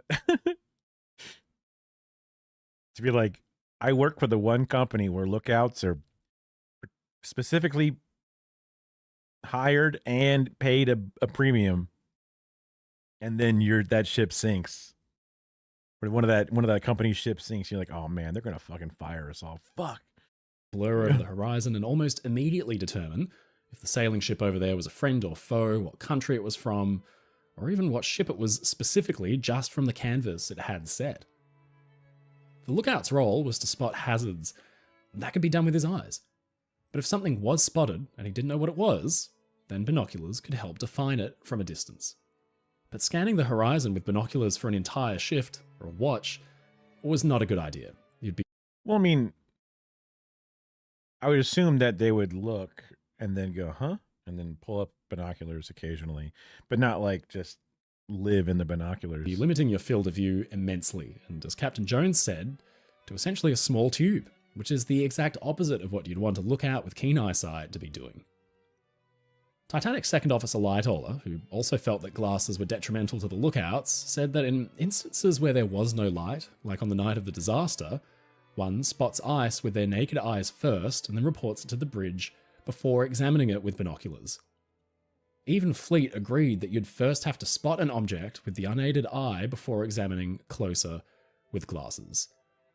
The general consensus among the experts and captains brought before the American and British inquiries was that binoculars were meant for the more experienced eyes of the officers on the bridge rather than the lookouts in the crow's nest.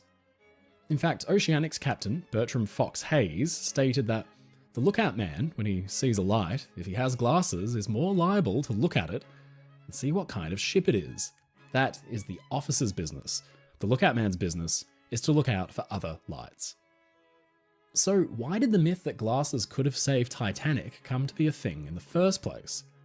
Well, we can probably trace its origins to Lookout Fleet's original testimony, because he was being unjustly grilled for his role in the collision, and naturally the question was, on a perfectly clear night, why hadn't the lookouts seen the thing earlier? This is really unfair, because although it was clear, it was extremely dark, and the horizon blended almost perfectly into the sky. It would have made spotting ice an extremely difficult proposition. In fact, Fleet and Lee had another surprising fact working against them. Being so high up in the crow's nest on the mast, they were looking down at the ice ahead where it might blend in neatly with the black of the ocean. If lookouts had been also posted to the prow, the very front of the ship, they would have had a better chance at seeing ice against the horizon. Naturally, at the inquiry, poor Fleet and Lee, who never really had much chance at all of being able to spot the ice, had to play up the difficulties in seeing that night. Lee seemingly inventing a haze, and Fleet blaming the lack of binoculars. Asked about the matter, Fleet... Oh, yeah. You mean like us specifically? Yeah. Because there was the lights. Well, also, I guess obviously they had lights on the ship as well to some degree. But so like we took a cruise as a part of our honeymoon, and looking out of the balcony or whatever, looking out, or just even being on the ship and looking over the railing, there was like a certain amount of light that the ship emanated from all the different things. But there's this curtain, this drop off of like once the light stops, there's just a infinite blackness that is just crazy. Probably because our eyes are like adjusted for the level of brightness that we have. I wonder what it would be like if you were on a completely dark ship and the full moon is out or something, and like the water was illuminated enough to see the endless waves at night. That probably been pretty cool. Yeah.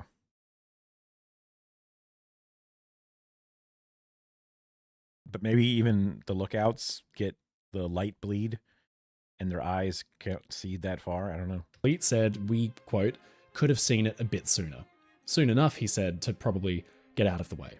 And honestly, I can't really blame them for trying to cover their backs. That's a lot of heat to be copping during a massive international investigation for a disaster that they really had both very little ability to prevent. It's thought that they spotted the iceberg with way less than a minute to spare before collision, but that's not their fault. Should binoculars have been supplied to the lookouts at all times? Probably yes. It stands to reason. If you have men whose job it is to identify hazards, then they should be equipped with every tool at their disposal.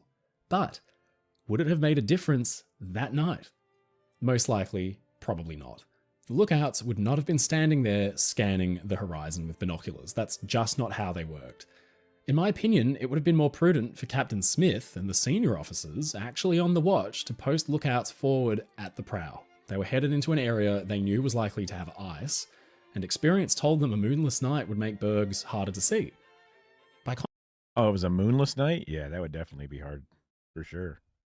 Contrast, when Carpathia's captain, Rostron, sent his ship careening through the night to Titanic's rescue, he posted a dozen men forward, with a pair at the prow, to scan for bergs. And it's a good thing they did too, because Carpathia spent much of that night dodging the things left and right on their way. I really think that if 2 men had been posted up forward, then the berg could have been spotted at least a few seconds earlier, and that might have been all that was needed to clear the ice and avoid a collision entirely. But that's neither here nor there. But also, it's an unsinkable ship, according to all the bullshit, all the advertising. A lack of binoculars caused the Titanic disaster? No. Myth busted.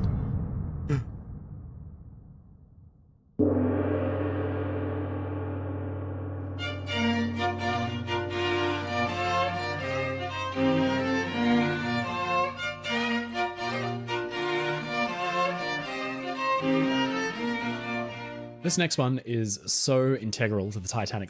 I have no idea if that's the Titanic or not. Like, obviously, I don't know. It looks small. Like, the waves look weirdly big. But that's supposed to be the Titanic, like a model Titanic. Legend, it's basically entered the public record as fact. They were trying to set a speed record on Titanic's maiden voyage, recklessly traveling at full speed in the vicinity of a massive ice field. Well, let's start with the first part of the myth, that Titanic was trying to break the speed record. Now, this is pretty well known, but it has to be stated flat out that neither Titanic or Olympic were ever going to beat the speed records set by their competition, the 26-knot Cunard liners Mauretania and Lusitania. Harland & Wolff naval architect Edward Wilding said that under peak performance, Titanic could possibly have attained a speed of 23 and a... Okay, yeah, this is a video game. quarter knots. Like, just looking at the wave animation, wave breaking, it's a game.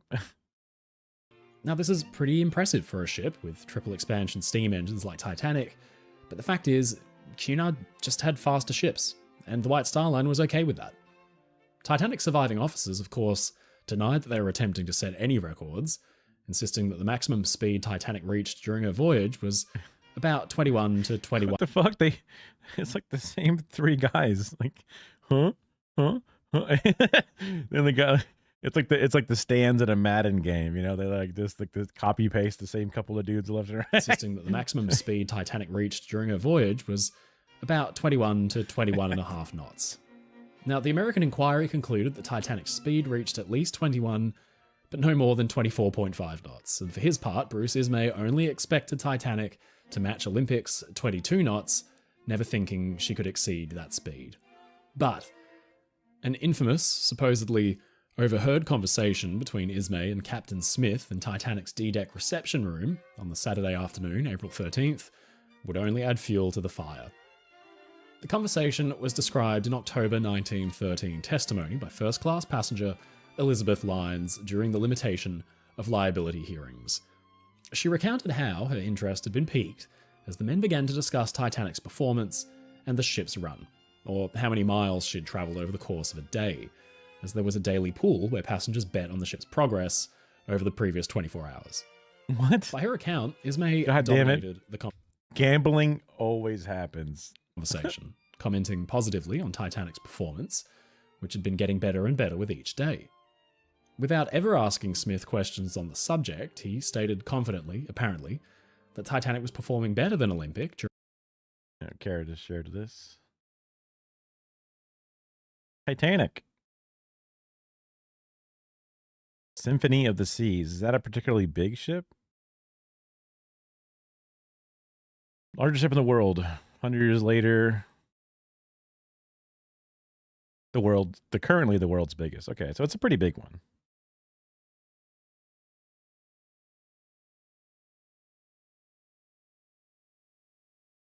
Wait, why I put...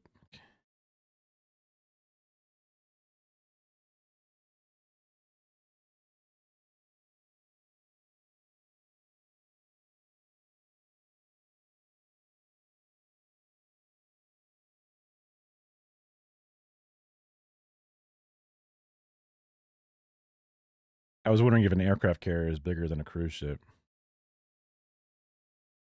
But these are just like two images of them next to each other. It's not really like showing them.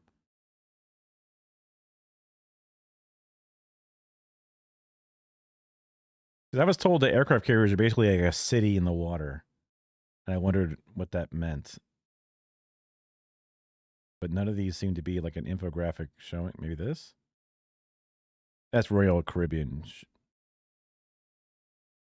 Man, the Empress is a tiny ass ship. I don't even know what we went on. I think it was. We didn't go on Royal Caribbean. I think we went on. I forget, Carnival, like the default classic one. Oh, this is just a boat next to it. I guess it doesn't look. I guess they don't look that big because it's just like what, a bunch of planes, but that's like that many planes, you know.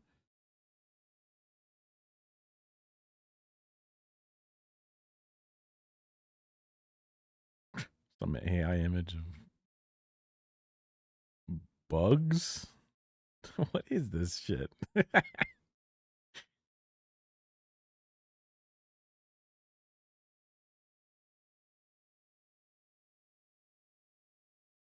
These are just clip art of boats. Boats.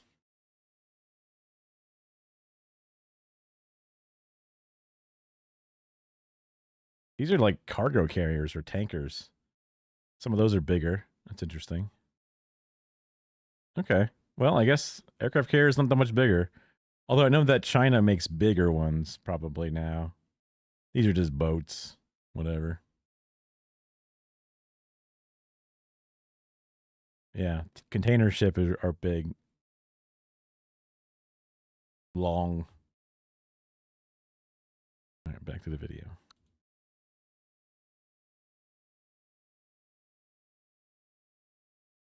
It was here. her debut the previous year. This culminated in Ismay dramatically bringing his hand down on the arm of his chair as he declared Titanic could beat the Olympics maiden voyage run and get into New York on Tuesday night, as opposed to Wednesday morning, as had been planned. Now, in many of the retellings of this conversation, Ismay has been portrayed as bullish and dictatorial about the operation of his ship, exerting his company chairman authority over Captain Smith. But Ismay is a more complex character than the cartoon villain he's often portrayed as. He comes off, in almost all his interactions, as an excited marketer, very proud of his creations. In the conversation with Smith, it seems more likely he was expressing his astonishment and enthusiasm about Titanic's better-than-expected daily runs and exceptional performance. Now, Ismay did meet with Chief Engineer Bell after leaving Queenstown on April 11th to discuss the supply of coal. A recent strike...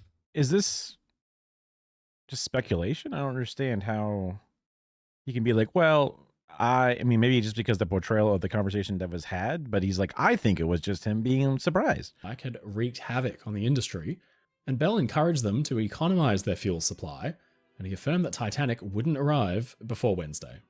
But, if weather permitted, Ismay suggested that they could run the ship at full speed for a few hours on Monday or Tuesday.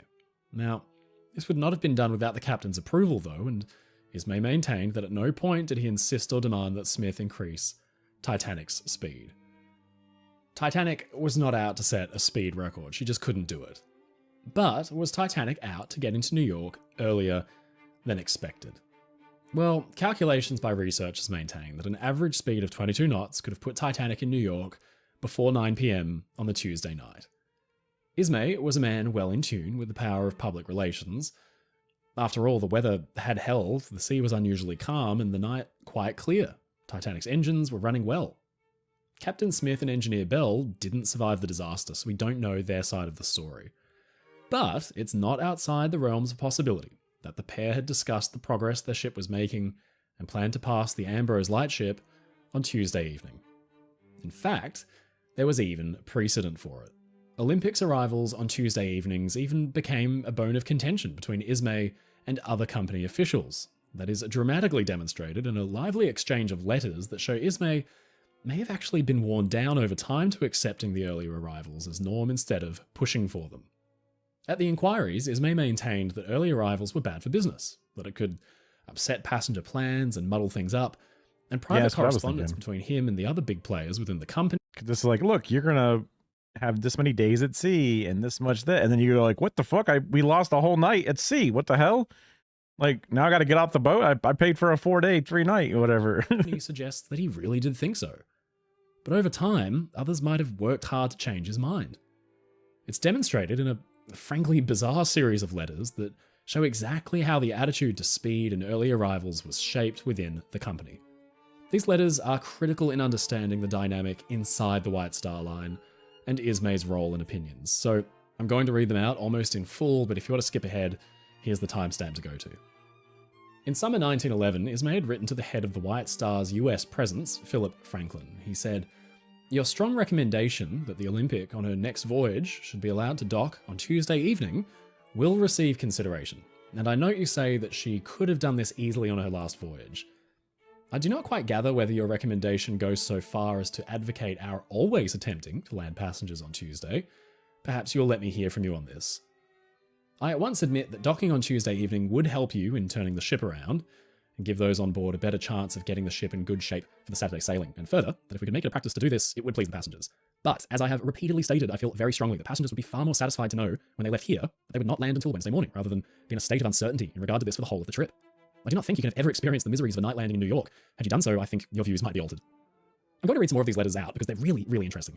This next one is actually quite funny. Franklin was obviously on Ismay's back about the Tuesday night arrivals. In frustration, Ismay wrote back, "I'm afraid if you keep on writing me much more in regard to the Olympic docking in New York on Tuesday evening, I shall have to reply to you in the same manner as you did to Mr. Curry when he kept finding fault with the stamp of fireman you were supplying to the American Line steamers at New York." Sassy. At last, it seems, Ismay eventually gave in. He wrote, "As you are aware, I am not favourably disposed to trying to land passengers on Tuesday afternoon. But if, after talking the matter over with Lord Peary, Captain Smith and Mr. Bell, the consensus of opinions is in favour of this being done, you may rest assured I will not allow my individual feeling to stand in the way." That was July 31st, 1911. Now, just over a week later, Captain Smith received this cable. "Dear sir, we confirm the verbal instructions given to you at Southampton last week that it will be right for you to go full speed when on the short track, subject to your considering it prudent and in the interests of safe navigation to do so. This instruction applies to both eastbound and westbound voyages when on the short track." Fred Toppin, who oversaw operations in New York for the White Star Line, wrote to Ismay that early arrivals would help a lot to speed up turn down and refueling times and, quote, add materially to her attractiveness and popularity on this side. On August 19th, 1911, Franklin wrote to Ismay saying he was sorry the Olympic did not manage to dock on a Tuesday evening that voyage. Ismay's reply is shockingly sarcastic and very telling. Your sorrow, he wrote, that the Olympic did not dock on Tuesday night last voyage will, I hope, be mitigated by her docking on Tuesday this voyage, as we have just received a cable that at 9 o'clock last night she was 271 miles east of Nantucket, which we calculate would make her due at Ambrose Channel at 6 o'clock tonight. And I presume she will get up to the dock at about 10 o'clock, which will make an extremely comfortable landing for her passengers, and I'm sure they will much prefer this to dawdling away time and landing on Wednesday morning, to say nothing of their having had the pleasant uncertainty from the time they left here as to whether they would land on Tuesday evening or not. You really have to ask yourself, does this sound like the man who'd be putting pressure on Captain Smith to arrive early on Titanic's maiden voyage? Bearing in mind, this is just 8 months after he'd penned that almost rebuke-like letter to Franklin. Either Ismay did a hard 180 on his own opinion, or he just decided to step away from the whole thing, let Smith and Bell to their affairs, and carry on promoting his ship to his passengers. So, why did Titanic...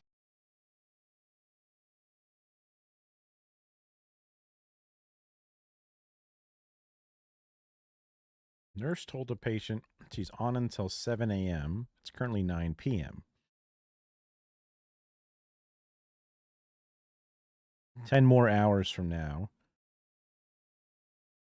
Is she at the end of her own 10-hour shift and about to do another one? Or, like, this could be the beginning of a 10-hour shift. Like, because I think 12-hour shifts are pretty normal for medical professionals, at least in America.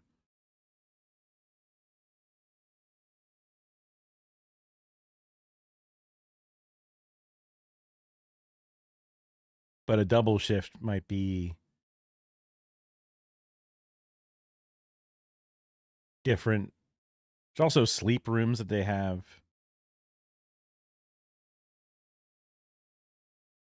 Also in America, there's a lot of, I know you're in Australia, but in America, there's a lot of,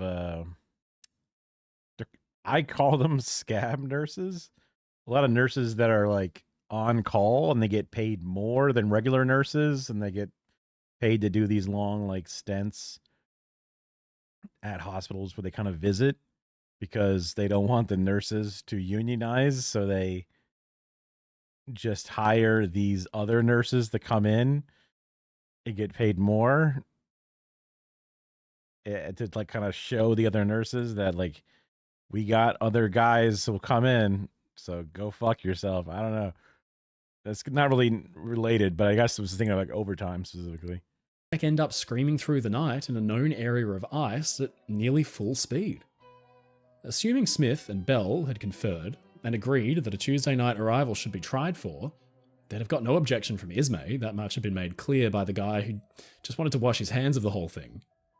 Smith had been told that it will be right for you to go full speed when on the short track, subject to your considering it prudent and in the interests of safe navigation to do so. This is a tricky one to answer because in some ways hindsight is 20/20. It has to be said that, at the time, it was standard operating practice on the North Atlantic run. It was just common practice to maintain. I mean, I guess the question would be, were they going full speed through the ice? That would be the answer, the way I would get the answer. Like, did you see if they were crushing full speed nonstop to try to beat the race? Or did they, like, according to other, maybe full speed on certain spots are obvious, but then other spots you slow down, did they slow down less? That would mean that they're trying to push for time, it seems. They aren't allowed to sleep? Well, that's weird.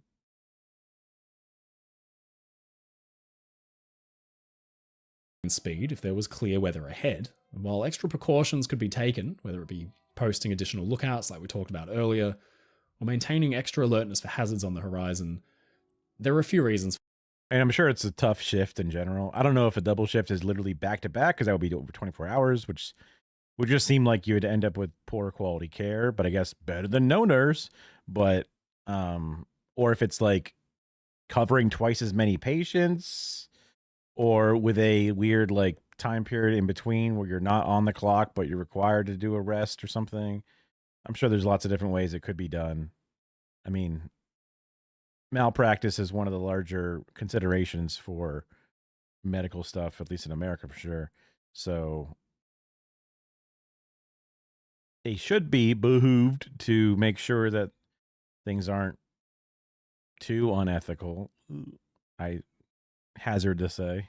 For this, one of the more practical ones for maintaining speed is that a ship at its maximum speed is more easy to control because she's got good headway and flow over the rudder.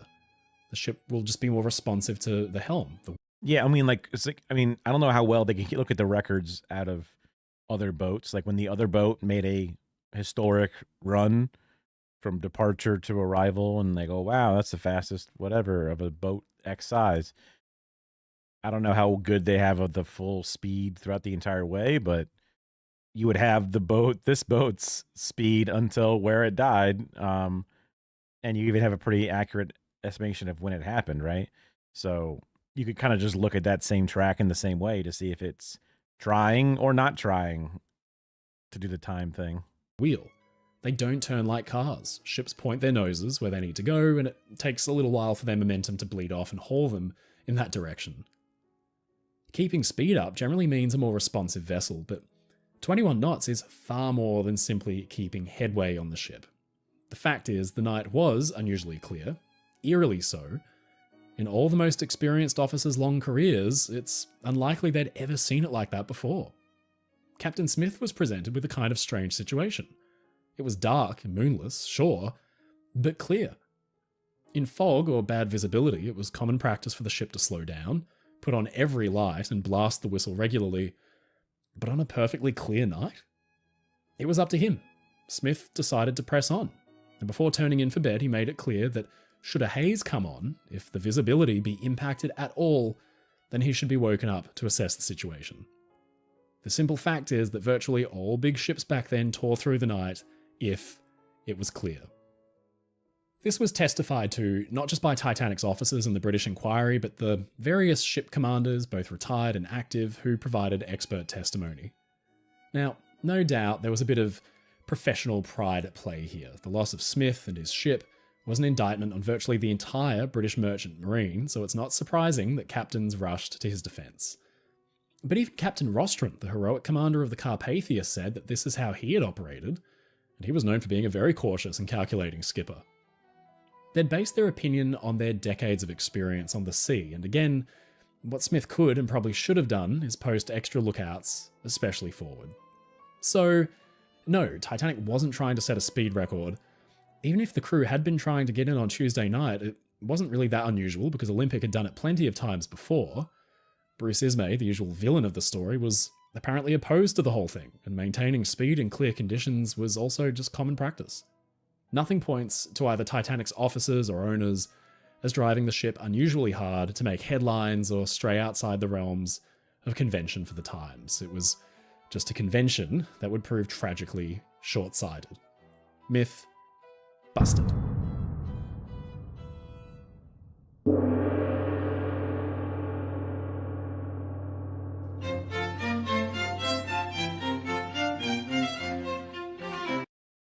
I don't know. That one seems a little tough. It's a really bust.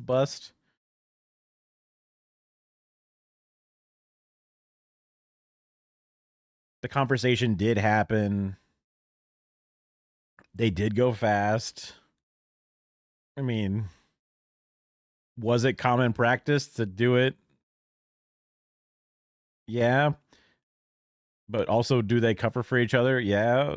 The other guy apparently got the world record without even trying. So arguably, is he doing the same thing the other guy was doing, which is not really trying, but still kind of trying? Yeah. I mean, I guess it's not as overt as maybe the narrative of the movie where it's like, oh, we're pushing for it. No matter what, we're pushing for it. Which might be an overestimation of the intent, but... We'll end on a more technical one, because you know I love technical things. Titanic's rudder. It stood stories tall, but for decades has been blamed for the collision under the assumption it was still too small for a ship of its size. Let's jump in. Motion of the ocean, etc., right? I mean, it sets itself up. First, a bit about the rudder itself. The thing was enormous. It stood 78 feet, or 24 meters tall. That's about the height of a 6 or 7 story apartment block. And by itself, it weighed 101 and a quarter tons. The immense weight was thanks to its heavy construction. In modern ships, the rudder is usually hollow, but Titanic's huge rudder itself was made up of 5 massive, solid, mild steel casted sections coupled together by strong bolt flanges with forged bolts 2 to 3.5 inches, almost 9 centimeters in diameter. That's what held them all together. Securing this enormous assembly to the ship was no easy task. 7 nickel steel pintles and corresponding gudgeons, kind of like a giant hinge, held its huge 1.25 ton weight and gave it the required axis for turning. Cast into the gudgeons on the hull attached to the ship, I mean, they're just making up words, but they're making up some serious words out there, were 2 rudder stoppers, which would basically prevent the rudder physically from swinging wildly out of control. It limited the turning angle of the rudder to 40 degrees. Any further could create massive and sudden drag, damaging the ship's turning machinery and possibly even shearing the rudder itself straight off. So despite this impressive piece of engineering, was Titanic's rudder not large enough for her size? Well, let's start with how proper rudder size is determined. The usual method is to compare the area of the rudder to the longitudinal area of the ship's hull on the center line. Taking into account the different formulas used at the time to calculate rudder area, it should have been a ratio somewhere between 0.014 at a minimum, up to about 2% of the hull area. Now, fortunately, a very clever chap named Captain Charles B. Weeks has calculated all of this for us over on Encyclopedia Titanic. Oh, maybe that's like 1.4% to 2%? Because 0.014% to 2% is a huge difference. Okay. Let's see here. Titanic's length between perpendiculars was 850 feet. Her draft was 34.5 feet. When multiplied together, gives us 29,325 feet squared. Imagine doing this B-roll where they create this gigantic thing of math and they go, okay, now you need to go over there and just add some math to this. And you go, okay. You start adding random bullshit that means nothing. Y equals cosine X. Yes. X equals plus or minus ARC cosine X plus 2 pi comma KEZ A squared plus 2AB plus B squared. That's 28,870 feet squared when we subtract the cutaway at the front of the hull. Using the ratios and percentage range that we talked about earlier, Titanic's rudder should have a surface area somewhere between 412 and 577.4 square feet. So, how did Titanic's actual rudder match up to these calculations? Well, to figure out the actual area of the rudder fitted to Titanic, we need to use a set of rules referred to as Simpson's rules, which have been used by naval architects to calculate the area of irregular shapes. And rudders, well, they certainly have a variety of shapes. Using Simpson's rule, calculus, the surface area of Titanic's rudder comes out to somewhere around 401.63 feet squared. Now, this is just under 11 feet short of the minimum area range that we talked about earlier. So Titanic's rudder was technically slightly smaller than the results of the calculations. Surprise, I bet you thought I was going to say this myth was totally busted. It kind of is, but let me explain. When it comes to rudders, size isn't everything. Obviously, if the rudder is tragically undersized, then it wouldn't do too well. But would 11 square feet have made an enormous difference the night Titanic met the iceberg? Well, it's hard to say exactly, but the rudder's size didn't seem to greatly affect the handling of the ship. Titanic's quartermaster, Robert Hitchens, remembered that she was a good steering ship, and Francis Carruthers, a member of the Board of Trade, and a marine engineer, commented how noticeably small Titanic's turning circles were during her sea trials. Wouldn't this have come out before the ship was ever built? Like when they drew up the plans and they drew up the size of it, I'm sure they did all these calculations and they go like, hey, that's too small. I'm sure they have like a note somewhere that says, okay, I know it's small, but I have my math reasons. And then they would explain, right?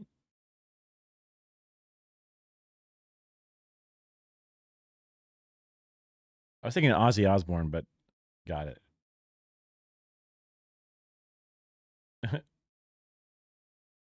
Anthony was brought in to cut costs. Oh, you mean in the movie, as a character in the movie? I think like Anthony Hopkins is brought in to like cut costs on the budget of the movie. I'm like, what? Huh?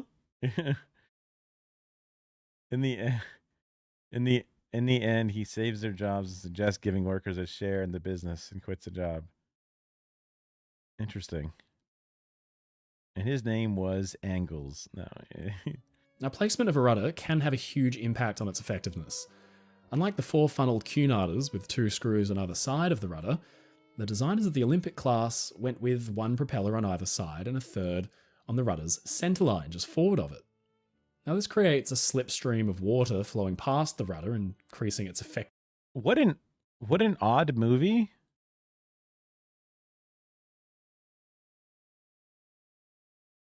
Just because it's like such a mundane situation. Like, okay, the drama. There's this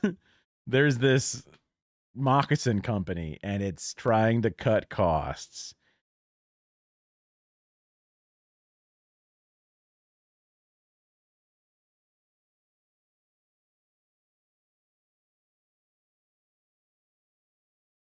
And then this guy just fires himself to save the money.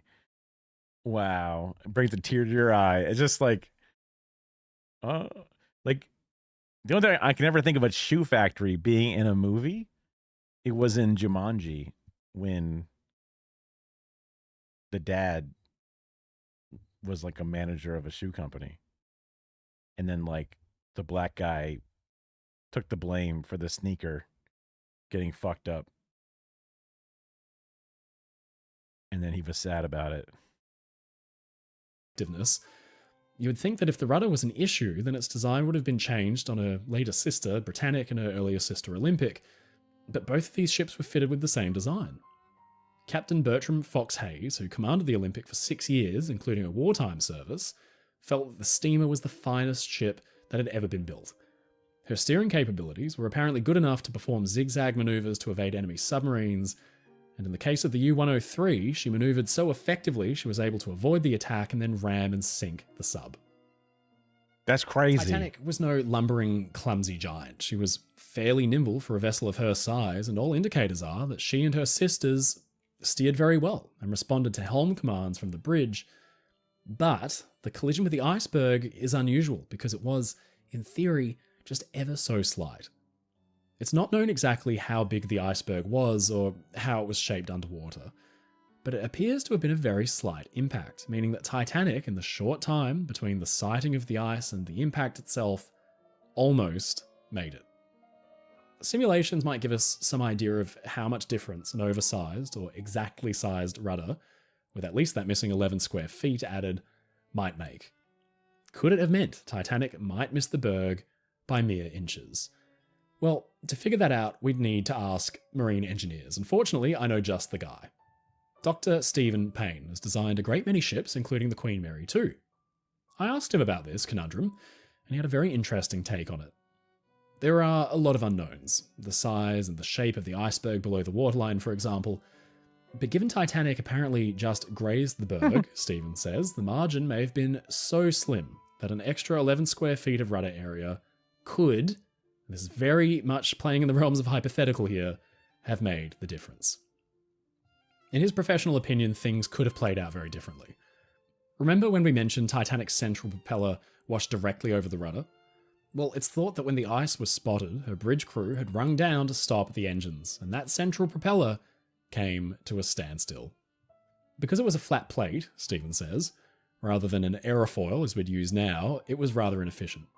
In fact, much of the turning force normally would be generated by the directed thrust from the center propellers. As steam to this had been cut off, it would have started coasting and would have begun to slow down. In any case, Stephen continues, it would not have been providing the maximum amount of thrust. So the conjecture is, what if they'd kept the turbine energized? With the slight extra kick that the center propeller could have given, eased the stern around. It's a tantalizing question, one we'll probably never know the answer to. But it would appear to Dr. Payne that Titanic's rudder size might, given those exceptional circumstances, have made a difference. Myth busted? Not exactly. How's that for a plot twist? Look, there's no way that any one of these factors led to Titanic's demise. It's a story with so many layers and multiple failure points that just all happen to align in the kind of Swiss cheese model that air investigators talk about. Titanic's rudder was, technically, too small, and it could, in the event, and speaking purely theoretically, have made the difference that night. But did Titanic sink because its rudder was too small? No way, I don't think so. Titanic's story is a breeding ground for wild and wacky conspiracy theories and myths, everything from the curse of a mummy traveling in the car. Okay, maybe the curse of the mummy, but I don't think there's any conspiracy theories. Like, people were conspiring. Like, it's just, what did it? Who, it's just like, oops, Cargo holds to the raging coal fire, apparently consuming the ship from within, weakening it so that simply touching the iceberg was enough to send her below. Join me next time as we once again dive on in and try to bust some of the most egregious zombie myths about Titanic that refuse to die. Does this channel only do Titanic stuff? Oh, it's literally the channel Ocean Line Designs. That's crazy. I get this, usually I can see it.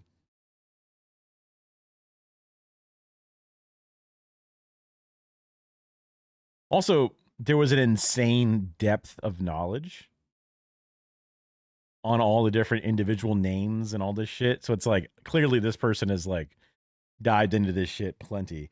Because I would have just been like, nah, they said this. But it's like, we're gonna break it all the way down and get into the individual correspondences. And I was like, huh? That's like a layer of information and detail that I was not expecting.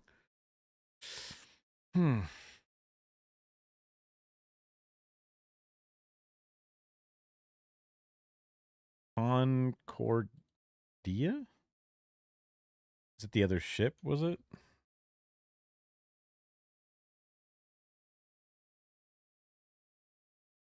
Googling those colleges.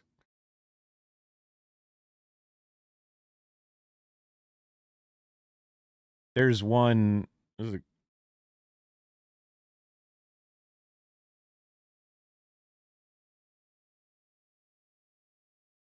There's some. Apparently, there's a couple of them in the Tampa Bay area. And then it looks like some housing complexes. Is that the question?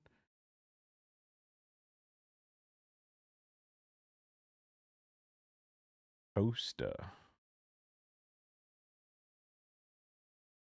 Oh.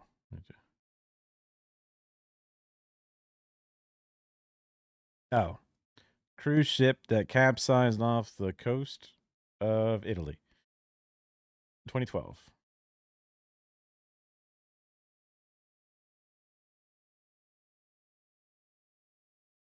Huh. 32 deaths and a 160-foot gash in its hull.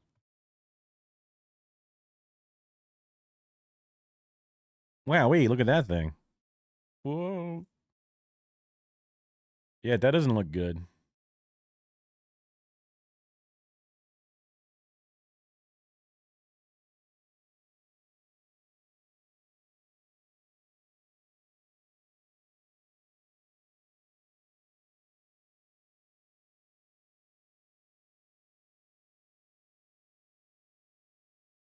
Woo. Yeah, I never really heard of it. Dang. The tugboat's swarming to a wounded animal. Oh my god! Look at this photographer is like, mwah. Picture with the words close, just literally underwater. A thing of beauty.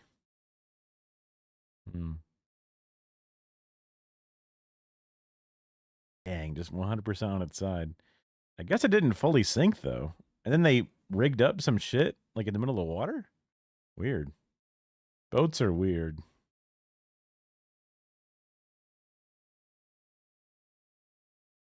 I was like, what am I looking at? But this is the side of the ship, and that's some big ass rock stuck in it. Yep, there's your problem. Yep. Very Italian. Just some balding middle-aged man in a Speedo. Just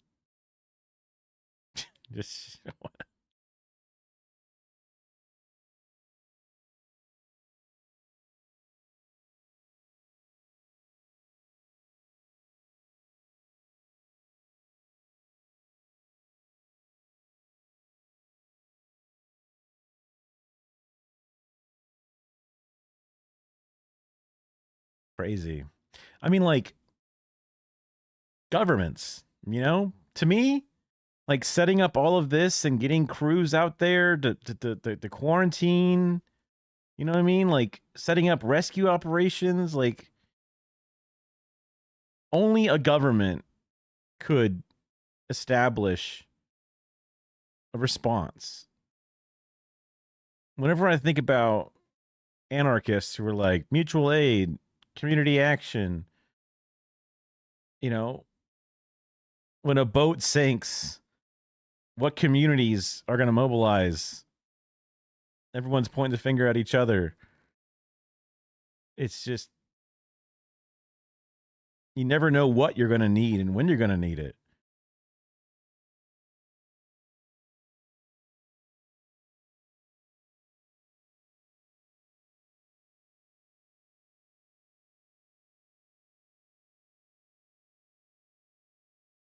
The fact that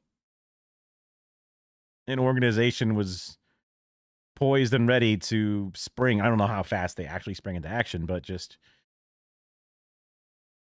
planning for all these random naval rescues and shit. Impressive.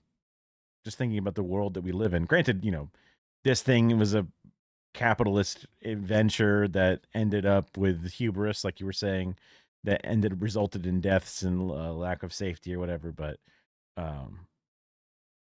just random thinking.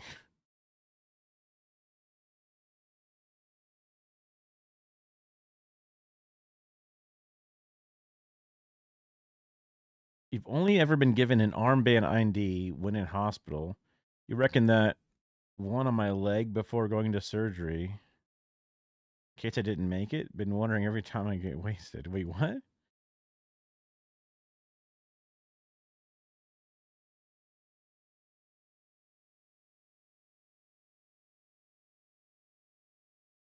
Armband like on your wrist?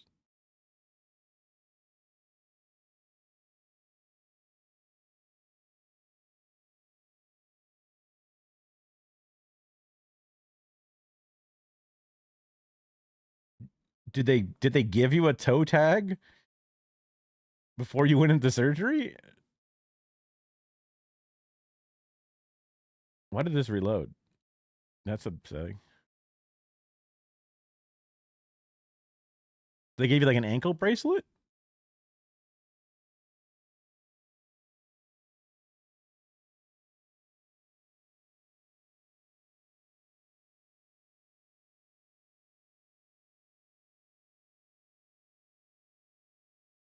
Was it on the foot that they were doing surgery on?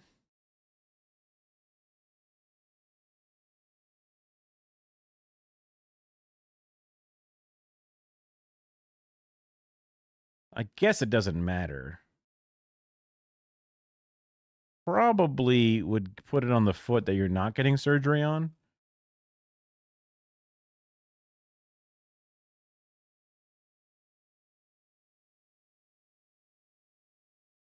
Yeah.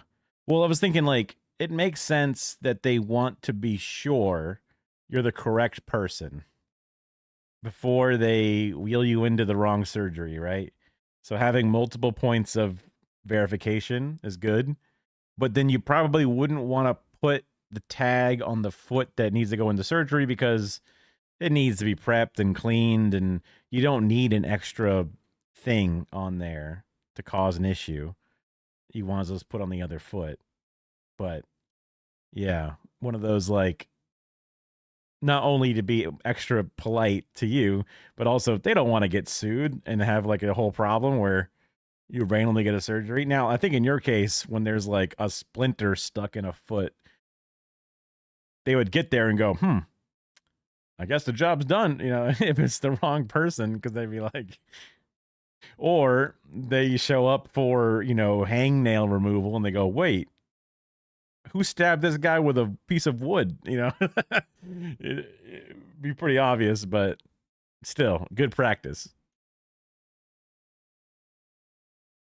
Oh, yeah.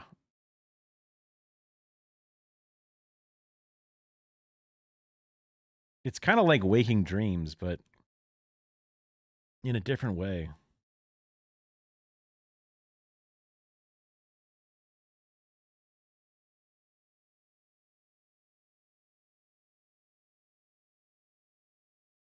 I have so many old tabs.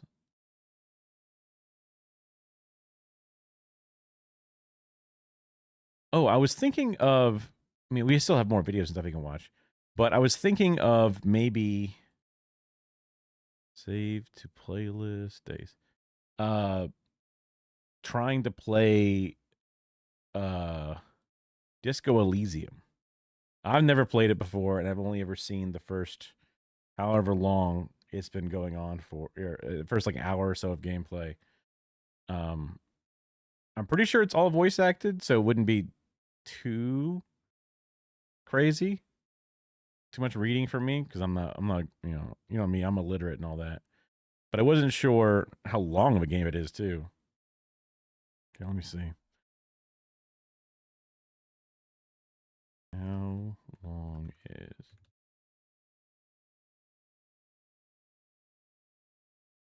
21 hours? That's not too bad.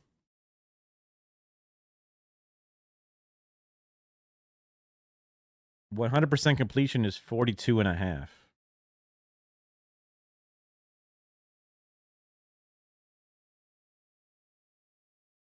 I think I bought it for like some crazy Steam sale at some point, knowing I'd eventually play it.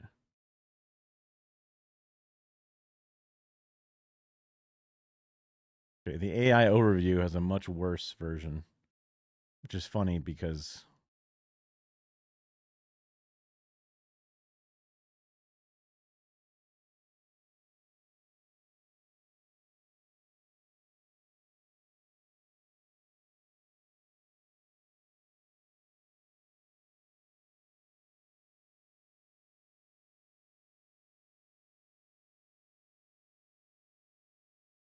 why not? Let's give it a shot.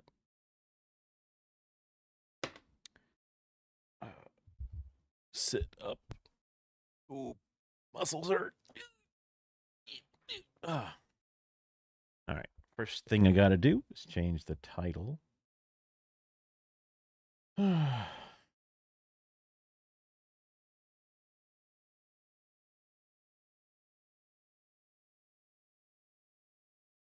not spelled playthrough correctly? Oh, it's like a hyphenated word. Wait, isn't there an R in playthrough? Yeah, no. Yeah.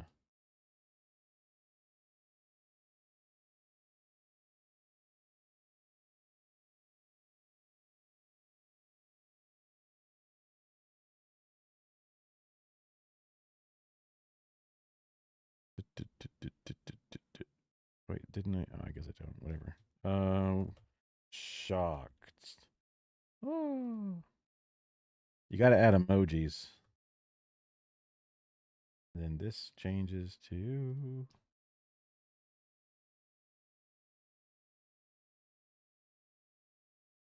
Oh, the final cut? The final cut.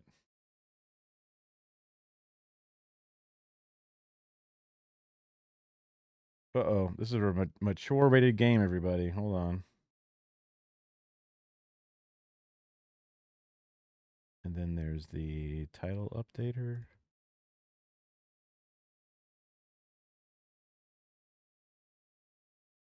shit.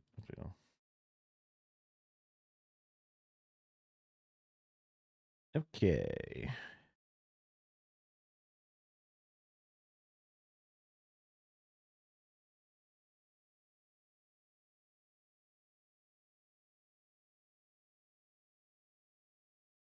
Give it a shot.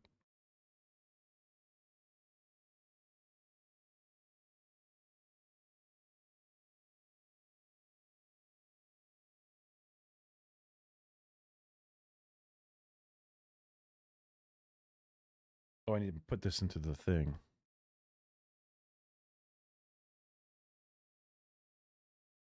What the? What is this? Oh, it's just a logo. Okay. It's so quiet.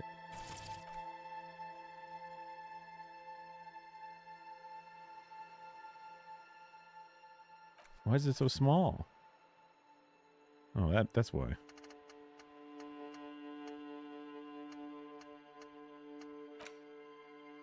I confirm. Anti-aliasing is fine. Shadows, shaders, windowed. Oh, it's borderless. Okay, we're good. That's fine. Voiceover mode full. All voice dialogue. Everything except narration. Only voice introductions. I'll do full. English and English. Dyslexic font? No thanks.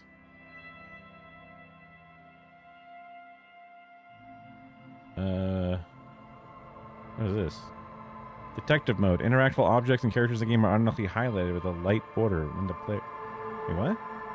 With detective mode active, interactable objects and characters in the game are automatically highlighted with a light border. Hardcore mode. Checks are harder and healing items are more expensive. Oh, I didn't realize there was that much, like, stuff. Ooh, Twitch integration.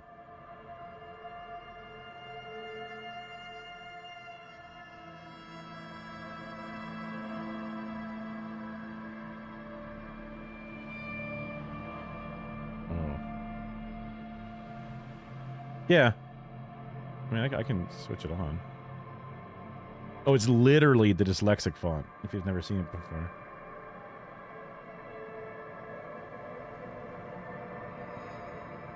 How do I... Invalid. Do I need to do something specifically?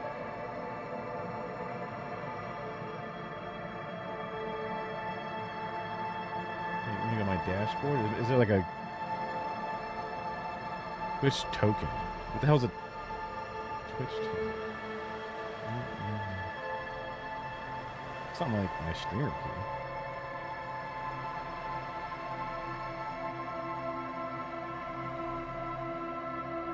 Ugh.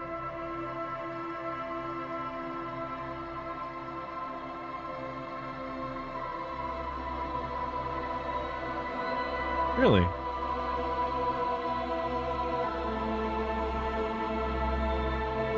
Don't show on stream.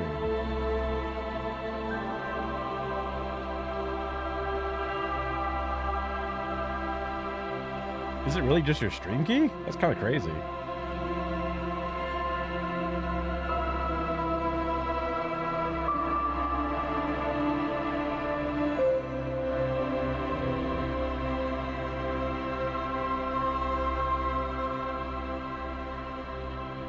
Okay, open my settings. Stream. Oh yeah, my stream key is actually connected via... I guess I shouldn't pull up OBS. I should pull up my Twitch dashboard.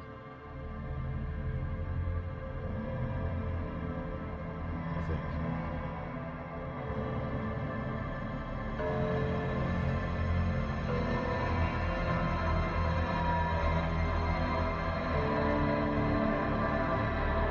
I guess you could just literally Google Disco Eel.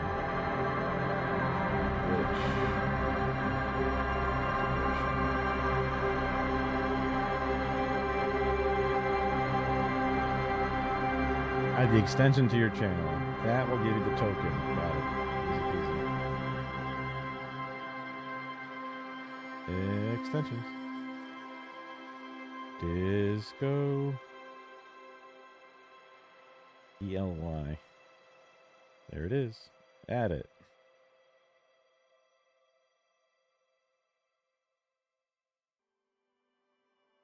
Add this to that.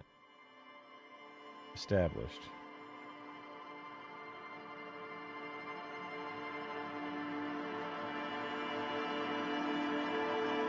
I have replaced my Prime overlay gaming thing. Okay, let me know if it looks like it works. Or if you see a thing or a pop-up or some bullshit. Maybe I can see it too. No, it's true. Don't know that I can see it. Also, it's all asterisked out, so we're good. Neat. Well, I'm glad I looked at that just to see if that would work. New game. Oh, wait, continue.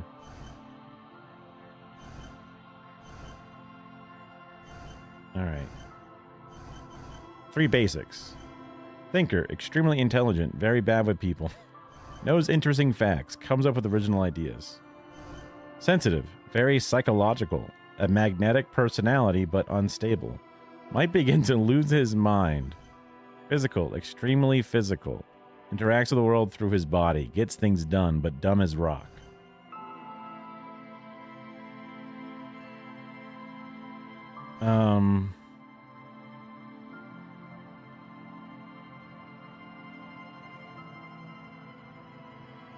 So whenever I play games, I generally am very boring, and I kind of just play myself, right?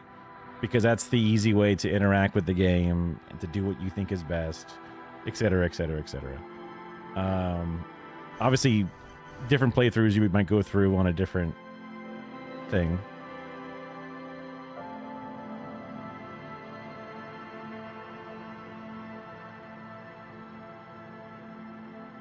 If I had to define myself as one of these, I like to think I have a decent personality, but wait, why is... Oh, that's psyche. That's physique. Huh. The sensitive person's got a pretty decent physique too, but the thinker not so much. I definitely have a bad physique. Intelligence 5 feels a little bit like, come on, you know better than that, to throw myself up that high.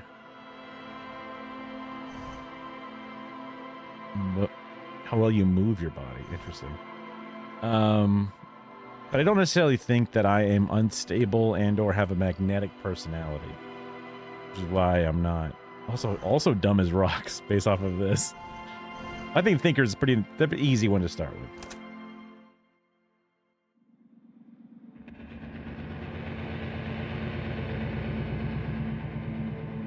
The Furies are at home in the mirror. Is that there? I thought I was going to read it. Ah, whatever. It couldn't mean anything important. There is nothing. Only warm primordial blackness. Your conscious ferments in it. No larger than a single grain of malt. You don't have to do anything anymore. Ever. Ever. My ancient reptilian brain is speaking to me. I saw this kind of section in the beginning. I thought it was really cool to hear the different parts of your personality speak to you. I thought it was, and then your organs speak to you and shit. I thought it was awesome. Never, ever. Only warm primordial blackness. I ferment in it. It does kind of Aussie. Simply keep on non-existing. An inordinate amount of time passes. It is utterly void of struggle. No ex-wives are contained within it. What? What was that about those ex something? An awareness creeps up on you. A mass lies hidden in your dead angle, soaking in some lurid acidic sauce. It's bloated and shameful, a ball of meat surrounding you. This is a terrible line of questioning, and it will only lead to more awareness of the meat thing. My limbic system is speaking to me. I came from the utter nothingness of my reptilian brain, enjoying the nothingness. Then, fuck, someone mentioned an ex-wife, and all of a sudden my awareness is here. I'm bloated and shameful. Well, okay. You don't have to call me out that hard. Plunge back into the fathomable deep? Or no, I want to know about the X something. Hold on. Ex-love. Ex-tenderness. It is foolish of you to resurface to the loss. Not after all the damage you've suffered to get here. Some of it irreversible. Stay. Sail with me through the abyss of pelagic zone. Resurface to the loss. And after all the damage you've suffered to get into this blackness,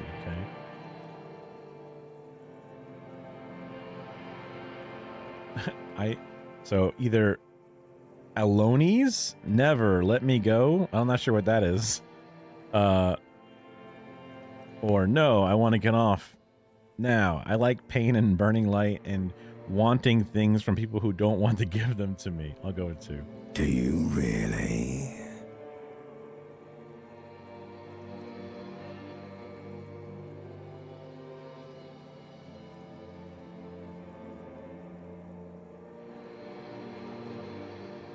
Yeah, it's definitely saying that, like, shit got fucked, and that's how we ended up here.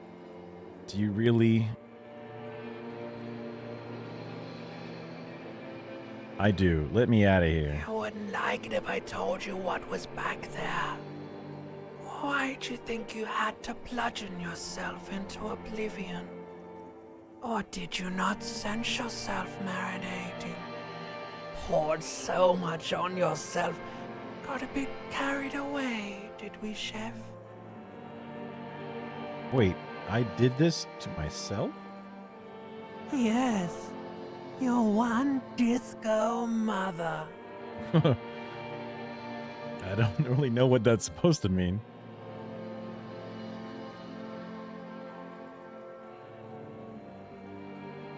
Tell me, what's waiting for me? There's this giant ball there. And evil apes. And the evil apes are juking it out on the ball. You're one of them. It's basically all just evil apes juking it out on a giant ball. Giant ball. How big is the ball? You can't even make out it's a ball when you're joking it out. It's that large. Well, how small are the apes? Infinitesimally small. And this duking it out I keep hearing about. What's that? Vying for resources. It's just a stupid expression you picked up somewhere. The part of the presentation you want to take home with you is this. You have to beat the other evil apes in the face, or you lose. That's sad. Yes, it is. And you drowned in that sadness a long time ago.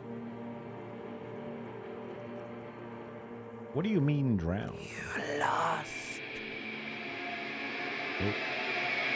Ape beat me.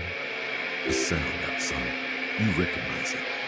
It's a Caprice Commander motor carriage. Open your eyes. Also, I love the portrait for encyclopedia, which is a face that has like hair as a book, and then it's like a brain symbol above it. Pretty sick. At least sirens sound fucking weird.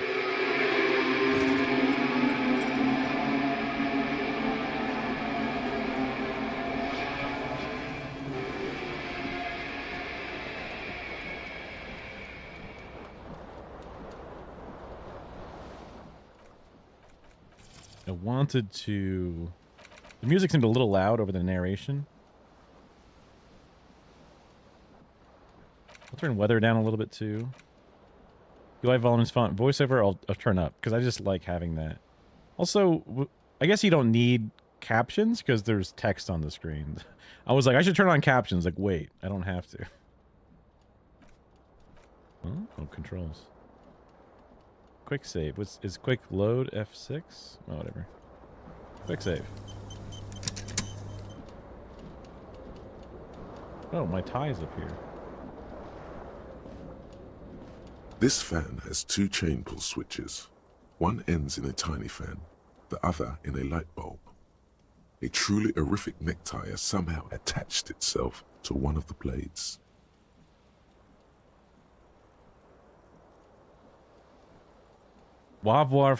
Savoir faire?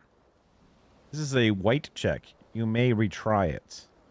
1-1 always lose. 6 always win. Ooh, dice. So I can try and pull it off while it's spinning. You swoop up and catch the tie. Snap. It's released from the blade. Boom. That easy. What you have in your hand is a truly hideous necktie with 4 or 5 different patterns. The knot reminds you of a noose. Knot reminds you of a noose. Leave. I don't mind a little airflow, but I do not want to turn a light on. I look hungover based off the bottle. This magnum-sized bottle of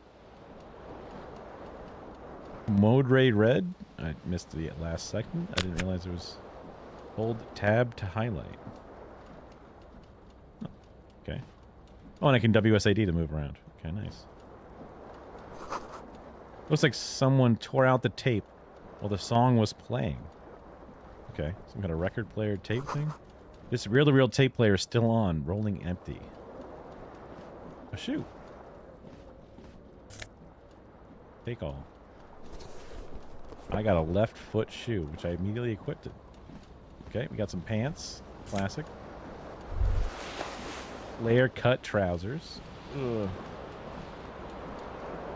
What's this? Busted ass window, huh? The window stands broken in its frame. Cold wind blows in. Visual calculus. Assess the damage. The shards face outward. Whatever broke this window came from the inside. Oh. Did I break it with my own hands? Look at them. A fine web of scarring covers the back of your right hand, but none of it is recent. What did this? More likely a projectile than a held object. There are no fragments on the floor from pulling a tool back in after impact. Wait, what am I doing? Something you've done before. Assess the size of the impact. It is too large for a bullet, yet too small for a piece of furniture. You're looking for something heavy and larger than your fist. The single green shoe you found fits the hole almost as well as your foot. It would have also been heavy enough if thrown with force. Oh fuck, my shoe's outside. Congratulations. You smashed the window with your own shoe. Now you only have one. If you're lucky, you could still find the other one on the balcony outside. The door to it should be outside your room. Maybe it wasn't me. You mean someone else took your shoe off and smashed the window with it? This person also forced the drinks on you. Thank you, Logic, for... I should probably go get that shoe. A cool wind gushes in. Your toes curl up from the cold. I gain experience, apparently. I have a task. A quest. Find my shoe. And all my items here. Ooh. I have -1 savoir faire, which I guess means, like, looking cool. But +1 electrochemistry? My shoe is just a shoe, and my tie gives me a little bit of inland empire, whatever that means. Oh. Hunches and gut feelings, dreams in walking life. Electrochemistry. Go to party planet. Love and be loved by drugs. Okay. Electrochemistry is like coolness. Savoir-faire. Sneak under their nose. Stun with immense panache. Oh. So savoir-faire is more about like the ability to do things. Hello.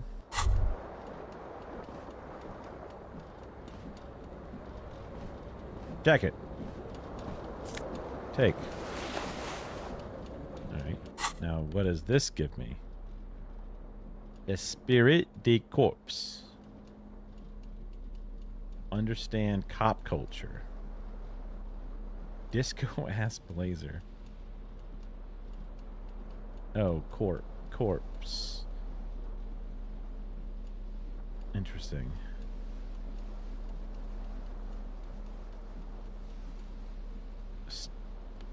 So these are working under purple to give me more psych. This is giving me more physical.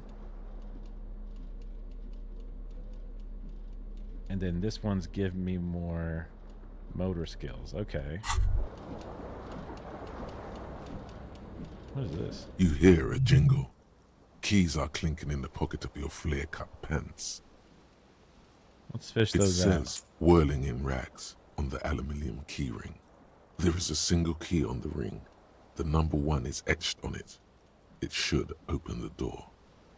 The whirling in rags is a hostel cafeteria on the urban coast, frequented by dock workers.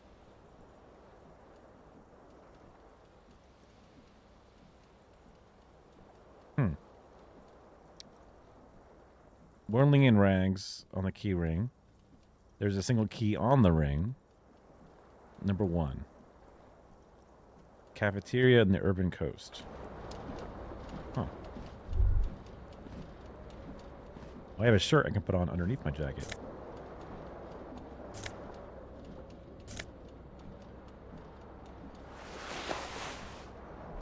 And that helps.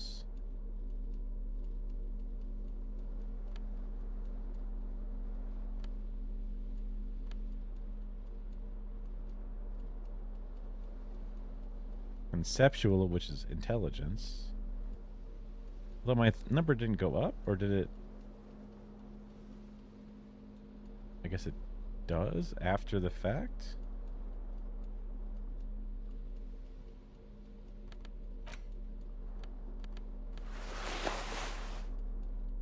Because it says 5 here. And it still says 5. But I guess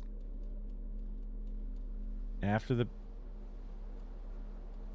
He's coming after? We'll find out probably at some point.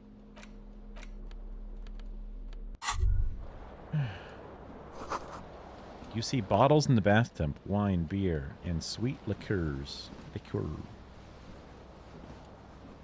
A mirror hangs above a bent and broken sink. In a fierce discharge of masculine energy, someone has ripped half the faucet off. Man, that guy sounds so cool. Was this not the same Elo that founds empires and lays waste to cities, virile, uncaring towards the little things? Probably not, no. Hot water sprays from the faucet's base, and steam covers the mirror. You cannot see yourself, just a vague impression of a man. Suddenly, you realize you have no memory of the face that awaits you there, underneath the soft vapor. Really? Nothing? Really?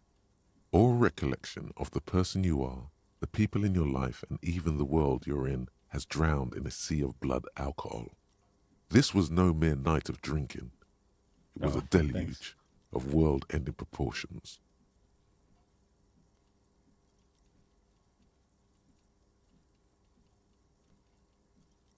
That's a lot of drinking. I was in the fucking reptile brain nether for a while. All right, let's As wipe you the mirror. slowly reach your hand towards the surface of the mirror. Abort. You clearly have not thought this through. You won't like what you see there, and you will never unbecome it.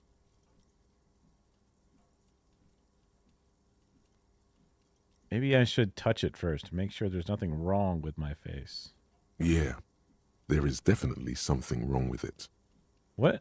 What's wrong? Where to even begin? There is the bloatedness, then the swollenness. It's like there's an upholstery of alcohol underneath your skin.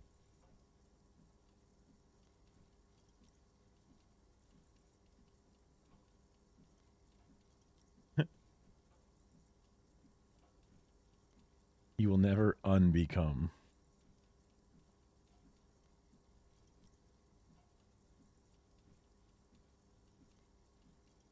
I'm sorry, touch my nose. Bet you are. Your nose feels like a small balloon in the middle of your face. It hurts when you honk it. It doesn't appear to be a particularly tiny nose either. Not with all the drinks it's absorbed for you. My tongue's okay. It's not. It's swollen and snail-like, wriggling between your fingers. I'm gonna wipe the mirror. Behold. Aw, it's not so bad. You have no idea who this thing is, do you? It just looks like a face of a late-stage alcoholic. Too late. You clearly have rigor mortis on your face. Oh, wait. Is that an expression? Are you trying to make an expression with that face? Why?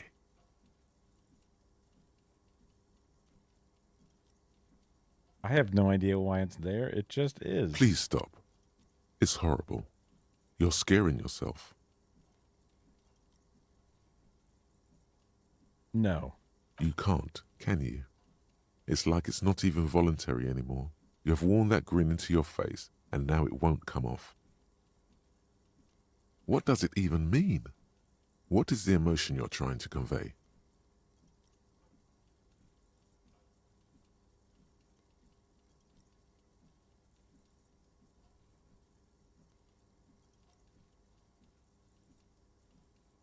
I'm insinuating that I'm vaguely sympathetic. I think I'm sort of pulling it off, too, in a sad has-been kind of way. There is some charm to it. There might have been 10 years ago. It's little more than a cadaverous spasm now. Dig into your mind to locate the source of the expression? Let's dig into our mind. Like the rest of you, it comes from a bad place somewhere in the past. That's all you know for now. Oof, basically did not pass, huh? Well, let's try this. It's too late. Like an image on film. The expression belongs to your primary motor cortex. It would take a minor neurological miracle for you to cease producing it. Okay. Oh, wait. What is it? The door? Is there anything else in here I need to grab? I was trying to get my shoe.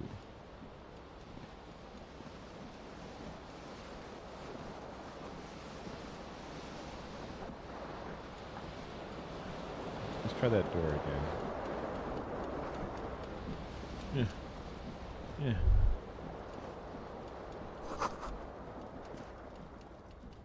I should have sent a poet.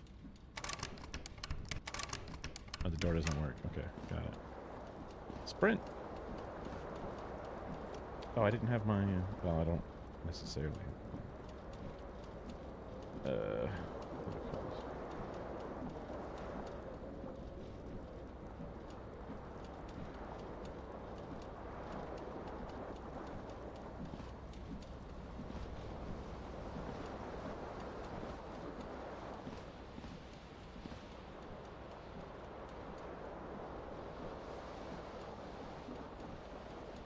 There you go.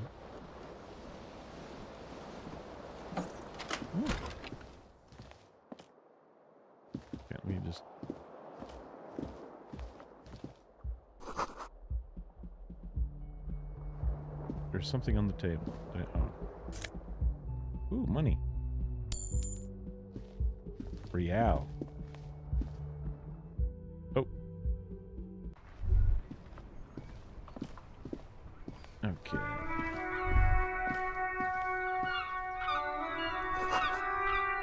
A gust of briny wind washes over you.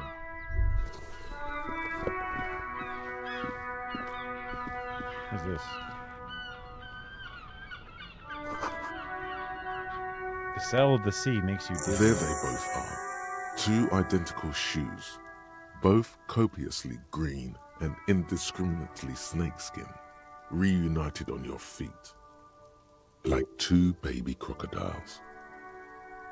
How do they fit? Good, they're balanced, comfy. Feels like the only good thing about you right now, truth be told.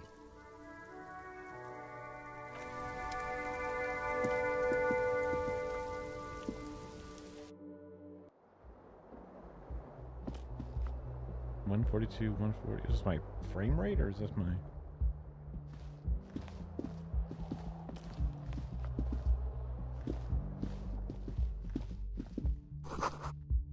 March.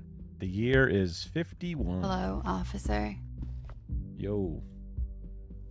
The young woman raises a cigarette to her lips. Her eyes are brown and her face is speckled with birthmarks. She can't be more than 28. A silver jumpsuit falls off her like scale armor, sparkling. This is the sparkle of too many nights out on the city. Officer? I'm a military personnel? No. She seems perplexed by your question.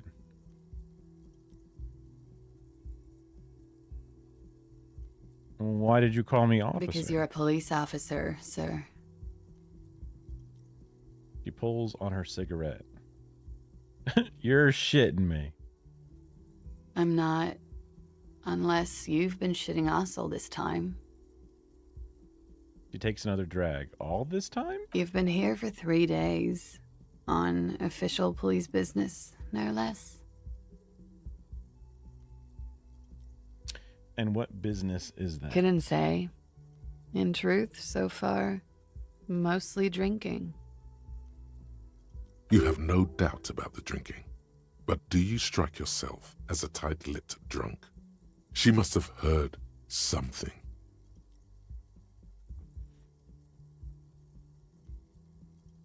Let's see.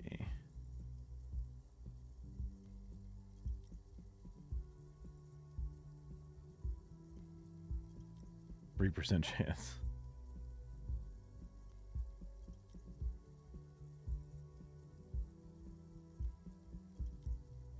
Who in the right mind would let me be an officer of the law? Don't be so harsh on yourself. They let almost anyone be a police officer. True, true.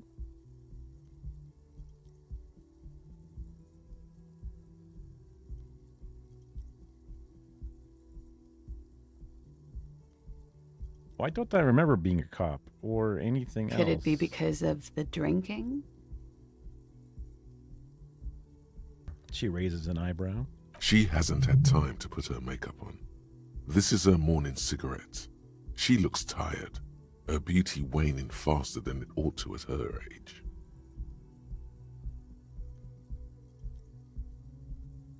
I might not know where I am, or who I am, or what a corpus kinema is. How do I know what one sounds like? Nods. Oh, how I know what one sounds like, sorry.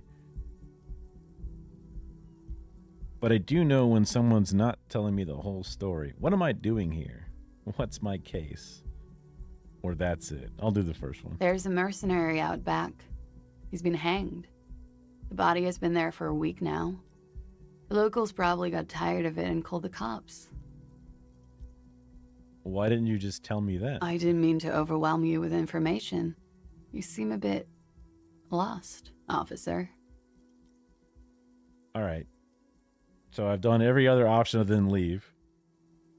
But should I do the try the expression on her?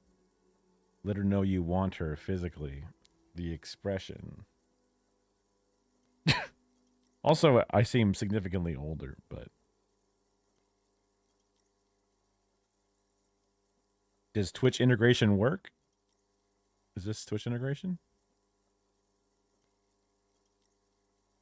Oh, it's like a countdown?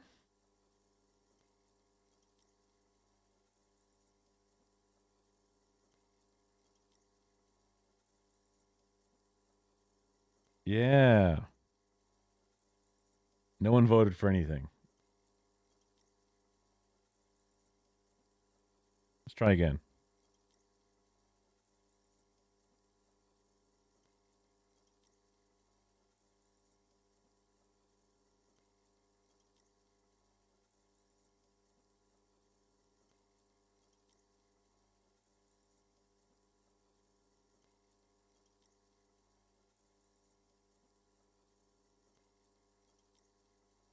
What is this?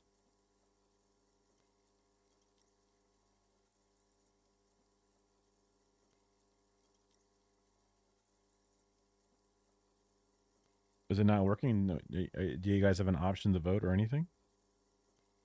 Now it has a countdown of 2 minutes.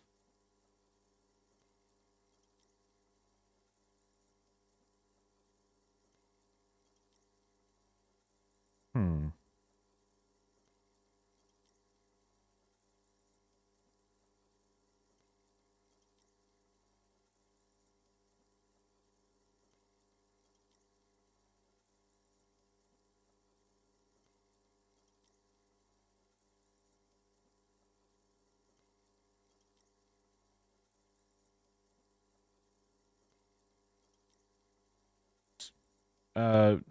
Type 4 or 5.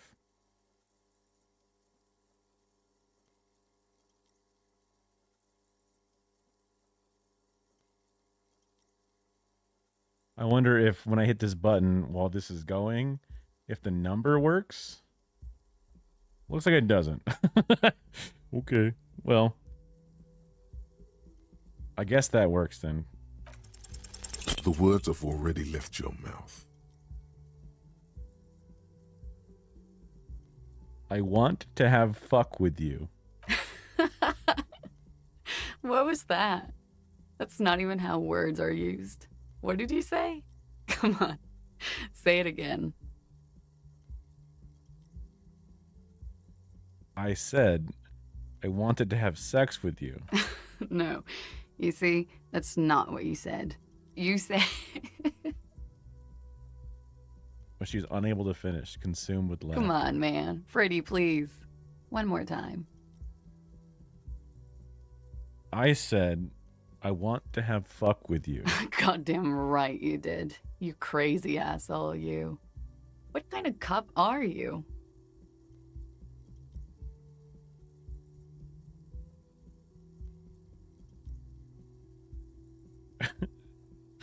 I'm sorry. I don't know why I said that. You're pretty. I'm sorry. I'm the sorry cop. Don't be. It was funny. And anyway, who gives a shit? Who gives a shit about any of it? So what if you can't pull grade A pussy anymore? There are other things in life. More meaningful, more fitting for a man your age. This is Fata Morgana. One thing, though.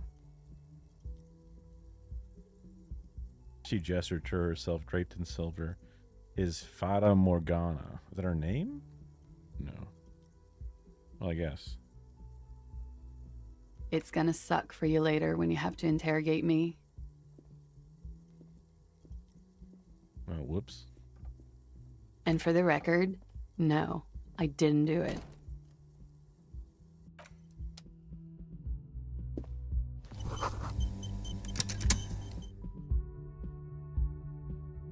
A long stub in the ashtray.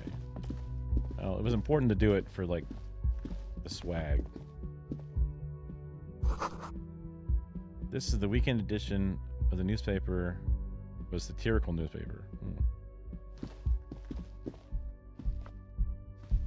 I don't read French. Where the hell am I? Oh, okay, it's moving.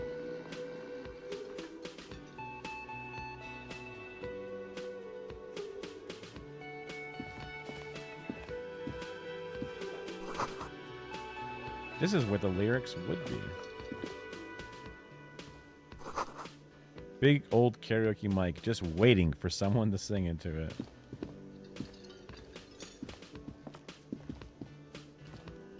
Can I not sing into it? I guess I can't.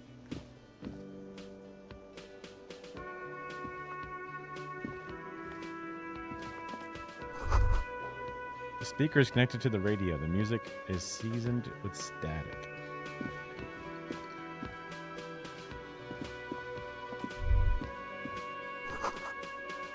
This is a water cooler. Large bubble is rising to the surface. Nosifed? +1 health. Healing item. Oh, alright. Why is there a giant bird A here? man in his late 20s stands behind the counter, inspecting a stuffed seabird. As you approach, he gives you a sideways glance, then looks down again. Everything is cool between you and this guy. He's a big fan. Make some small talk. Empathy failure. Everything is cool between us. Look A at the bird. competent work of taxidermy. The white and brown seabird lies among piles of coasters and drying mugs. One of its wings broken. The man is trying to mend it. Looks like the bird was ripped off the shield that was used to mount it, most likely on a wall. This is the Great Skua. The seabird is the symbol for the discovery of the Insulindian Isola, the part of the world you are in right now. The small steel tag says as much. The Great Skua. Stegosaurus skua.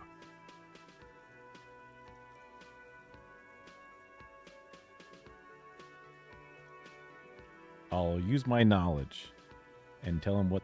That's the Great Skua, right? Look, your buddy is over there. He looks at the doors, where a man in the bomber jacket is tapping his foot. Why don't you go and talk to him, okay? What do you mean, my He buddy? pretends not to hear you, concentrating on the bird instead. Are you the bartender? No, I'm not the bartender. I'm the cafeteria manager. He's very animated all of a sudden. This seems like a touchy subject. You look like a bartender. That period of my life is over. Not everyone who stands behind a counter is a bartender, okay? I'm the cafeteria manager. What's the I have difference? 3 cafeterias to manage. 3. Sylvie tends the bar here, not me. I'm only standing in. Where did Sylvie go? She just, you know. His eyes dart from left to right. This man isn't lying, but he is hiding something. She just what? So now you're a cop. Oh, forget it. What? I guess that's fine. You should totally sing karaoke here, the first chance you get. Your emotions need to be expressed. People need to know your vast oceanic soul. My soul is immense.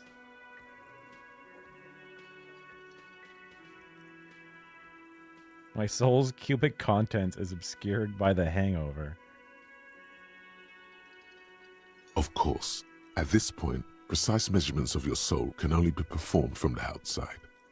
It needs to be heard. Through a PA system. By other people. What should I sing? You have not yet stumbled on the right lamentation, but it's out there. It'll come to you. You will wreak havoc with it. Don't worry.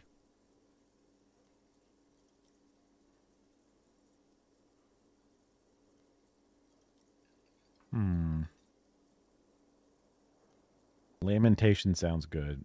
That'll really get a gauge of my soul. Serves with that. them right. Wipe that smirk off their face with your sad, tragic song. Who's laughing now? No one. You have to find something tragic to sing first, though.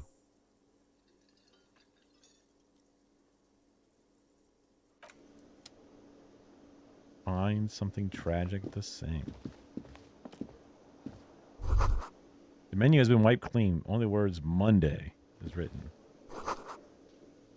Women's hand wrote yesterday's menu. Today starts in a man's handwriting. I see. Inside, you catch a glimpse of a union paraphernalia, a strike poster, some red pennants. A sign reads, Mess Hall reserved for union members. Doors open at 1600. This royal pinball machine is unplugged. Oh, so be it. Hello, sweetie. Cryptozoologist. Uh-oh. You shouldn't keep your colleague waiting. He nods toward the man in the bomber jacket. Oh, okay. A bespectacled man in an orange bomber jacket is tapping his foot on the floor. Looks like he's waiting for someone. You. As you approach, he narrows his eyes and extends his hand in greeting. On the sleeve of his bomber jacket, as well as on its back, are the same enigmatic white rectangles as on your blazer. I'll shake his hand. Hello. I'm Kim Kitsuragi, Lieutenant, Precinct 57. You must be from the 41st. His grip is firm. You realize he's waiting for your name.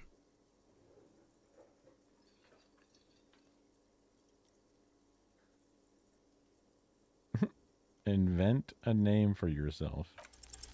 Raphael Ambrosius Cousteau. Double one. Critical failure. It's so cool.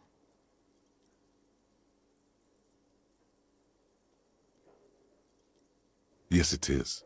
Raphael Ambrosius Cousteau is one classy name for one classy cop. Say it. Yes, well. He doesn't even process what you said. He just moves on. Not for a moment does he believe that's your real name. He casts it aside as an intradepartmental joke or a peculiarity he doesn't understand. My drama senses. It looks like we had a little scheduling error on Sunday. Saturday too, actually. Have you had time to talk to the manager here? What he means is, he has been trying to meet up with you for 2 days, but you have been otherwise occupied. You mean him? Yeah, I just talked to him. If you don't mind, we should talk to him again. Ask him for a rundown of the area. Now that I'm here as well. I understand the scene is out back, right? It also wouldn't hurt to assure him the police are finally here. In full force, I mean. Have you mapped out the initial interviews? What interviews? Actually, I'll just say I haven't. Okay. We'll have time for that after we take a look at the coroner's case. Have you removed the dead body from the tree? No. So, the body is still in the tree, where it has been hanging for 7 days straight. We should go there as soon as we are done talking to the owner.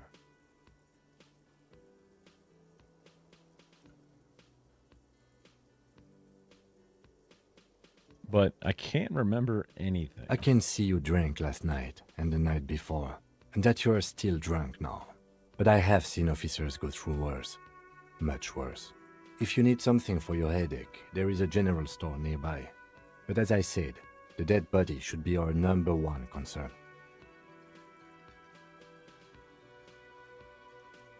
What were we supposed to do Talk to again? the manager. Then we go out back and take the body down. How can you be sure I'm from the police? I was sent here to meet a detective from Precinct 41. You have the insignia of the Citizens Militia on your sleeve and on your back. I suppose you could be impersonating him. You could have gotten the insignia from the black market or forged it. But for now, I'm going to set those possibilities aside. I'm not from the Inspectorate General. Inspectorate General means internal affairs. What he's saying is He's not from the Rat Squad and isn't supposed to suspect such things. Ah, you mean the Rat No Squad. need for derogatory terms.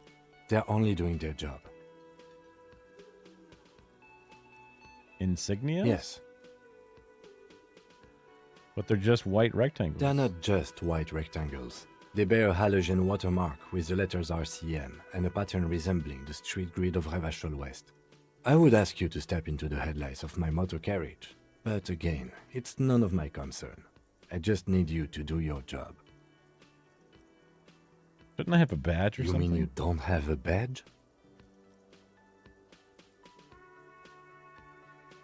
It was not on me when I Losing woke your up. identification card is a serious matter.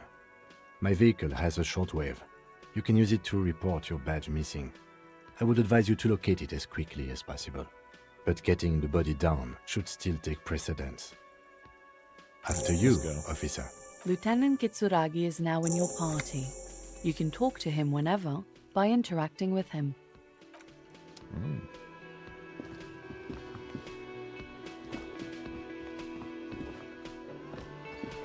We're so slow.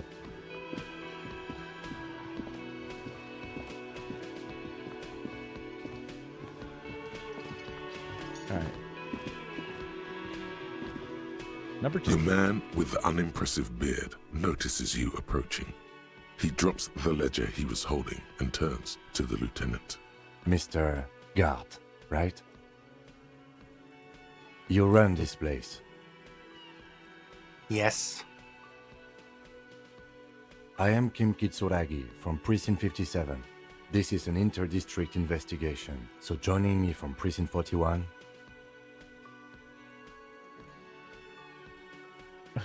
As I said, Detective Raphael Ambrosius Christo. Right. Now, I know it took us a while to arrive at the scene.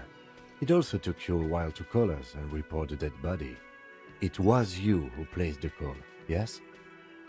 No, I only just got here. It was probably Sylvie who called you. She usually works the bar here. I'm only temporarily taking over her duties.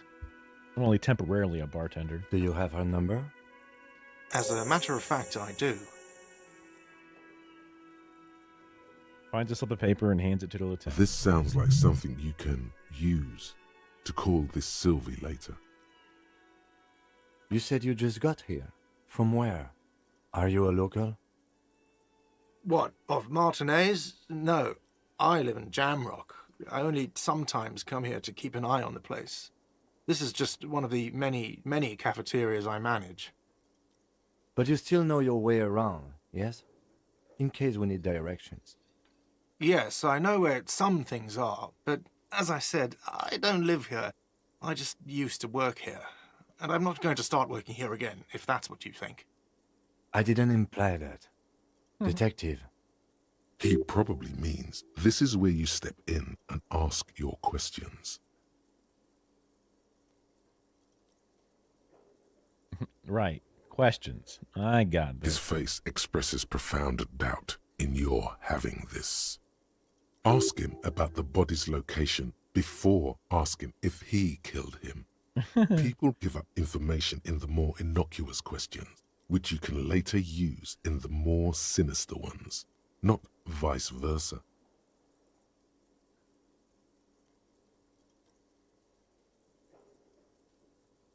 Where exactly is Behind this building, there's a courtyard.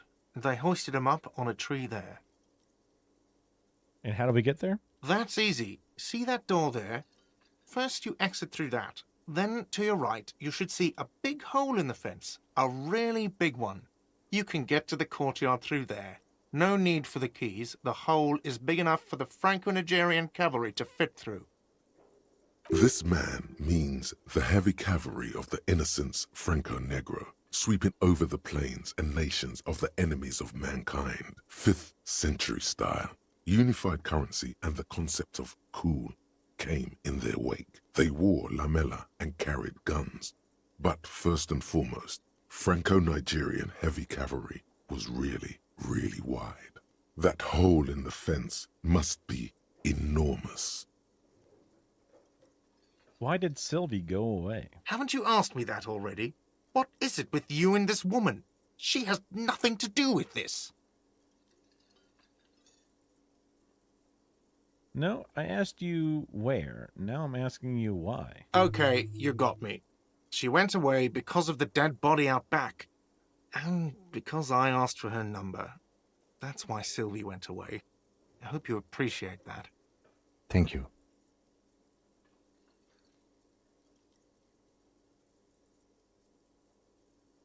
Didn't go well? I asked an employee out. She didn't want to come, but felt obliged to. It was a bad idea. Now, what is so goddamn fascinating about that for you? It's got nothing to do with the lynching. This stuff gets on my nerves. I'm a feminist.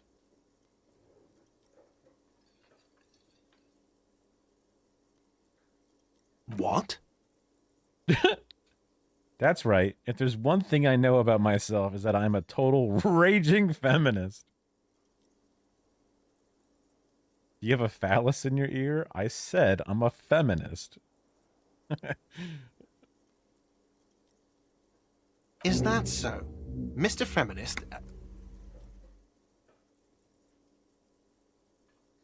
You've gained a thought. When this dialogue is over, go to your thought cabinet and internalize it for special bonuses and effects. Who killed him? I don't know who killed him. I'm not the police. That's your job. This is it. He said they hoisted him up on a tree. Who is this they, if he doesn't know? Before you said they. Oh, people are saying it was the union dock workers, that it was a lynching. Who is saying that? The locals, the customers, the people who eat here. A lot of dock workers eat here. Sylvie told me everyone knows the dock workers did it. Did the debarders themselves tell her this, or is it a rumor? I don't really know. You'll have to ask her. Why would the dock workers lynch this man? I would suppose it's because they have nothing better to do. You mean the strike? Yes, the strike. The man they hanged was a security guard for the harbour company, I hear. A mercenary. The unionistas probably thought they'd send a message.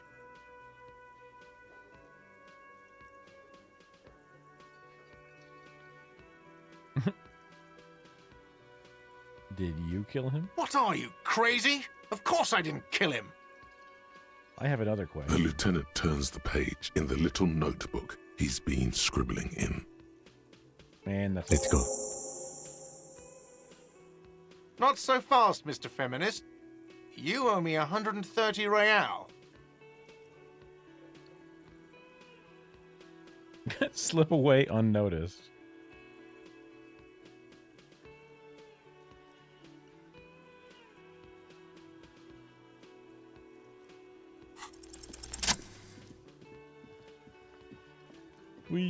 As you blow this joint, behind you, a whiny voice shouts. Real mature, man. Real mature. Easy.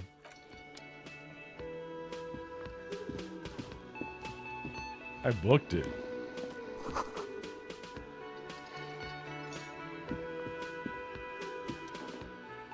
Sleeping dock worker.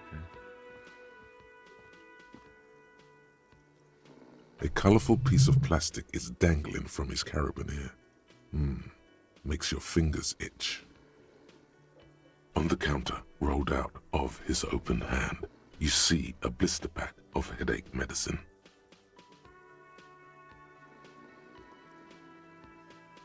Inspect the piece of plastic on his It's a carabiner. dock worker's ID, doubling as a shift card and a job permit. A young, able-bodied man stares back at you from the photo. Santiago S. John.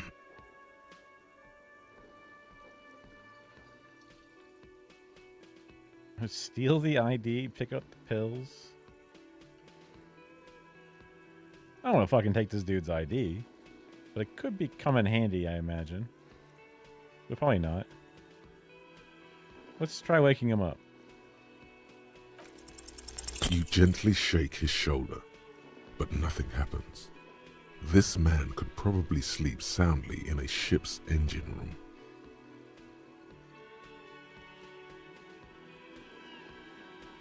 The man does not mind. You probably need them more than he does. You've just picked up some magnesium. This item is stored in the bottom left corner of the screen above your character portrait.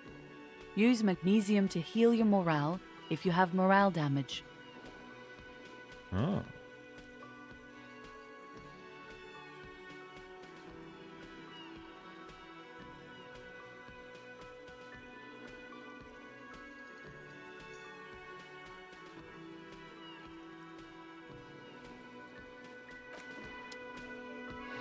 Also, there's this.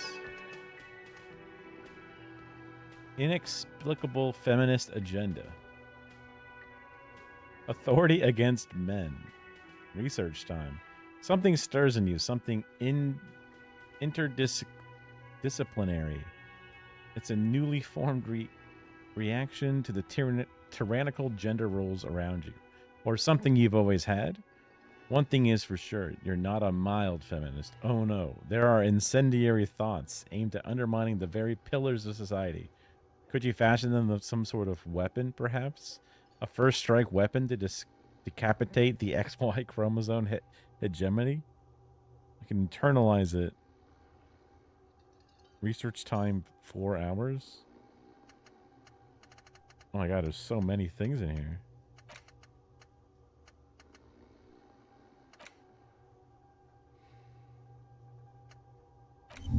Internalize.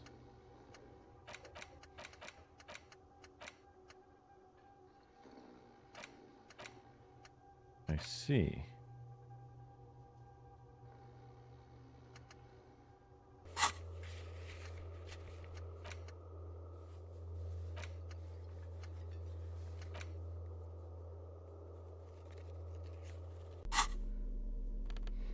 Didn't I get something new?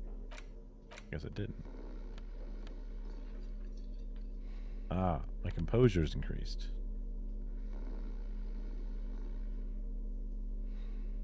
-1 +1.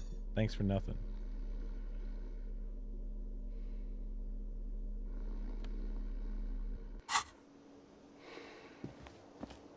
Ah, shift is sprint. Beautiful. What is this? Summer closed for the winter. Summer door closed for the winter. Can I sing yet? This feels right. You belong here. I can't quite do it just yet.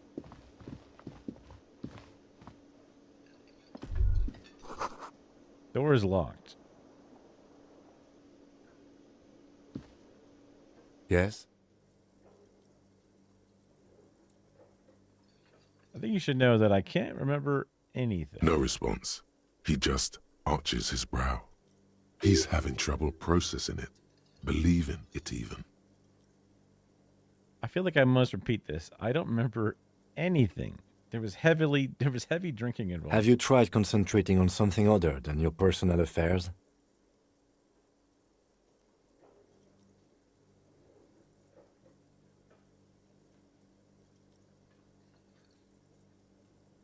I'm completely lacking in basic information about even this organization we're in.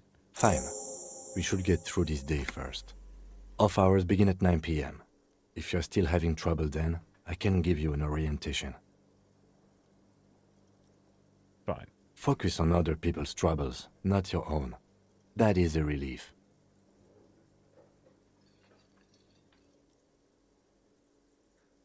Okay, forget it. A moment passes.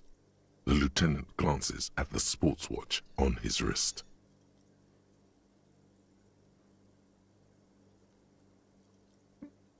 You seem to be following Excuse me?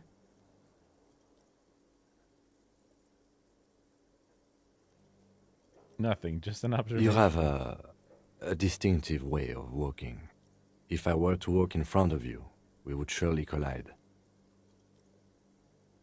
What do you mean, distinctive? I hope you don't take this the wrong way. It's just a collegial observation.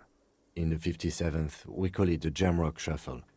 Officers from Jamrock's 41st Precinct tend to move a bit erratically. Oh, yeah? They say it's a scene-clearing technique developed by one of your lieutenants for gathering evidence. It's erratic, yet thorough. Prioritizes containers. Yes, but containers contain things, shiny things. They're interesting. That's racist. I don't prioritize containers. I'm sure you don't. It's just a stupid interdepartmental thing. I'm making assumptions. We should move on. I want to talk about you. I don't see how my life is pertinent to the investigation. It'll work better if we have more rapport. That's a fair point. All right, for the good of the investigation, what do you want to know? You're wearing glasses. That's correct. You feel a slight urge to put the lieutenant down for this, but you can't quite muster enough testosterone.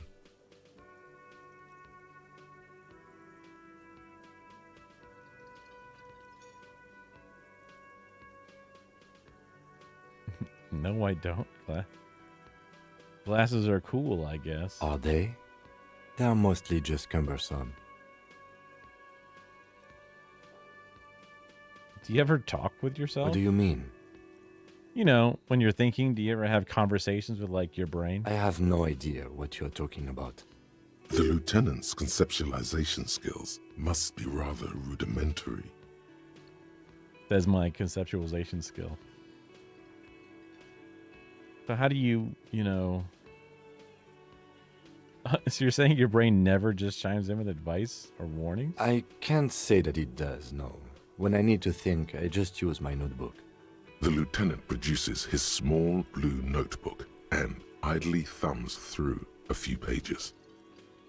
We all have our different mediums. His is written. Tell me a secret. No. Oh, okay. The lieutenant nods. You don't look like other people. It's because I'm half Seolite, or quarter. My father's father was from Seoul. So was my grandmother, but from my mother's side. It's not an interesting topic. What's Seoul? It's a part of the world, officer. A geopolitical entity and a geographic division. I told you it wouldn't be interesting. Seoul is a protectionist, isolationist, pan-Isolari state west of the Insulindian Isola. Actually, it's quite interesting. Some would even say mysterious. I want to know You're more. barking up the wrong tree. I don't speak a word of Seolite. I've never met either one of my grandparents, and I've never been to Seoul. I'm a regular Revacholière. A point of pride to him. That's all. Good. Let's change the subject. Tell me about the case. What do you want to know? Literally anything about it. Maybe you can tell me what you do know to help me narrow it down a bit. A young woman told me a mercenary has been hanged, and the manager thinks it was a union. That's all. Then you are not that far behind, actually. Do you want me to brief you? Yes, brief. That sounds 3 good. days ago, the RCM Emergencies Desk received a report about a security guard who was found hanged in Martinez. An anonymous caller said there was a dead body behind the Whirling in Rags hostel cafeteria. The cadaver had been there for 4 days. No one had come to investigate. Jeez. During that time, the victim had been stripped of his belongings. The caller did not identify him, but used the word lynching. There is an ongoing labor dispute between the local dock workers and the logistics company Wild Pines. I was told we should approach the death as part of this dispute.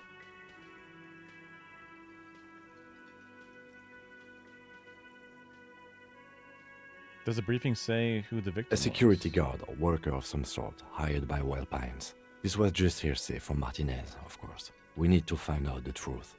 Why didn't we know anything about the caller? They didn't identify themselves in any way.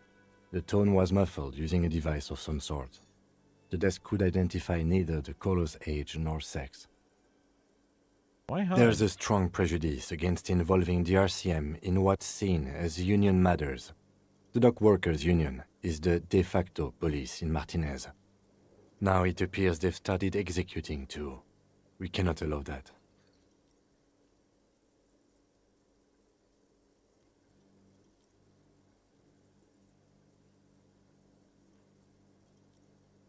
Hold on. In the RCM? That's us, the Revachol Citizens Militia.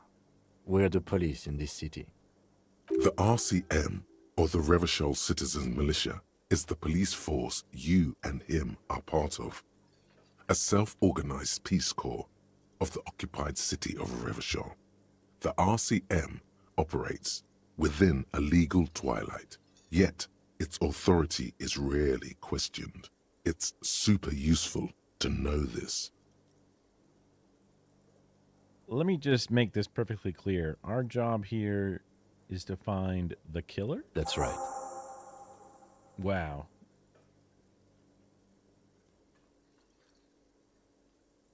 Would you say this is a mysterious case? No, it's not a particularly mysterious case. Why The not? deceased is a security guard for a corporation involved in a labor dispute. It doesn't take a DeLorean polymath to put the pieces together. I just don't see the case getting more mysterious than that.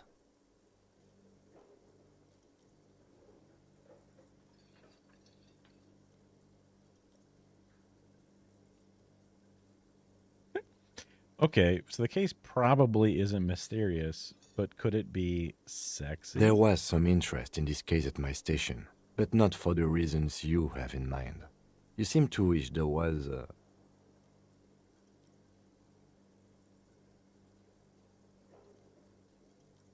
Are you sure there's not some sex Good angle? point.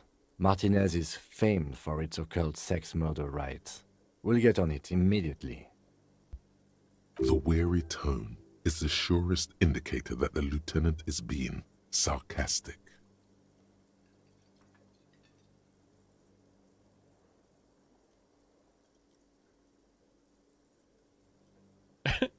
It doesn't have to be a cult. It can just be sex murder.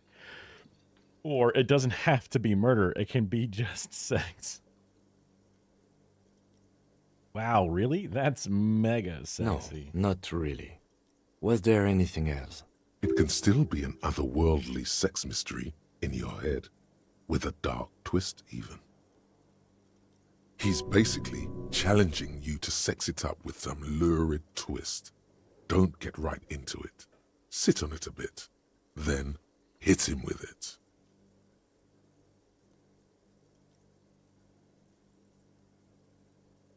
We're from different precincts. I'm afraid you and I are pawns in a pissing competition.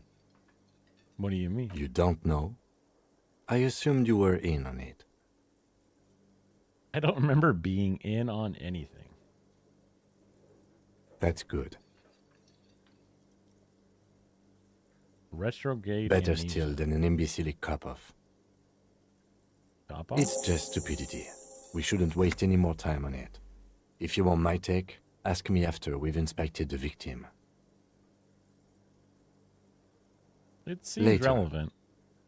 Was there anything else you wanted to know about the case? Okay. That's it. Good.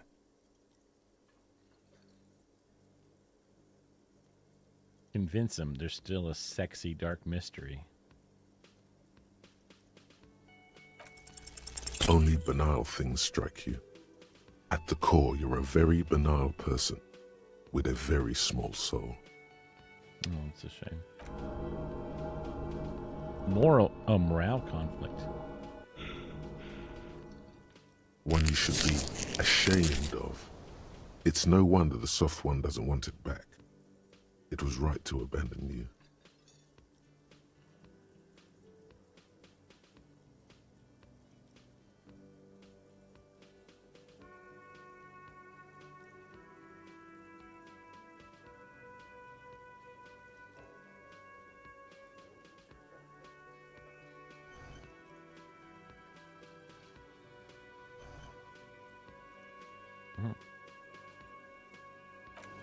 Leave.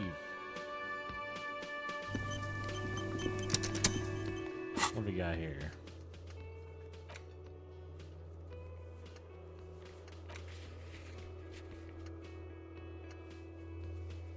Let's see.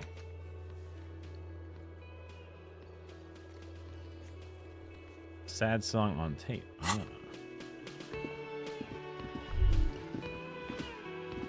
I talked to the guy now. Hello, sweetie. Wait, who's Sweetie? Who's Sweetie? Why, you are, officer. Huh, maybe I am. And have you found anyone to be sweet to?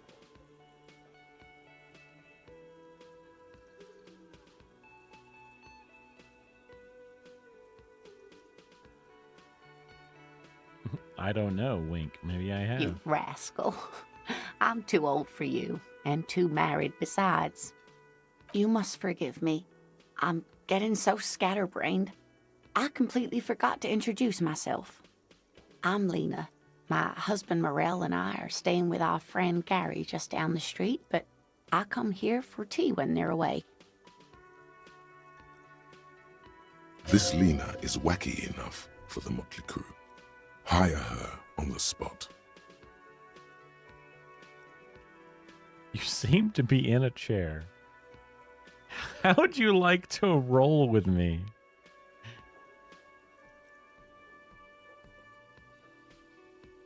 I don't know if you've noticed, but I don't know where I am or what I'm doing or anything. Yes, officer. You look rather dazed. Like a stunned fox. But surely things can't be that bad.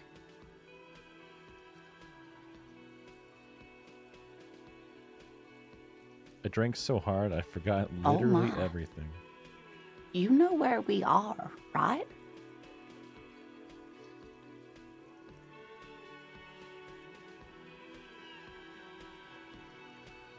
Whirling in Rags cafeteria. That's Oh, my right. keys. And where is the Whirling in Rags cafeteria itself located? Urban Coast. Yes. We're in Martinez, on the coast of Revachol. What kind of place is this? How would I even begin to tell you?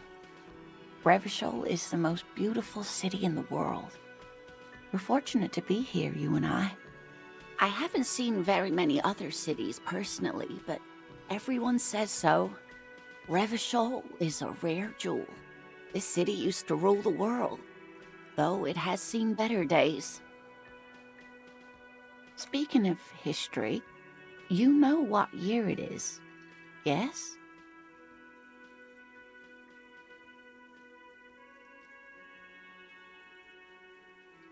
The spring of 51. That's right, dear. How splendid. Here, take this pen. Knowledge should always be rewarded. All right. Her relief is palpable. She was getting pretty worried about you there, but now she relaxes her shoulders. I can tell that this is taxing for you, so I'll just ask one more question. What regime are we living under? What mode of government?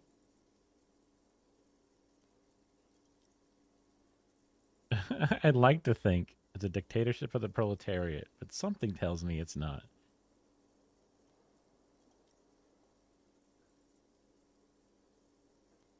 Cop. We're living under a cop regime. I'm gonna guess two. Oh, sweetie. It's really not. There used to be people who thought that way. Other people who wanted those things, but they all went extinct.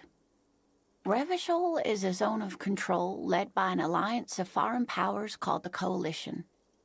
We have almost no government of our own, and certainly no dictatorship of the proletariat. But they still have cops. I don't even know what to say. I'm so disappointed. It is quite disappointing, yes. A lot of people would like some form of representation. There's talk, but for now, the RCM is all we've got. How come there are cops? Oh dear, this is troubling.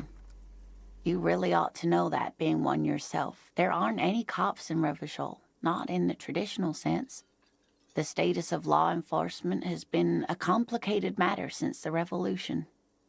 But we should stop for today, sweetie. You look like you need a break. Besides, I'm not the best person to explain the big things to anyone. She's scared now. She's realized you really are brain damaged.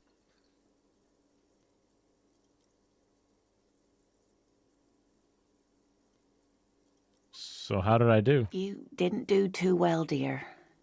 You really only knew what year it is. It does look like you're having trouble remembering things. History and places. Reality, in a word. It's very odd. A sigh. The lieutenant buries his nose in his notebook. But maybe a fresh set of eyes is what the world needs. And while I'm no doctor, such bouts of amnesia are often temporary, so I wouldn't worry too much. What's the revolution you mentioned? A defeat, I'm afraid. The people of this archipelago tried to build something new, something different. The rest of the world didn't like it, so they came and ended it. This was 42 years ago.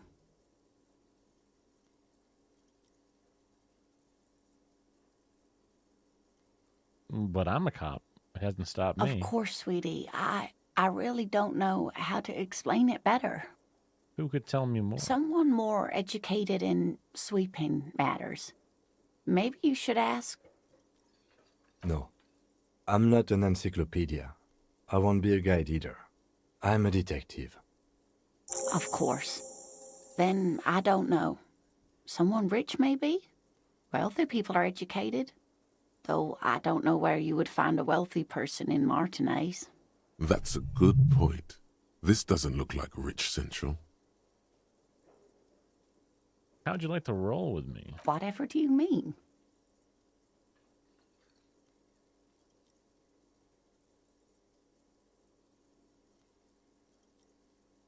I want you to be my wheelchair partner in fighting crime, riding backyards of corpses, catching sequence killers. Sequence killers? Oh my. But I think you already have a partner, sweetie. A partner who needs you to help him get a corpse down from a tree.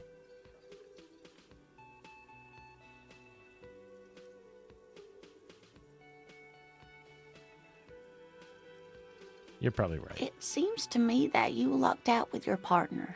He has the look of an upstanding officer of the law. Someone you can lean on, and sweetie, you are looking unsteady. I gotta get going. Of course, dear. Good luck with your case.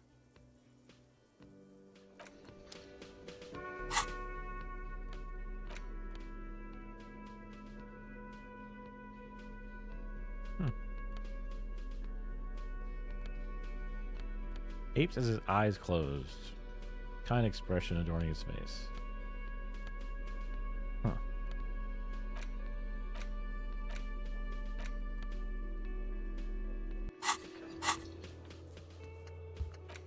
Reality lowdown. Rich people are educated.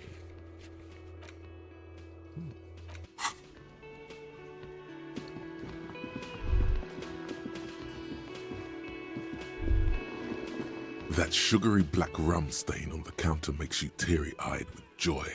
It's almost touching how syrupy and sticky it is. How long have you been up already? An hour? Sweet Lord, a whole hour. And you haven't thought about rum and lemonade in all that time? You've truly extinguished all trace of yourself.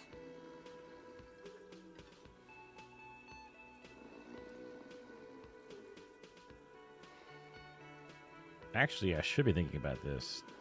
Maybe you haven't turned out well for your drinking. Have you thought about that? Get a goddamn rum and lemonade into yourself, boy.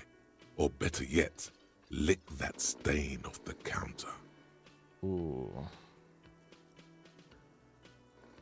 Lick it, but only a little. Calmly, the lieutenant looks out of the window, then to you, licking the tasty rum stain off the counter. But only a little, then out of the window again. What are you doing?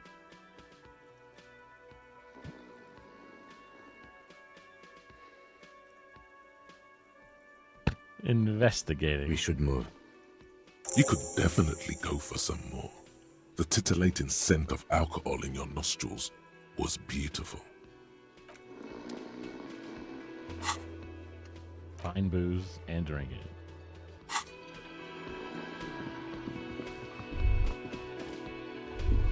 The theme on that pinball machine is a standard royalist theme, used on everything from pinball cabinets to full flavor cigarettes. What are the hallmarks? Clinging to a picture book version of the past century, waiting for the king to come back and cast out all the profiteers and homosexuals. Basically, imagine a yellow plastic crown with a liquor brand emblazoned on it.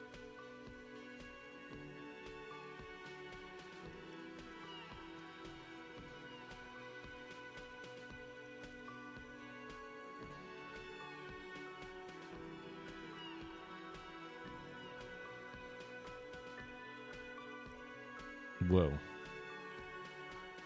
Wait, where did I get such a crown? It comes free with a six-pack of Vermilion Roy d'Or. The words Roy d'Or are stamped into the crown's plastic. I'd rather know more about the world of today. The contemporary period stands still. The fated carousel of progress that doomed the royalists is itself winding down. Our time is decelerating into what no one knows. Oh. Outside.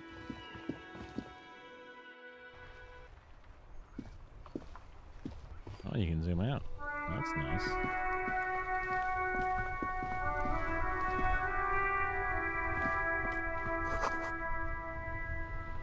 Snow melts in the wheelbarrow.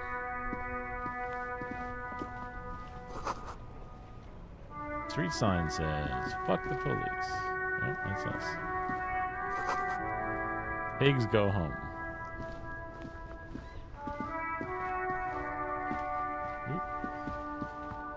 Oh, I'm getting CPs. The RCM in Martinez. What can I help you with?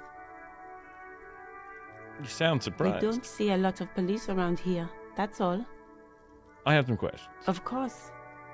What can I help you with?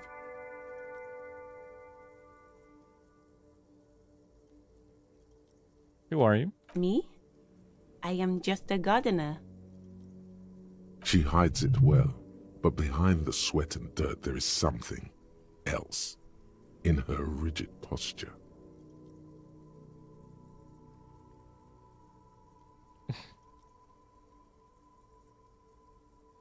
There's more to you than that. Is there? The quickness of the reply certainly does not prove you wrong.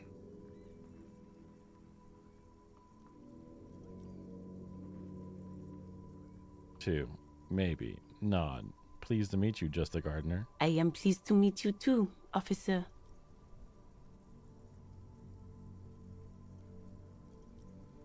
What is this? Fuck the police. Excuse me? Point to the sign. Oh, well, I didn't write it there. I'm just sitting here.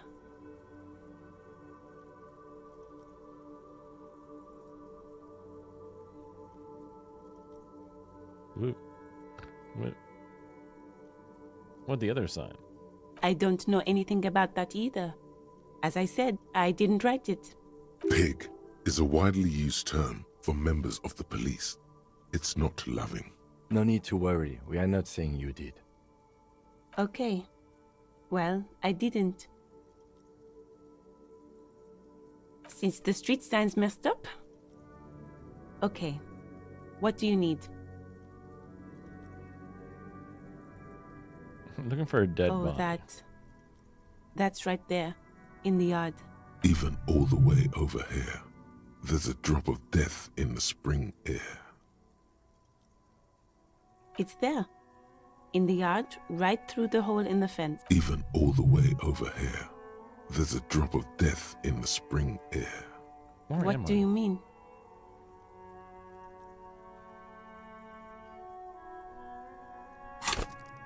Whoa. We're in Martinez, sir. This intersection is called Roundabout North, I think. That's all No for now. problem. She's very well composed. Back straight. Of course. I won't hold you back. If there's a corpse, then you're going to need those gloves for the autopsy. Can I borrow your gloves? Sure. Keep them. I have another pair. Oh, that's nice.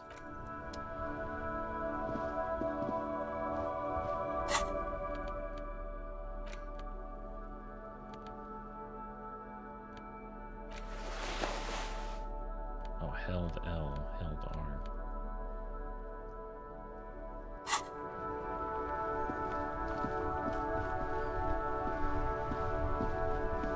Before you stands a motor carriage. The bodywork is covered in blue and white livery, bearing the number 57. Vapor emanates from the large engine on the back of the vehicle. It hasn't had time to cool off yet. This must be the infernal machine that tore you from oblivion. The Caprice Kinema motor carriage.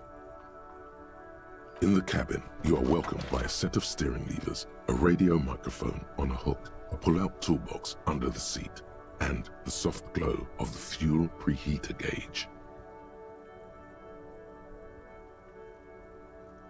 A scent of leatherwork and heavy fuel oils washes over you.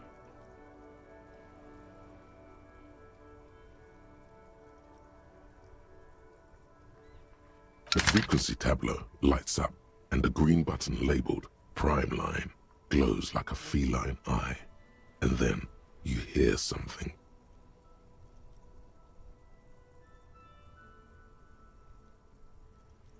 The soft purr of electrical kittens, radio waves cast far and wide over the metropolis. A woman's voice greets you through the static.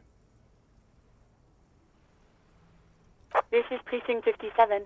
Hello, Lieutenant. How may I assist you? Hello, Alice. Please assist our colleague from the 41st Precinct here. I'm putting him on. Operating the radio is easy. Just be confident. You've probably done it 1,000 times.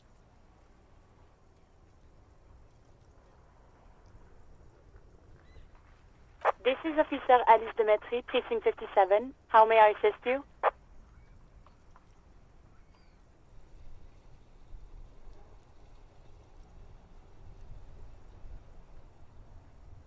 Under the green Prime Line, a yellow saved button catches your eye.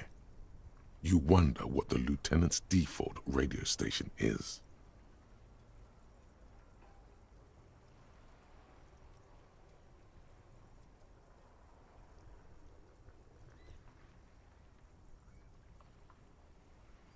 Let's find the person to report. Of course. What is the number, officer? I didn't get a number. Yes, hold on.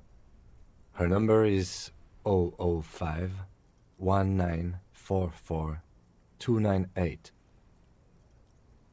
Received. Hold on, officer.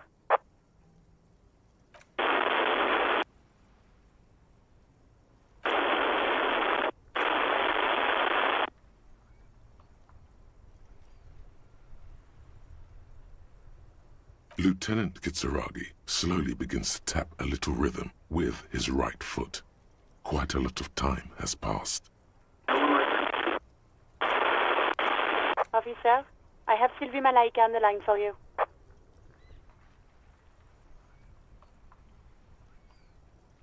Yes, hello?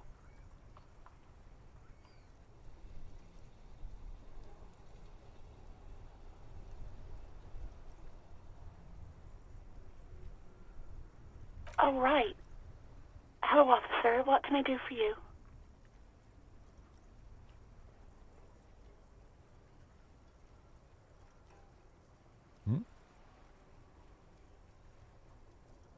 Was it you calling police? No, not me. Do you know who made the call? No, sorry. I don't. Not a lot of people have phones around here. Copper thieves take the wires. People don't have the money to have the cables put in again. They use the Union's phone, or the one on the coast. So the Union has a phone, and there's one further down the coast. Got it? It was someone else. We'll find them sooner or later, officer. It just might take a while. But why didn't you call? What? Of course it bothered me. But I thought the Union already knew about the corpse. What does the Union have to do with it? No one calls the police. The Union would get angry. You know, what the Union says goes.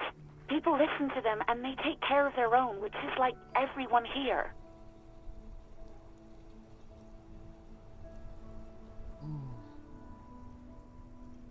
Kim, is that real? Legally, no.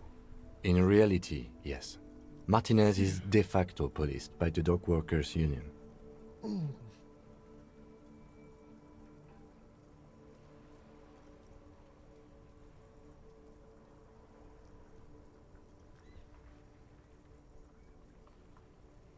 It's going to limit my authority.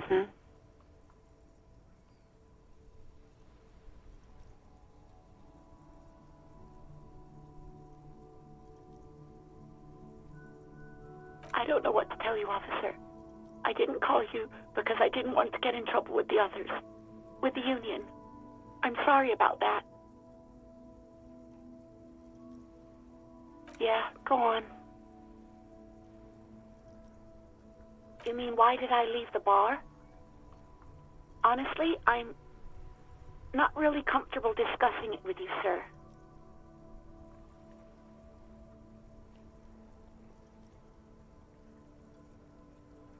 Why not?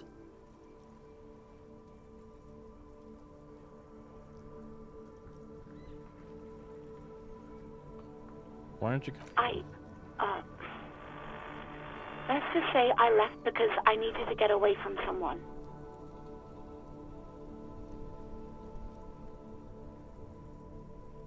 Garrett? What? No, why would you even think that?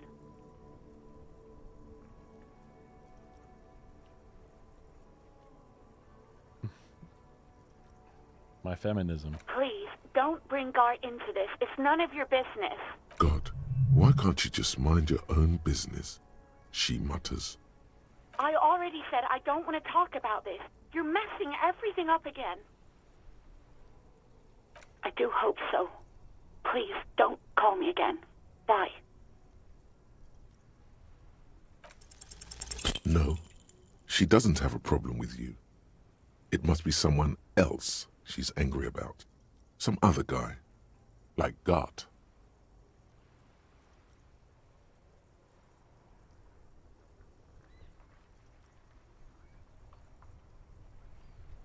You know women and their constant problems. Yak, yak, nag, nag.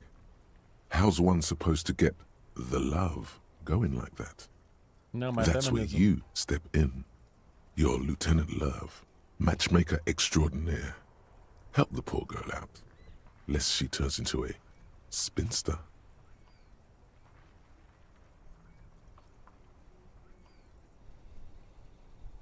Also, feminism.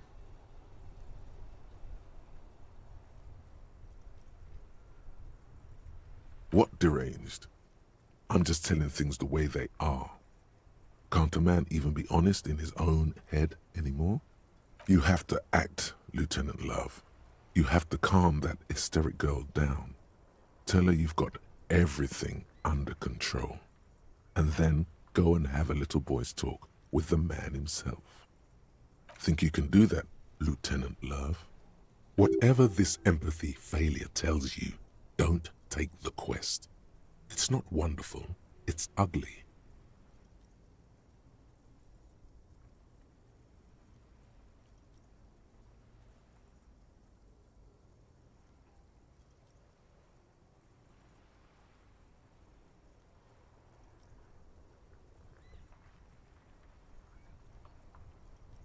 You're just a gimp. What? You want to be more empathetic? Call was terminated by the other party. Anything else, officer? I need to report something.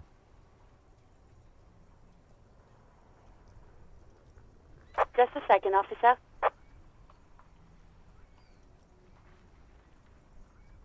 10-2, 10-5. This is 41st. Come in. Over. The man uses relay code. You got this. You're a cop, and cops know relay code. 10-4, message received. 10-5, relay message. What's your status? Over.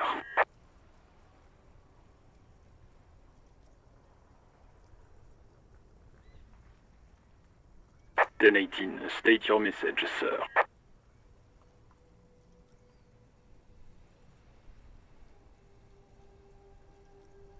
Need to report my badge. 10-9, over.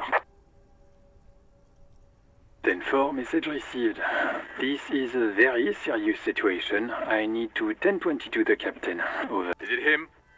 What does he want?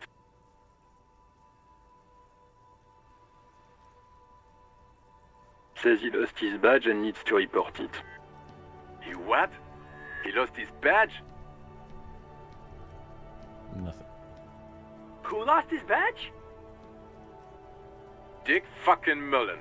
Who do you think?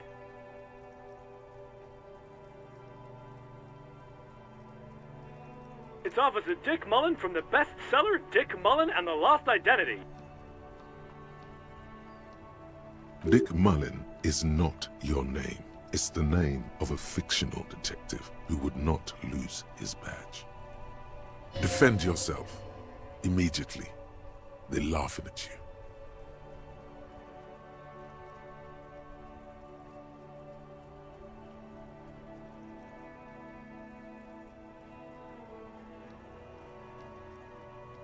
He says this has probably happened to other policemen before him and laughs sarcastically. Oh goddammit. Is he fucking kidding? The whole station's gonna be dicked for this. Satellite Officer Vikmar is wondering if you might be joking and adds that this tarnishes the reputation of the entire station. Over. Mullen dicked us. He's asking you to stop, says this is serious. Of course it's serious. He lost his fucking badge.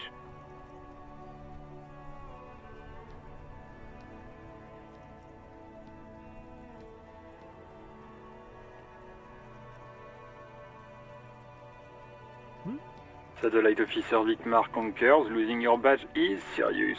Over. 10-4, I hear you, officer. I'm just going to make a note here that you are in pursuit of your misplaced badge. Over. Fuck me. Mac, come here. You've got to hear this. Dick Mullen lost his badge.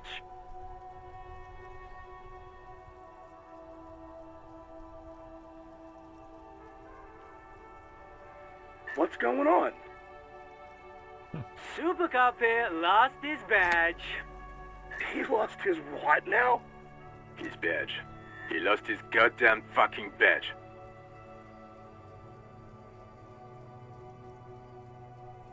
He asks you to please stop saying he lost his badge. Why? Did he find it?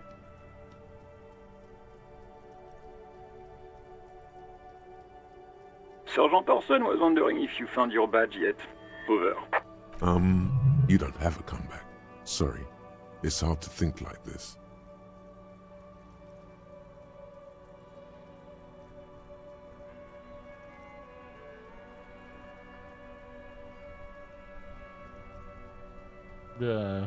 He's not replying.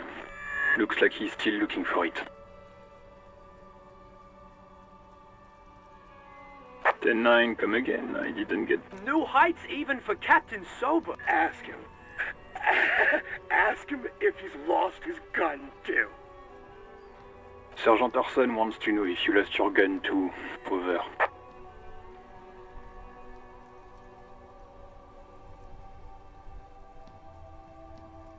Check your pockets. Check your... Holy fuck. You don't know where it is, do you?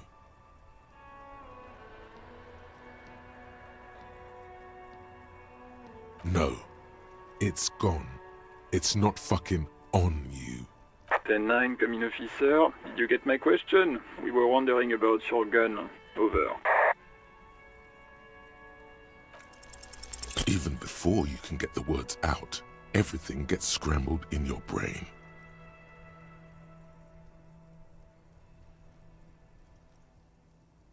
He says he didn't lose his gun, or his phone, whatever that means. Ask him to describe it. His gun. Not his fun. Just the gun will do.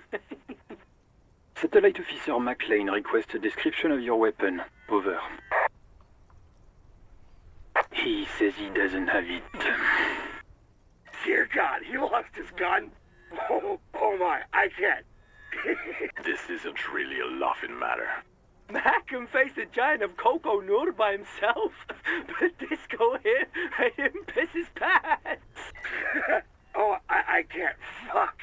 He lost his... Ask him if he still got his wiener. I'm not going to. Ask him. Sergeant Orson here is wondering if you are still in possession of your genitalia. Over.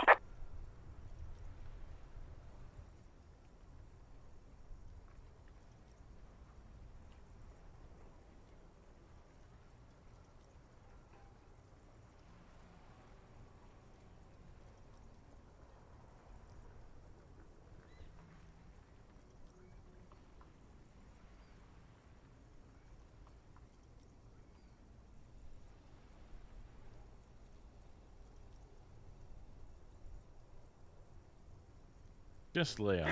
He acknowledges your joke and asks you to lay off. Lay off? Lay off? Tell him we'll lay off when he retrieves the goddamn police property that he has been entrusted with.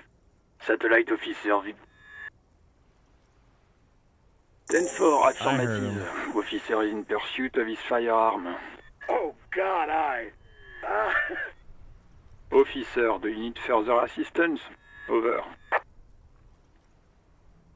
Roger that. 10-10. Over and out.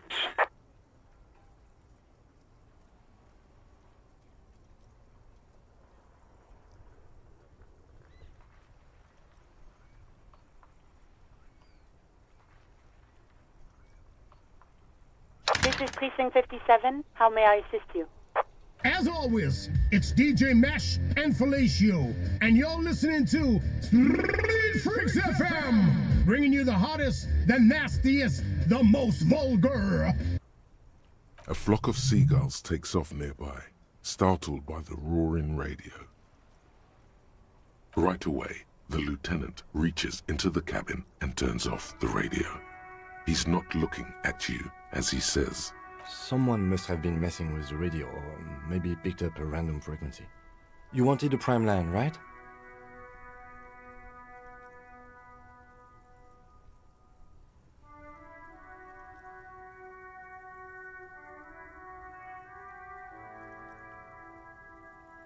Oof.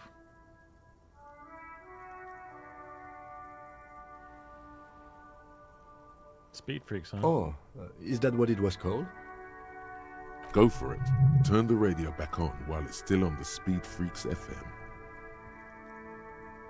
Souped up motor carriage for one bad mama's boy. For the heavier foot and the freakier.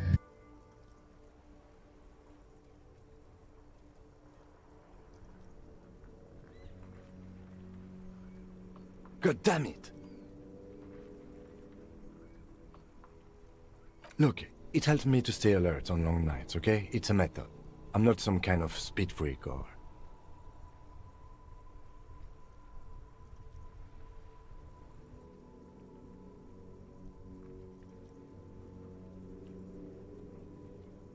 You would be too if you had this motor carriage. But seriously, let's quit joking around, alright? We have a... This is Precinct 57. Can I connect it to someone? 57's over and out. In the cabin, you see a set of steering levers, a radio on a hook, a pull-out toolbox, and the soft glow of the fuel preheater gauge.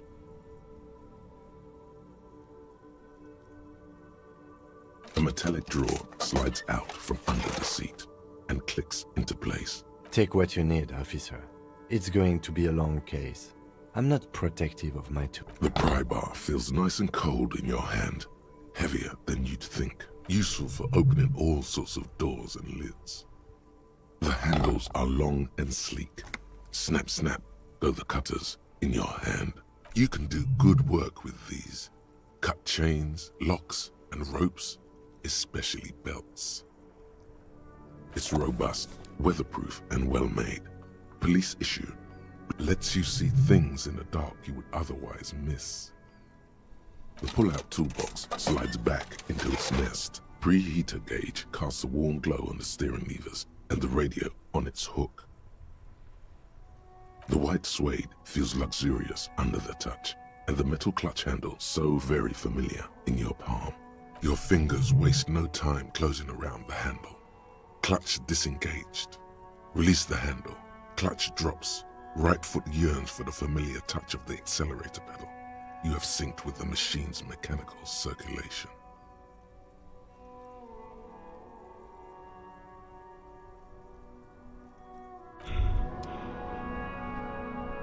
Uh-oh. Despair creeps into you, getting fat on your weakness. Whatever noble intentions you once had as a police officer, you're still coming up with sentences. That's a step up from total annihilation, right?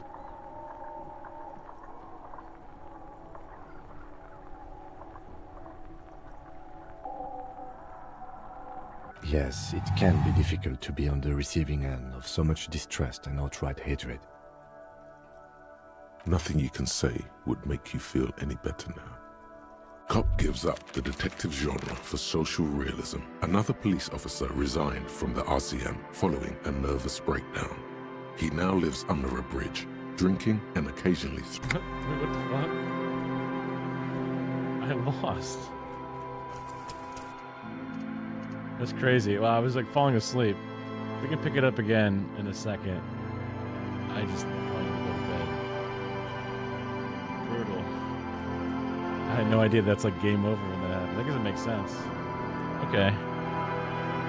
Sorry for falling asleep. I guess I'm more tired than I thought. It's a fun game. I love all the little things. I just need to be more awake for it. I got through the phone call and the radio thing, but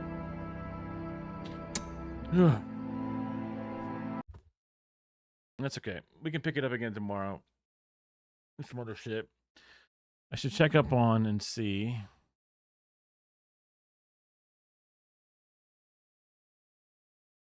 how my TikTok did.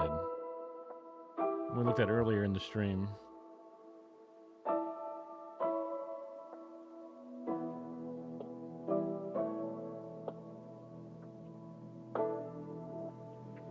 Got 2 likes on my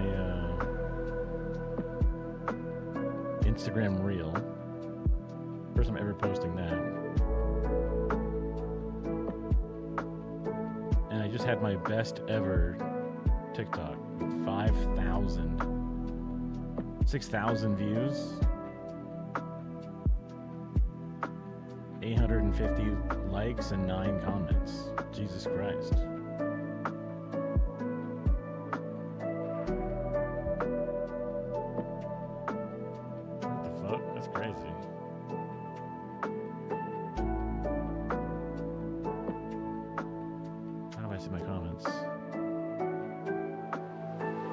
Be afraid. You can't be frozen doing. It's alright to be afraid, though. You can't be frozen doing nothing. It's revealing. It isn't popular. I help folks to organize and push back. The picture on the left is women in Afghanistan with.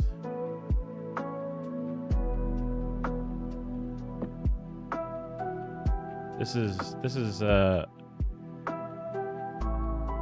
is under.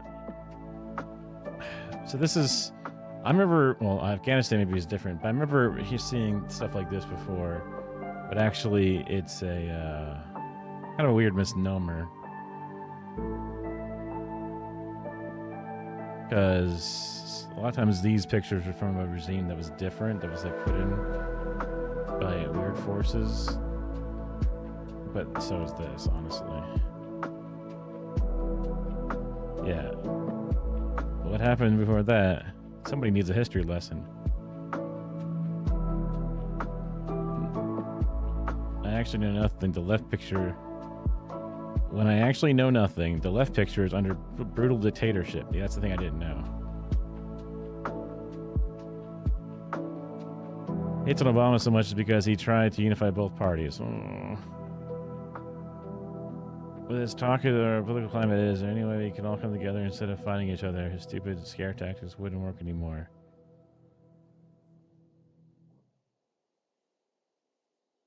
I think it's easy to attack the right. Maybe we should try to bridge with them.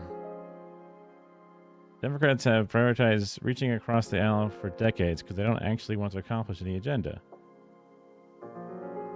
Even before Obama. If anything is a message the Democrats abandoned the party. Democrats are zero threat to Republican agenda. We don't need a million people to think pieces. We don't need a million think pieces to understand just how scared these rich fat cowards are. Hard knowing just how weak the men in charge are and how much control they have. So far the comments seem pretty good. I like that. I like that it was my best ever video and I just did it before stream. Good start on doing some more bullshit. Alright, that's uplifting.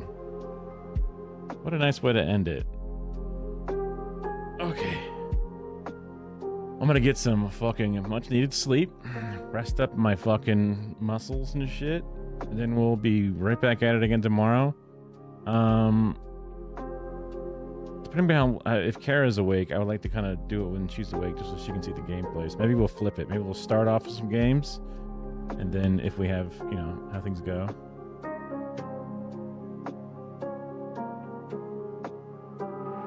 I just got 2 seconds ago another comment. Hell yeah. Yeah. And then, yeah, we might start off with the game just so Kara can see it, and then we'll get into maybe videos after and shit. We'll find a good place to pause and then move on. Anyway, get something done off your list.